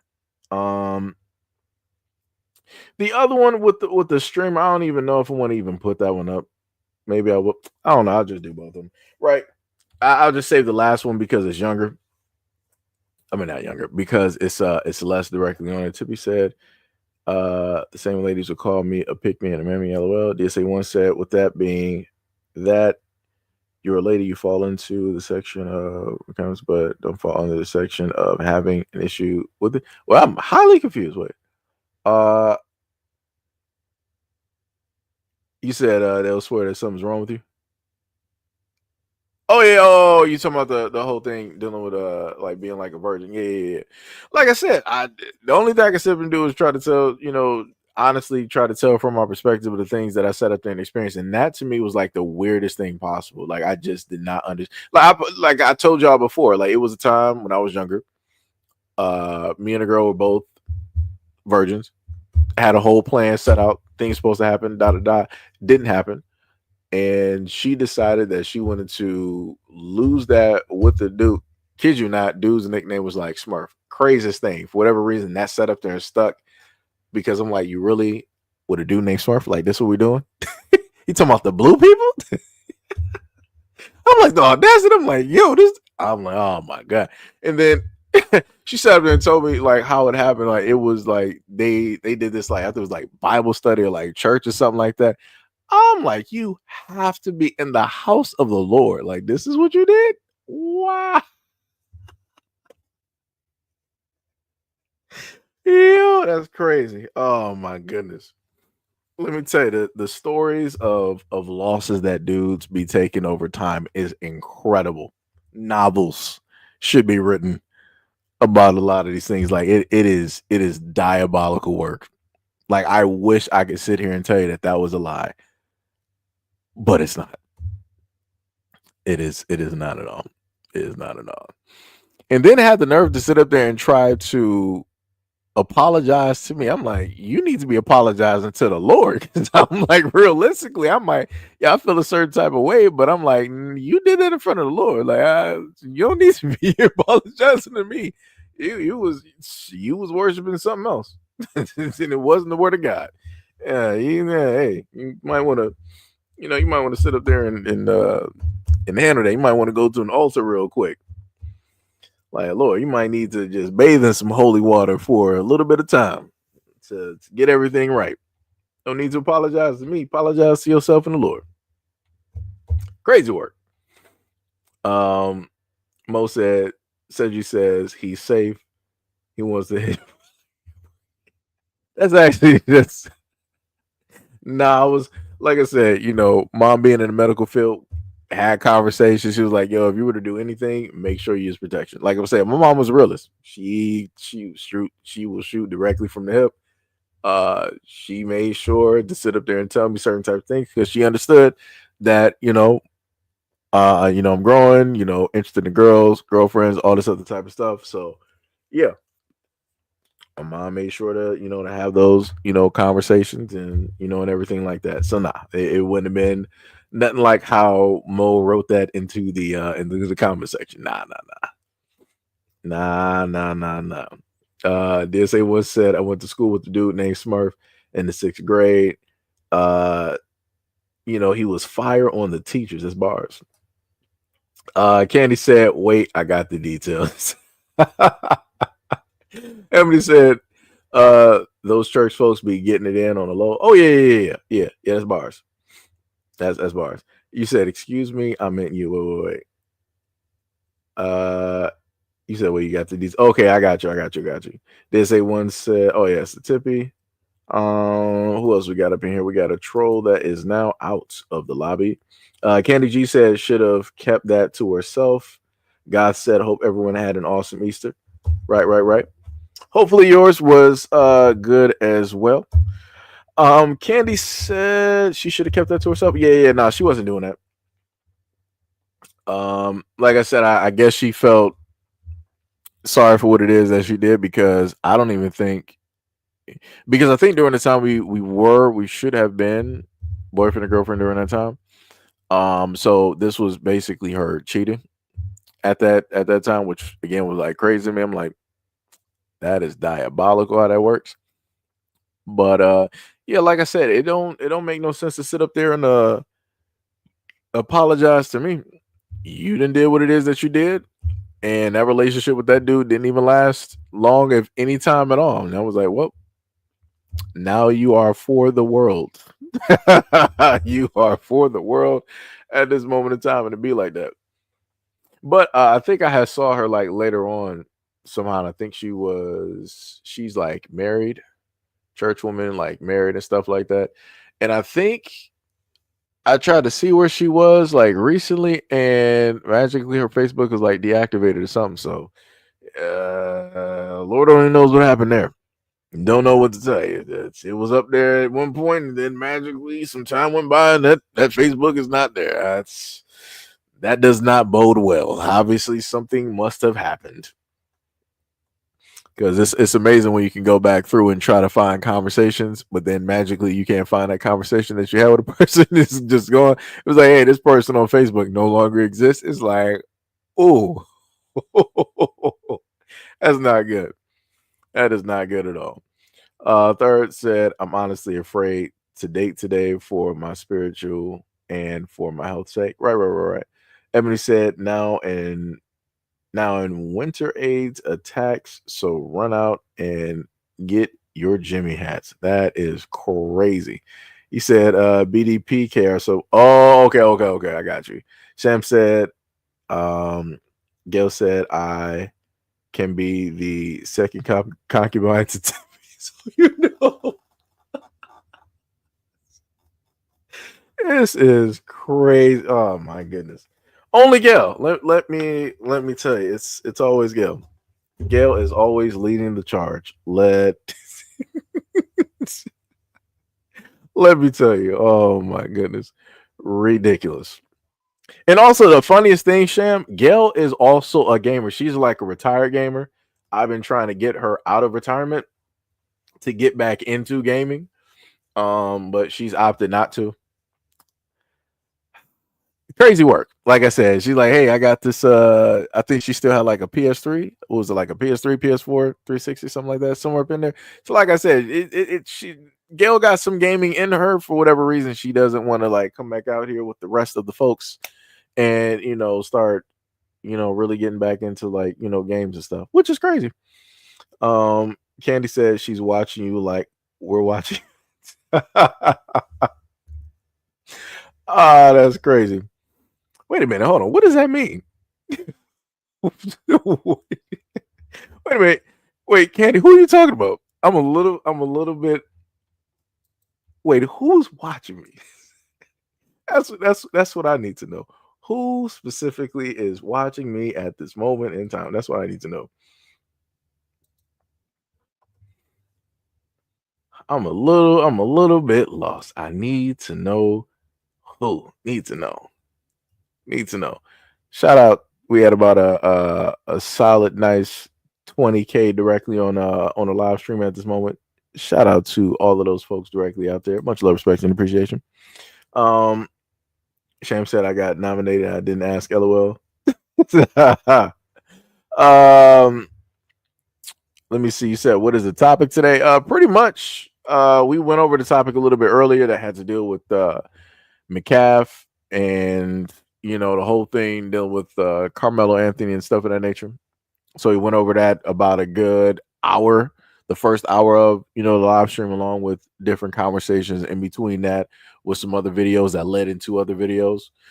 So you would probably have to rewind it back about a good 2 hours in order to really get what the topic was.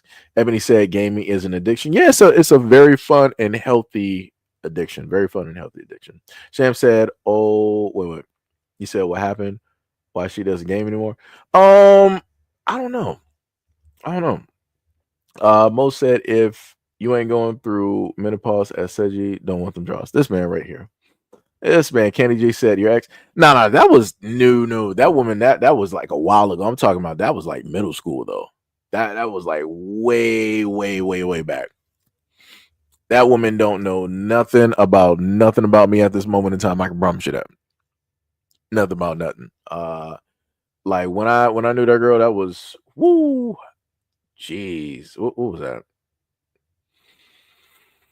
That was back during like let's say like the time of like 8 Mile being in theaters. Like that's back during the time. Well, for those who are from Detroit, that's back when the auto show was in Detroit. I'm not even sure what the auto show is at this moment in time, but yeah, that was like back then when the auto show was at Kobo. Like that's how far back that was. Because I remember her. I think was it her dad or her uncle? I forgot what it was. Like we technically went on like a mini date, and they had like this big Yukon, and we were watching like 8 Mile or whatever. and we were just like in the back, like watching like the movie and whatnot. They fell asleep though. I don't know how they fell asleep. That was like crazy, but yeah. Crazy work though. Let me see. Ebony said the church girl is most likely watching you. Nah. Nope. Not at all. Like last time I saw that woman, she was I think didn't she have like a kid and everything? I forgot. But yeah, it seemed like she was doing good, happy and everything. So, like I said, glory to the winner. Have things, sit up there. Like I said, I don't really stick on, things from the past. Hopefully people don't carry the same things from the past into, like future relationships. Things that, people did when they were younger. Hopefully they grow past that and don't bring that, let's say, into like, like a marriage and different stuff like that. Usually I look at it as like, all right, it is what it is. Hopefully, you find the right person and things will, work out for you and, all that other type of stuff. Like I said, that's how I look at it. Candy said, you said you don't know what happened to her. So I said that she was on here watching this. Oh, okay. I got you. Yeah, I got you. Yeah. I mean, anything. I mean, you do. I mean, technically, y'all got points. Y'all do got. Let me just highlight both of them because y'all saying like pretty much like the same thing. Y'all both got points though. Because how long I've been doing this, and it's highly possible could have pulled through at like a a moment in time. People like to stay incognito, different things like that. So it's possible, but I don't know. It's like for me mentally, I'm like, once people in my mind, I'm like, once people are basically just like done with something like a long time ago, people basically move on and pretty much forget. It's usually on the opposite end. Like for me being a guy, you tend to remember everybody else, and everybody else tends to, in a sense, forget about you. Usually for guys, that's how it works. Because the guys who view that woman as being important, the women didn't view those guys as being important. So for us, it's like they left an indelible mark memory wise. So it's like a thumbprint. It's like we remember, in a sense, what we considered a woman, girl, whatever, that was like special to us for a multitude of reasons. Like, that memory is directly right there. And in some rare instances, if you happen to meet that person, it's like things will flood back. It could be 20, 30, 40 years from now. And then if you happen to see that person, it doesn't matter what that person went through. Like that person in your view is still that same person that you viewed at that time. So it's like somebody else could be like, oh, that person, they did like they was sitting up there like stripping, they do OF and da. That's not even that type of woman. You ain't caring about nothing. It's like, I don't care. Move out the way. I don't care what you sitting up here saying. It's like, me and this person had a whole different type of thing versus what it is that you were talking about. Is I don't care what you're saying. I'm going to sit up there and talk to the person because we are still, unfinished or whatnot or whatever. That's how people tend to view it. But like I said, you always have those people out there that'll pull up to the scene trying to, mess stuff up. God said I'm lost, but I hit the like button anyways. It tends to get like that on these live streams where I just start like going into like random conversations, maybe about life and different stuff like that. Ebony said, oh yeah, I hooked myself on Half-Life, TFC. Oh, you talking about Team Fortress, right? Counter-Strike, Unreal Tournament, and Quake 3. Old school gaming was the best. Ooh, that's some classic gaming. Oh dear God, you took it back. That is crazy. That is crays. Sam says you, are you busy off the stream? Want to play Remnant 2? I'm not stuck or anything. I just had a lot of fun, laughing so hard. Yeah, I don't know how you died. So y'all weren't able to basically like see it. Like me and Sham sat up there and played Remnant 2. Remnant 2 is a game. It's sort of like a roguelike, type of thing and whatnot or whatever. Anyways, I was dying crazily as if I never played the game before, and I beat both Remnant and Remnant 2 by myself, and then I went back through and beat it with other people that needed help and whatnot, because I had, certain bills and stuff. I went back through there and I had to fight certain bosses that I hated fighting. The Q boss I hated because of like the timing. And it's like you gotta get, back into the rhythm once you've not been on that for so long. Crazy work. I was just dying left and right. I'm like, you got to be kidding me. And then I sat up there and saw Sham. She was just like taking her sweet time. I'm like, she's about to end up beating the boss. I'm going to be dead, but she's going to end up beating the boss. And lo and behold, gave about a good 4 shots to like the last block that was there, killed the boss. I'm like, see, I'm like, this is how this be happening. But yeah, it was hilarious. Other times I'm just sitting up there like falling off the map. I'm like, oh my god. I'm like, did I not? Did I not just see that gap? I'm like, I done played this map over 100 times, went through this, and I'm dying to the silliest stuff that I've ever seen in my life. I'm like, I'm dying like a noob. I'm just strictly scrubbing it up out here. I'm like, this is crazy. That's crazy.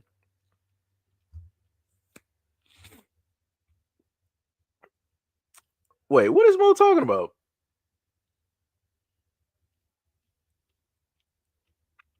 Wait, I ignored what? I didn't see. Wait. Let me hold on. Let me just. Just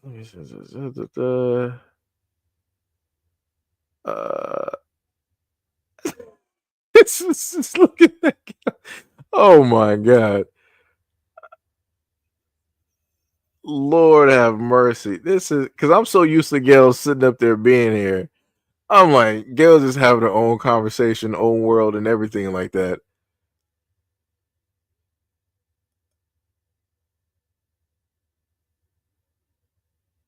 Lord have mercy.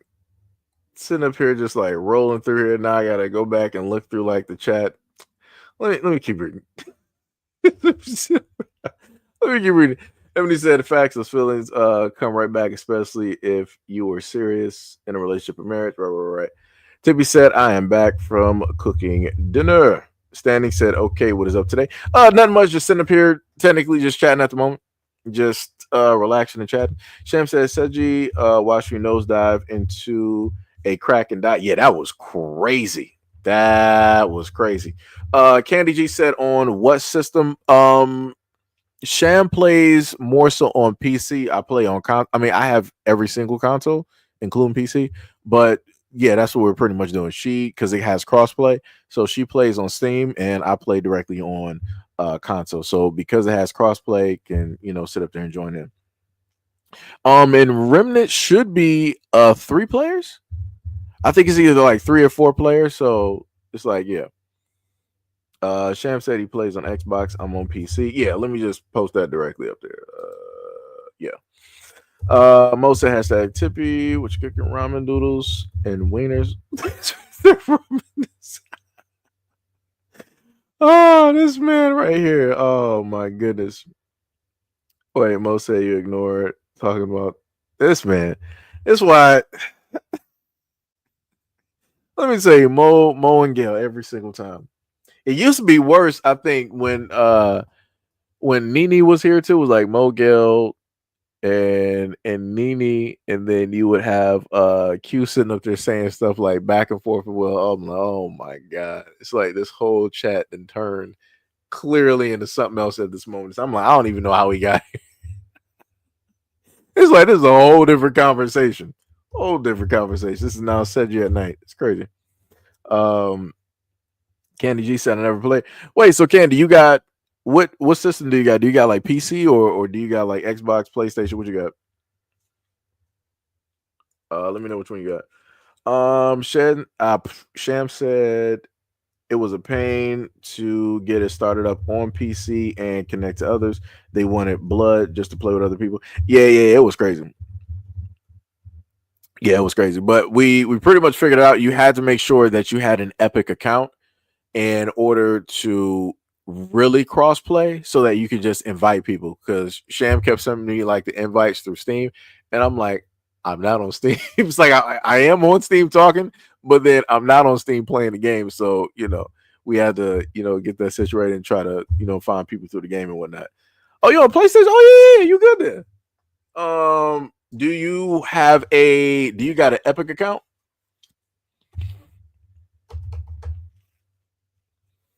Let me know if you got an Epic account. Because technically, that'd be more people just dying directly on the screen. Now I'm not sure how game chat is gonna work because I don't think we got actually inside game chat because I actually tried that before and Shane was like, yeah, I couldn't even hear you. And I was like, wow, I was just talking to myself for like 30 minutes, just sitting up here laughing and dying and just like complaining about the game. And I was just talking to myself. Out here looking crazy. Let me tell you. You said, oh yeah. So you good then? Yeah. So you are now I gotta actually how would I specifically do? Wait a minute, I can't even showcase that. Let me see.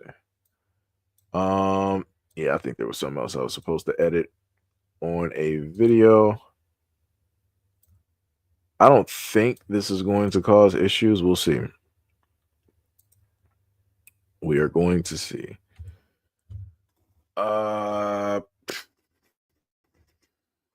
Let's see what we got. Yeah, now I can hear my graphics card currently running. Let me get to projector preview. Let me pull that directly up. We got to take this off the King of the Hill and go back to. Let me go to Remnant.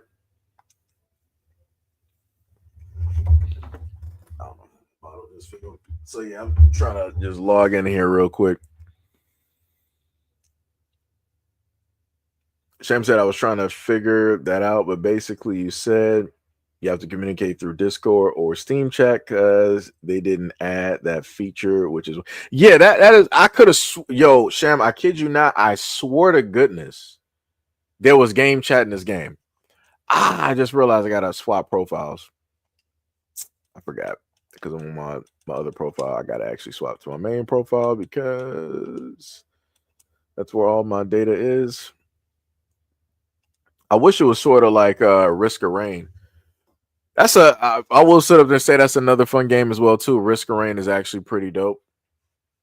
I'm not sure if Sham actually has that one as well, but that's a pretty fun game. I got that for both. Risk of Rain is actually so fun. I bought it on Steam and I bought it on Xbox as well too. Let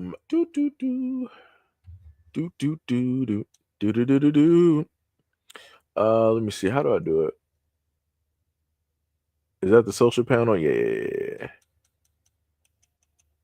So how would I do this? Okay, so I can see that Sham is online. I wish they would just show it by way of what's the name? Yeah, so how would I let me see. Because I would have to go right back. Well, I guess you don't need to see it. But yeah. So I would need your Epic. Well, actually, no. I don't even have to do that. You can just add me. So basically it's the same channel name, SEIJIHITO, all caps _ Seiji _ Hito on Epic. If you like go to search directly for like friends or to like add a person, you just type that directly in there and I should get a message. I would just need to know what your name actually is though. Ebony said, guys, I have to run. Got to work in the AM. Everyone have a good night. All right, Ebony, much love, respect, and appreciation. And thank you for being here and taking time out to be a part of this live stream. Much love, much love. Sham said I was trying to. Yeah, Sham said it's a co-op game, but there's no in-game chat. That's so weird. Yeah, that's bars. That is straight bars. So yeah, probably what I'll end up doing, Sham, at a point in time. Like I said, I'm horrible with this. I'm not current, more consistent when it deals with live streams on stories. Let me see. You said BBW Candy Girl. Let me see if I could find you. Caps and underscore.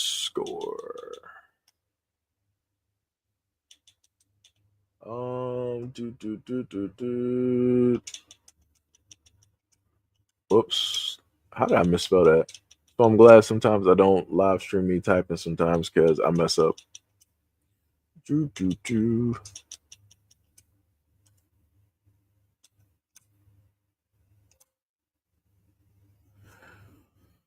All right, so we have 3 people directly for the remnant of the ashes. So we got 3 people. This man Mo hilarious. This man Mo like, yo, I'm about to sit up here and add you real quick, even though Mo said that he didn't have a system. This man be lying out here in these streets. this man be out here lying. Let me tell you something. Let me tell you something. See, I sat up there and sent the what's the name directly out there. Oh, the amount of deaths that I'm probably gonna have today is gonna be ridiculous. Oh my goodness. I think it would probably be worse on Risk of Rain as well too. Wait a minute, Sham, do you got that? Do you have Risk of Rain or no? Wait a minute, does Mo have a PC? I feel like Mo has to have a PC. I feel like he has to. It's like I forgot the wait, is that the same profile picture that he had directly up there? Yeah, the flat screen with the dude chilling. Yeah. Man, that's crazy. So wait, Sham said no, I don't have Risk of Rain. I'm looking at it though. I might get it. Let me see something real quick. Give me a second. I'm about to just see something. And then the crazy part is Risk of Rain has DLC and everything like that.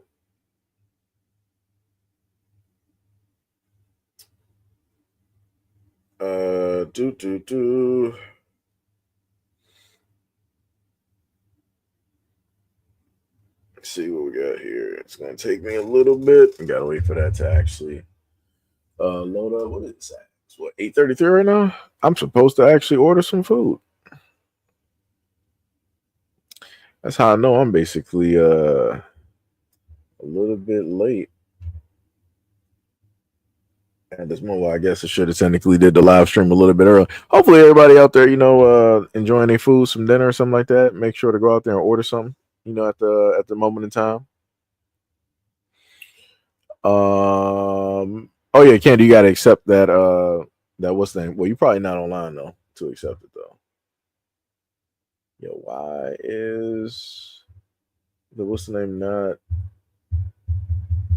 showing up like it normally would? There we go.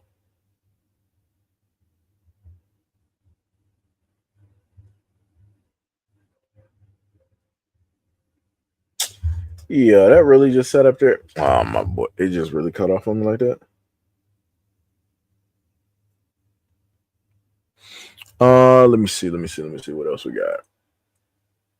Oh, okay, yeah, you say now. Okay, so when you happen to get on, you'll see the I accepted. Well, not accepted. I sent you a friend request directly on there.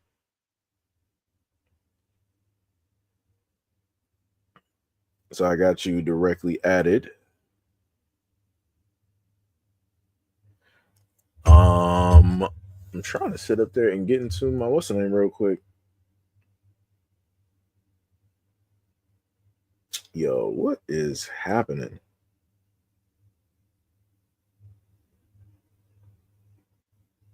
It's acting a little bit crazy. Okay, you said okay.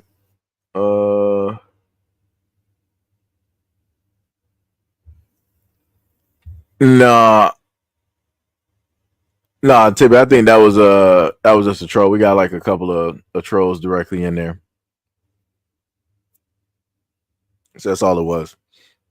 I would say like, yeah, don't even, pay it no mind or whatnot or whatever.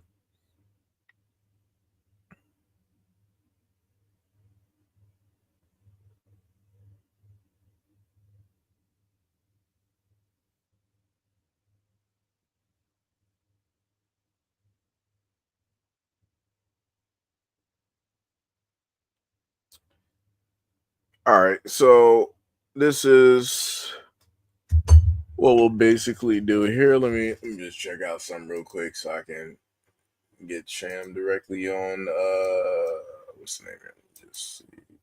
Do.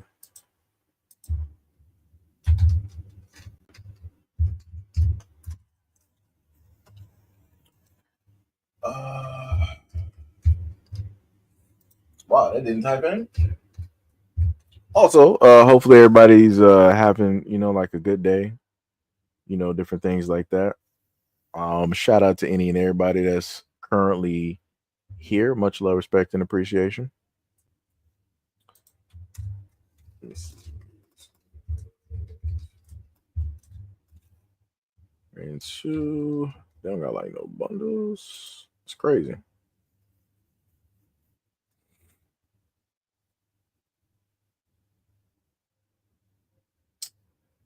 Was that all of them? Oh, they don't got that? That's crazy. Mm. All right. So we'll just do that real quick.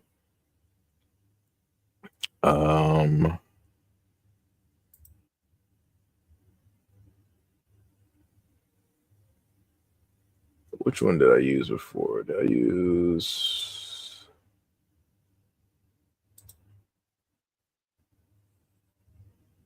do.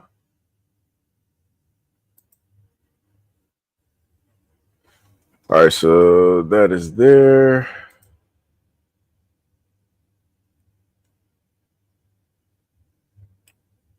All right, so now let me just shut down OBS real quick.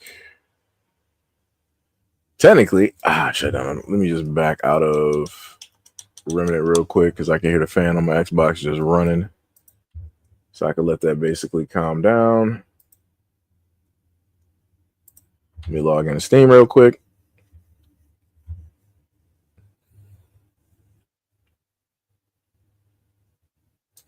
Steam do be having some sales. Shout out to anybody that's also a Steam player directly out here in the streets. Now that I'm technically used to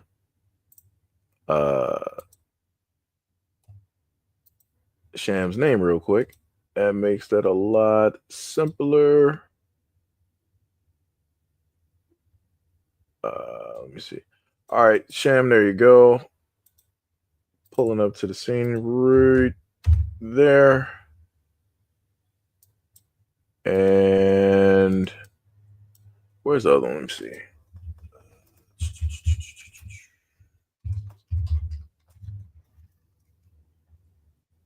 Is that the whole thing?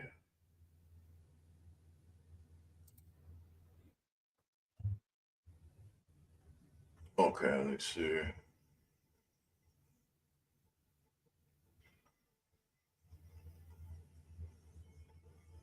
Oh, yeah, it was doing too much with that one.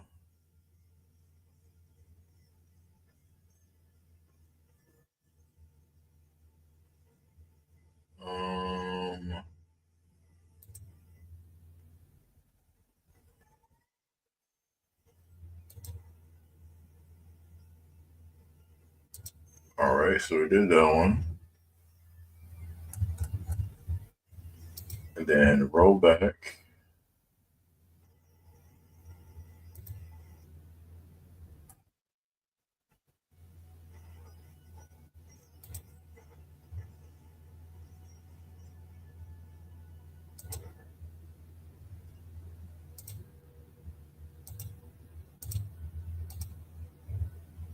Okay, so that happened there.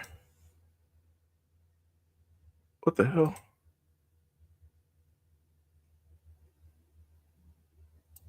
Okay, there we go. Right there. And right there.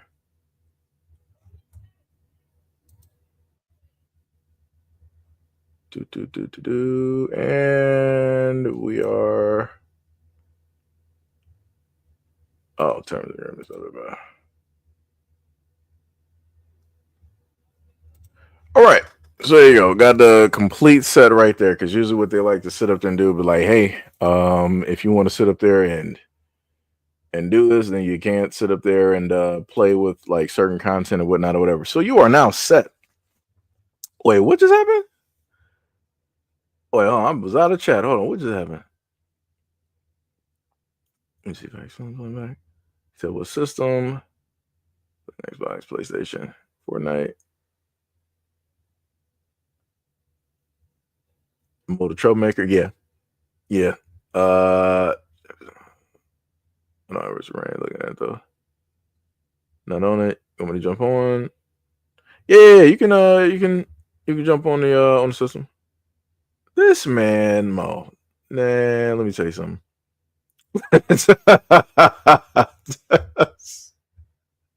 Oh man. Oh my goodness. Tippy said I think the chat distracted you from showing us other. Oh snap! It did. Yo, that's hilarious. That is hilarious. Sham said, "Oh, thank you, Twitter." You said, "LOL." I need to make a wish list. Yo, let me tell you, I got a lot. I got like over like 100 and probably like 55 games directly on my Steam wish list. But a lot of those games, I'm not even sure if I even really want to still play them because it's been like a while. So it's like, yeah, I would need to actually go through and like fix, the. I think I got a watch list. I don't think I got specifically a wish list, or maybe I do. I don't know. I'll have to sit up and check. But anyways, I do got 2 videos. Shout out to Tippy because I did actually forget the other 2 videos. So let's actually look at those real quick.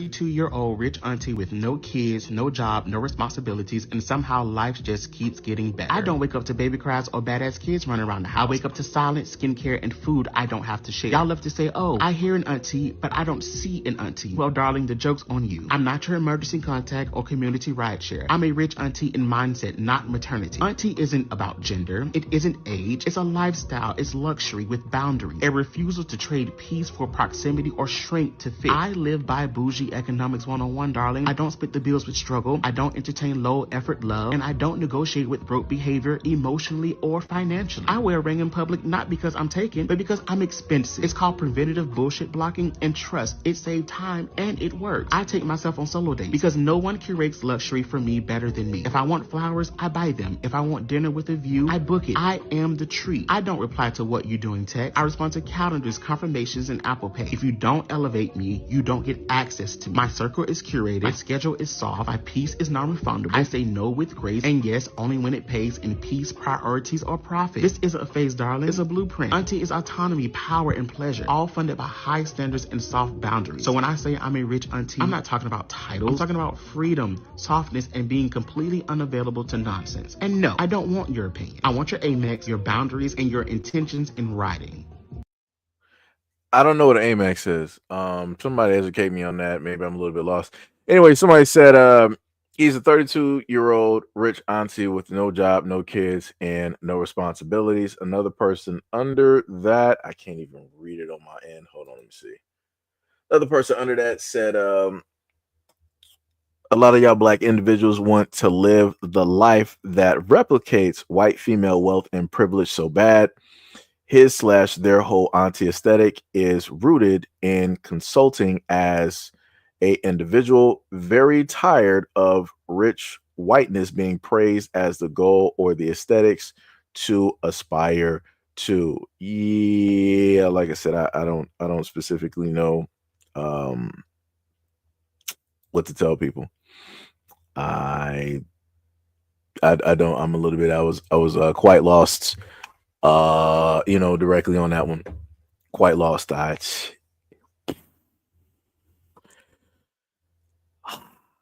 I don't even know where to count. I don't even know where to even go. My mind was just blown.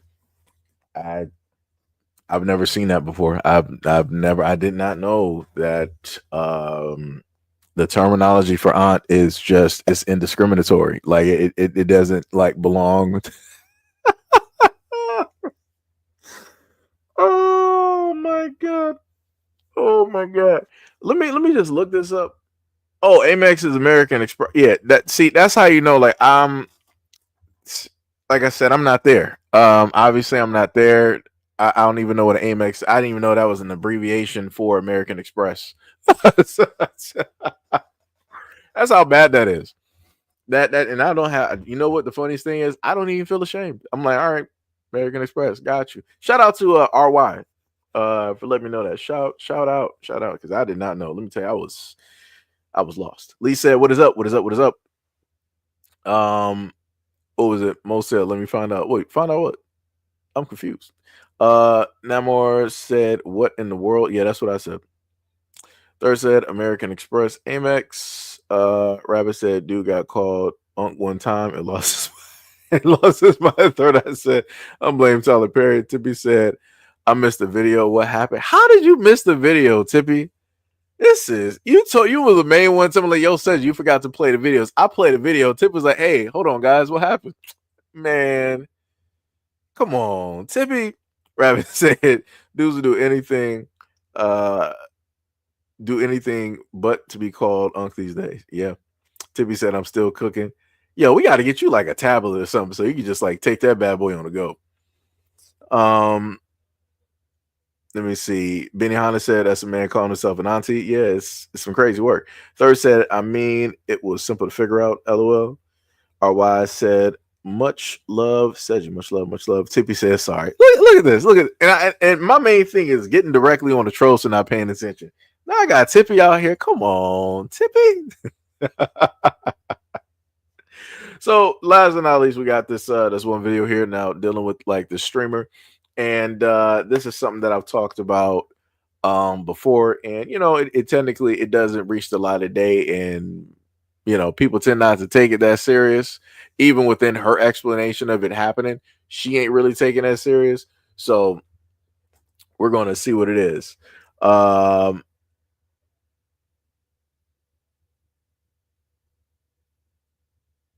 I don't even know what just happened there, but yeah, let's go to the next one. Let me see. She was like, actually, she was like 23, and we started getting like flirty and like touchy when I was 17. I think she was 23 at the time. So she's talking about another female streamer. Because I spent so long like defending this girl, and I thought like she was a victim too. And in some cases, yeah, but it's like, why would she like why? I don't know. And it took me a long time too because it's like, you know how people can be when it comes to like girls versus guys doing weird shit? Girls get away with a lot of stuff. And I'm being like, for real, girls get away with a lot of shit. Because it's like, oh, well, it's a girl. You know, girls are like inherently innocent, right? No, no. I even remember one of my friends was straight up like, dude, like, she just like groomed you. Like, what? And I was like, I don't know. I feel like I kind of like glitched. I was like, what? That's not possible. She's a girl. But no, it's possible. I think it's weird. Yeah. I don't know. I don't know how I feel about it because it's just again it's like a really weird situation. So I feel like, and I also just can't say anything really. I can't just outright say it because you know, yeah, I don't know. Anyway, damn, how did we get on this topic? Anyway, let me put my horn back on. Related to it in a way. I kind of feel like I related to it, and I kind of relate to it now because it's like one of the reasons I don't talk about the woman that did that to me is because it's like it's a conventionally attractive woman, like who's popular. How am I ever gonna like be taken seriously? No one's gonna give a f. They're gonna be like, oh, you should be grateful because people are like that. People have been like that, and it's like, why should I be grateful? Like I'm traumatized. Hello, what? It's just like, I don't know.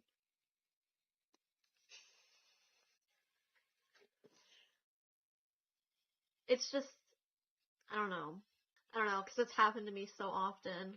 Even like, I was dating a girl who was grooming me, and like, she didn't SA me or anything. But there was one time we were out and there was this really creepy guy kind of just like making me really uncomfortable to the point where I started crying and I got like really uncomfortable. And we had to leave because I had a panic attack like at the place, so we left and we went back to her place. And I remember I was like laying in her bed, and I was still like really upset, and she was just like, I'm just so horny right now, like I'm kind of like horny. And it's like I literally just had a panic attack because some guy was being a total creep. Like, what do you mean? Like, why are you trying to like frick right now? Why are you talking about that right now? And that was really weird. So it's like, it's not even just men. It's like women can be like a little freaking weird too. It's not even like, yeah, it's like I was literally feeling uncomfortable and scared because I'm telling you, like, this guy was like creeping on me so hard. He was getting like really close. Like, so we were at an arcade with a few other friends, and he just kept like hovering really close behind me and like next to me, and I kept like backing away. So like we were watching I got you. our Wrap it up. Play the friends other one. do DDR, and this was me, and this is the guy, okay? And he kept scooting closer in and in. This is me, by the way.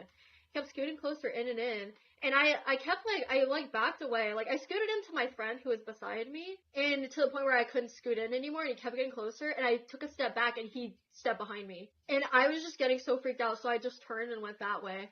And even before that happened, he was hovering so badly next to me, and I was just so like scared and creeped out. And I left the group, and I had a panic attack at the table, and I was just like, I can't, like, I need to go home, like, I can't do this. It was so scary. And it's just like after that, I can't believe she was just like, she was trying to after that, and I was so uncomfortable, and I was just like, I don't remember if I said anything to her, but I think I just was silent. I don't know. But So yeah, more than likely one of the dudes that she was talking about was one of the awkward ones that I told y'all about before, where you got some of these dudes who may be interested in a girl to find her attractive, and he like socially, he's awkward. He doesn't really know how to engage, how to sit up there and talk, how to just be. So the dude is like doing like some anime, type of thing where he's like, okay, well, let me just get closer to the person and let them know that, I like them or whatnot or whatever, or find them attractive. Again, stuff that people do in anime is not in reality how you should go about anything.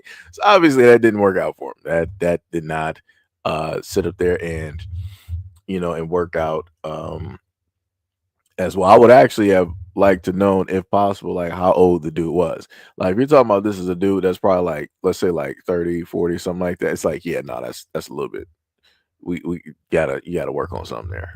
If that's a dude that's like 20s, like let's say like 20, 21, something like that, it's like, okay, I can kind of get, why you're awkward and whatnot or whatever, and all that other type of stuff. But yeah. Yep.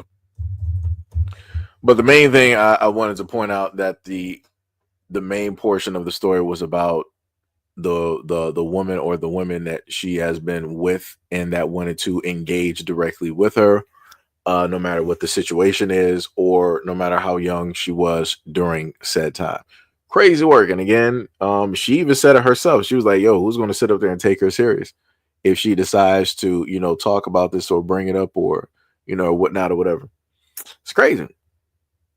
That is crazy. But like I said, I felt like it would be more believable if she said it versus if a guy, if the roles were reversed and a guy was talking about this on stream, the reactions would be vastly different. It'd be vastly different. But I think, what was it? Somebody wanted me to play the previous video. I got you. So let me go back to the person that said that they were basically an aunt.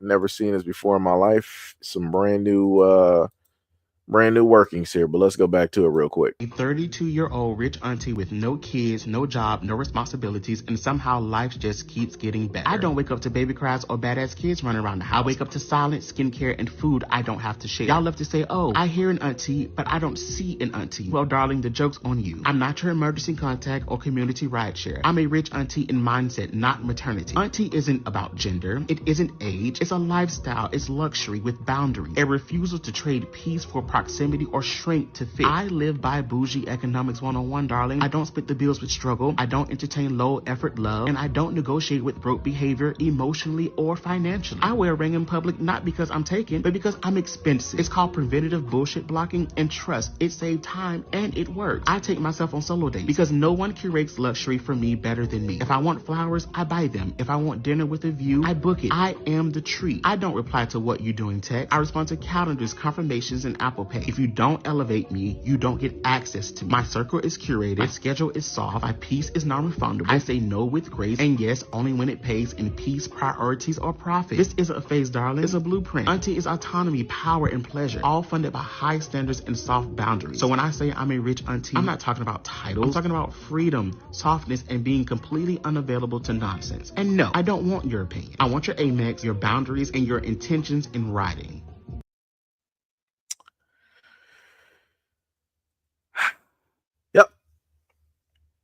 Yep, like I said, living in a very interesting world. Very, very interesting world. That's the best I got for you. Oh boy, that is the best that I got for you. Oh man, this is why in a lot of circumstances I'm like, you know what? This is why I just stick to video games. This is why I just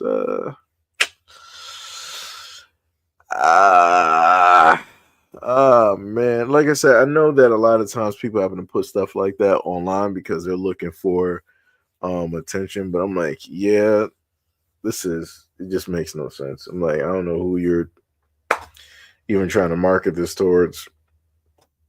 I don't even know. Realistically, I don't know. I don't even feel like getting back into this topic again. I don't even feel like doing it. I don't even feel like doing it. That's just crazy. Boy, somebody said pure madness. Chef said, okay, I'm gonna need a bit of prejudice, but women's spaces are not for men or want to be women or dictate what or who an auntie is. Yeah. Namor said they don't tolerate this effeminate. Oh, you talking about Uganda. Tippy said WTF. Miss Ladybug said, well, okay. Sham said, also, if you can't cook, you can't be an auntie. Just saying. Yeah, all of my aunts knew how to cook. They knew how to cook, and they was cooking on holidays. They was right there with my grandmother, and they're right there with my mom in the kitchen, sitting up there cooking from that night all the way into the morning and a little bit into the afternoon. And probably, catch us some sleep on the couch, or probably drove back real quick to get a few hours before they had to come back and finish up some stuff. Rabbit said he trying to get Michael B. Jordan. That's crazy. Sam said, Power World. Yeah, the funniest thing, I was on Power World when it first came out. I beat 2 of the tower bosses, and I built my little Power World area, and I got my One Piece fruits directly from a lot of the trees. I don't know if they got like some more fruits there, but I made sure to mark those areas directly on a map so I can go back and collect the fruits and whatnot. But at one point in time I stopped playing because I started playing like other stuff and whatnot. So, but yeah, I still got my saved data and everything like that, and I know they had like patches and updates, so mine is pretty much up to date. It's just been a while since I've been on there. Kings Down said, looking like a college track shot put player. Yeah, like that dude looked like he can sit up there and play some sports, but he wouldn't be playing no sports. I'm like, man, you got all that muscle mass, and I'm like, you could be sitting up there like powerlifting. You could be sitting up there playing like some football somewhere or whatnot or whatever. It's like, man, genetics. It's like that could be, you could sit up there and put that to work on somebody's team or whatnot, and ain't nothing happening. Georgia said the direct result of Martin Luther King and Malcolm X assassination, a generation of lost souls. That's exactly what they want. Sham said, "Okay, I'm going through your Steam wish list." Yeah, a lot. See, that's the thing, though. A lot of those games, yeah. I don't know. I don't know what to sit up there and tell you. A lot of those games, nah.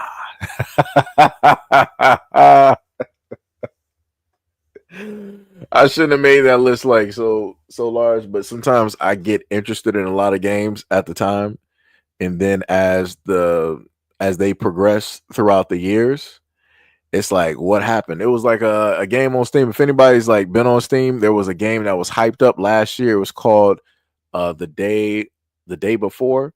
Yeah, it should have been the day before, and it was gonna be like a zombie shooter. It was gonna be dope. And then they made $2 million. They were like Russian. They made $2 million and dipped off real quick.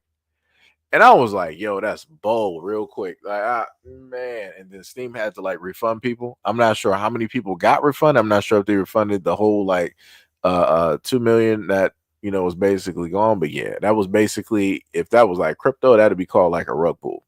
Because that's exactly what happened. That is some crazy work. RY said, my soul bleeds for humanity, and these kids are coming up confused. Like I said, hey, whatever people want to do is whatever people want to do. It's just the titles and whatnot, how everything is just swapping. I'm like, yo, what? I'm like, what is actually happening? Like, how? Like I guess I don't know, man. Like I don't know. I don't know what to tell people. Sham said, yeah, Steam games be hit or miss sometimes. Yeah. And especially like sometimes they'll do a good job at putting together like trailers, and then the trailer is just like, that's it. It's like that's all we pretty much got. That's all we pretty much got. Let me see. Is that the video I got earlier? Yeah, I got that one earlier. Oh, also, shout out, much love, respect, and appreciation to people that pulled directly up to the scene as well too. Oh, we actually had about a good 21K. Shout out to y'all. Much love for pulling up to the scene. But yeah. That's I think that's pretty much it. That's pretty much it. Mainly it was going to be the videos we talked about earlier. I would have actually stayed on that topic for probably about like 4 hours, like going back and forth and reading y'all comments and everything like that. So yeah, shout out, much love and respect to all of y'all that stayed directly here. That's how you know I'm hungry and I've been here too long. Shout out to y'all who basically stay here. Shout out to all 53 that we got at this moment in time. Shout out to all members in the channel. Much love, respect, and appreciation to the brothers and the sisters directly out here. Shout out to anybody else as well that is a part of the channel, either by way of donating to Cashapp, donating to the Patreon as well too. Shout out to anybody who might have also bought in like a t-shirt and a hoodie directly over time. Much love, respect, and appreciation. And like I said, shout out to all of y'all that pulled up to the last video that I posted.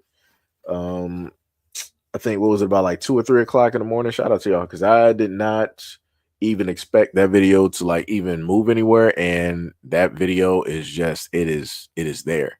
So shout out, much love, respect, and appreciation to y'all pulling up to the scene. Like I said, I feel like this has been a long time coming with everything going on, and yeah, we about to hit that 40K. I've actually been in the 30 range for about a good, since about, I think last time I checked, the thing was like since like 2023. I've been in about like the 30 range for this channel here. So yeah, it's been a long time coming. It's been a very slow grind to get up here. But yeah.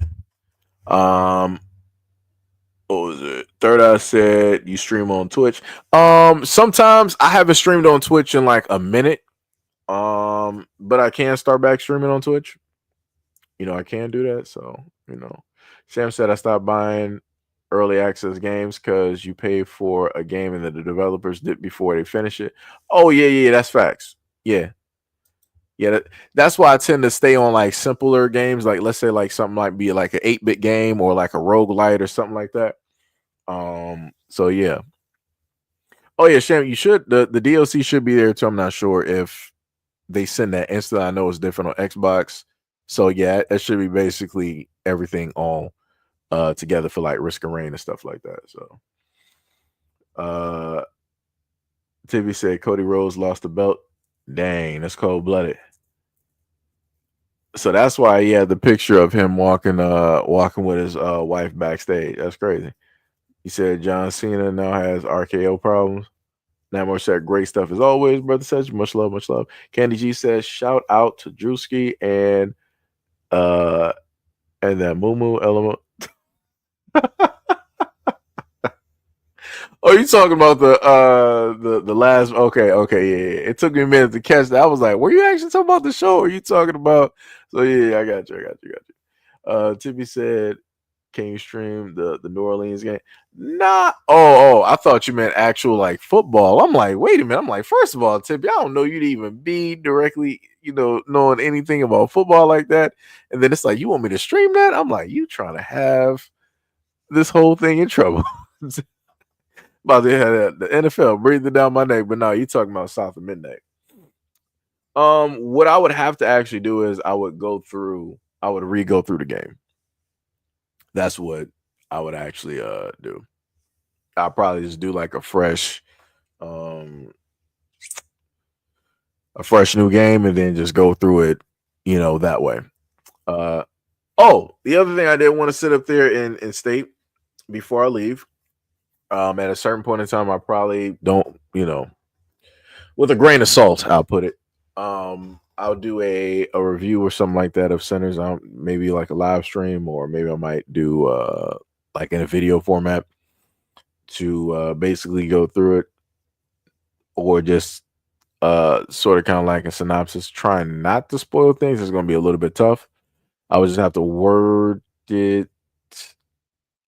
Or maybe no. Maybe I'll probably just use like the trailer.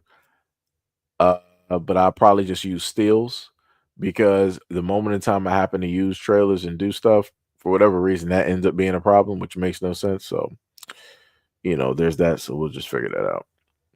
Because that I tried to do a review over one of the DC animated films, and they had a problem with that. I'm like, bro, this is literally a video review of using like the trailer or whatnot, whatever, to do a video review, just talking directly through it. I'm like, all these other channels do it. I'm like, I don't understand what the actual problem is, but Tibby said, I don't know nothing about football. If fans yell out flag, I'm screaming foul. This woman, and I can literally hear Tibby's voice whenever she types.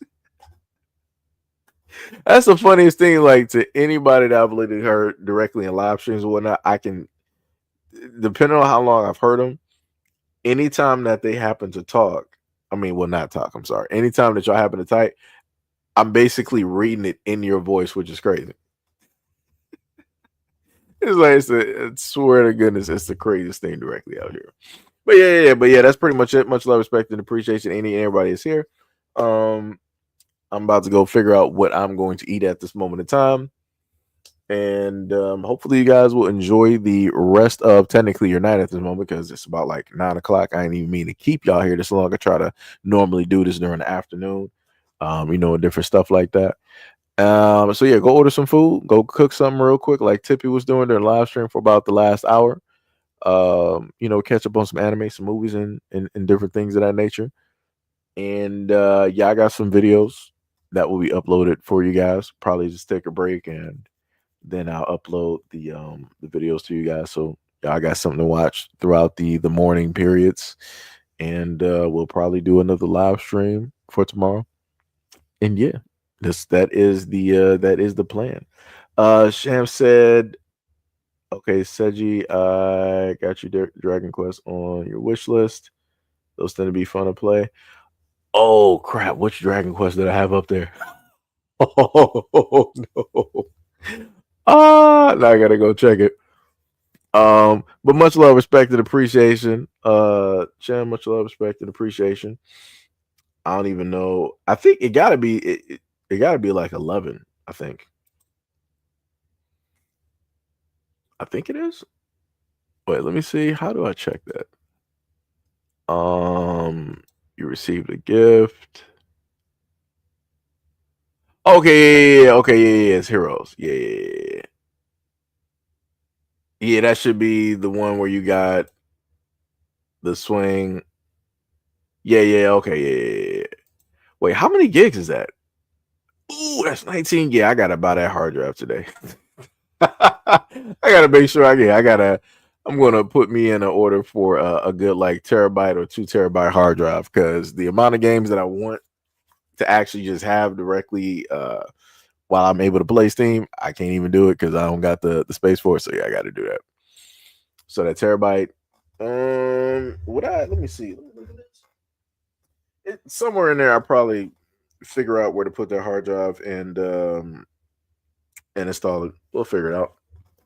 But yeah. Much. Shem said you getting an external. Yeah, it'll probably be an external. Yeah. Tippy said because you know how I sound. Yep. This will do. Sham said you said you got a 5. Woo. See, that's adulting. That's adult gaming right there, where you got like the 5 terabyte. Yeah, I don't know nothing about that. That's rich money. You just let me know in so many words. 3 letters. I'm sorry, 2 letters and 1 number that I'm broke. See, that's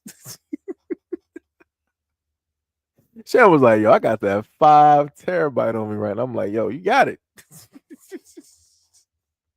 You got it. You got it out here. You rich. Let me tell you.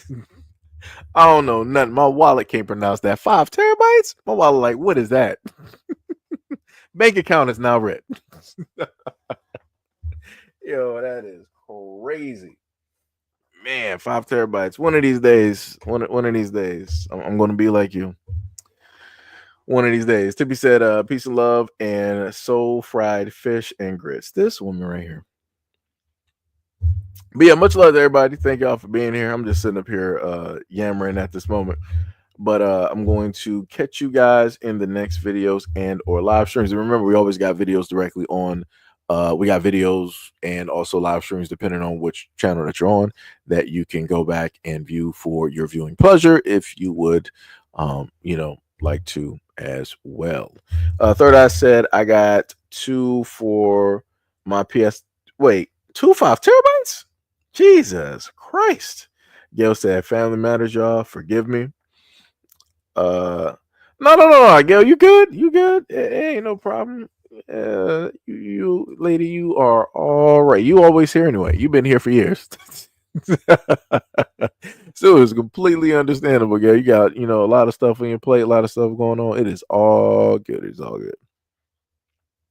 Third Eye said 2 terabyte. Okay, I got you. Sham said, be safe, y'all. Have a good night and eat well. Bars. Straight bars. Mo says Sham got all that storage. Yeah, like that, man. Let me tell you, that's a lifetime worth of storage. Lifetime, dog. It's crazy. Oh, this man. See, yo, let me tell you, I'm sitting up there reading this normal. And this man Mo sitting up there reading this from a whole different viewpoint. Oh man. That's why I wouldn't be able to take y'all nowhere. Couldn't take y'all nowhere. Crazy work. Anyways, love y'all. Talk to y'all later. And that is it. Peace out.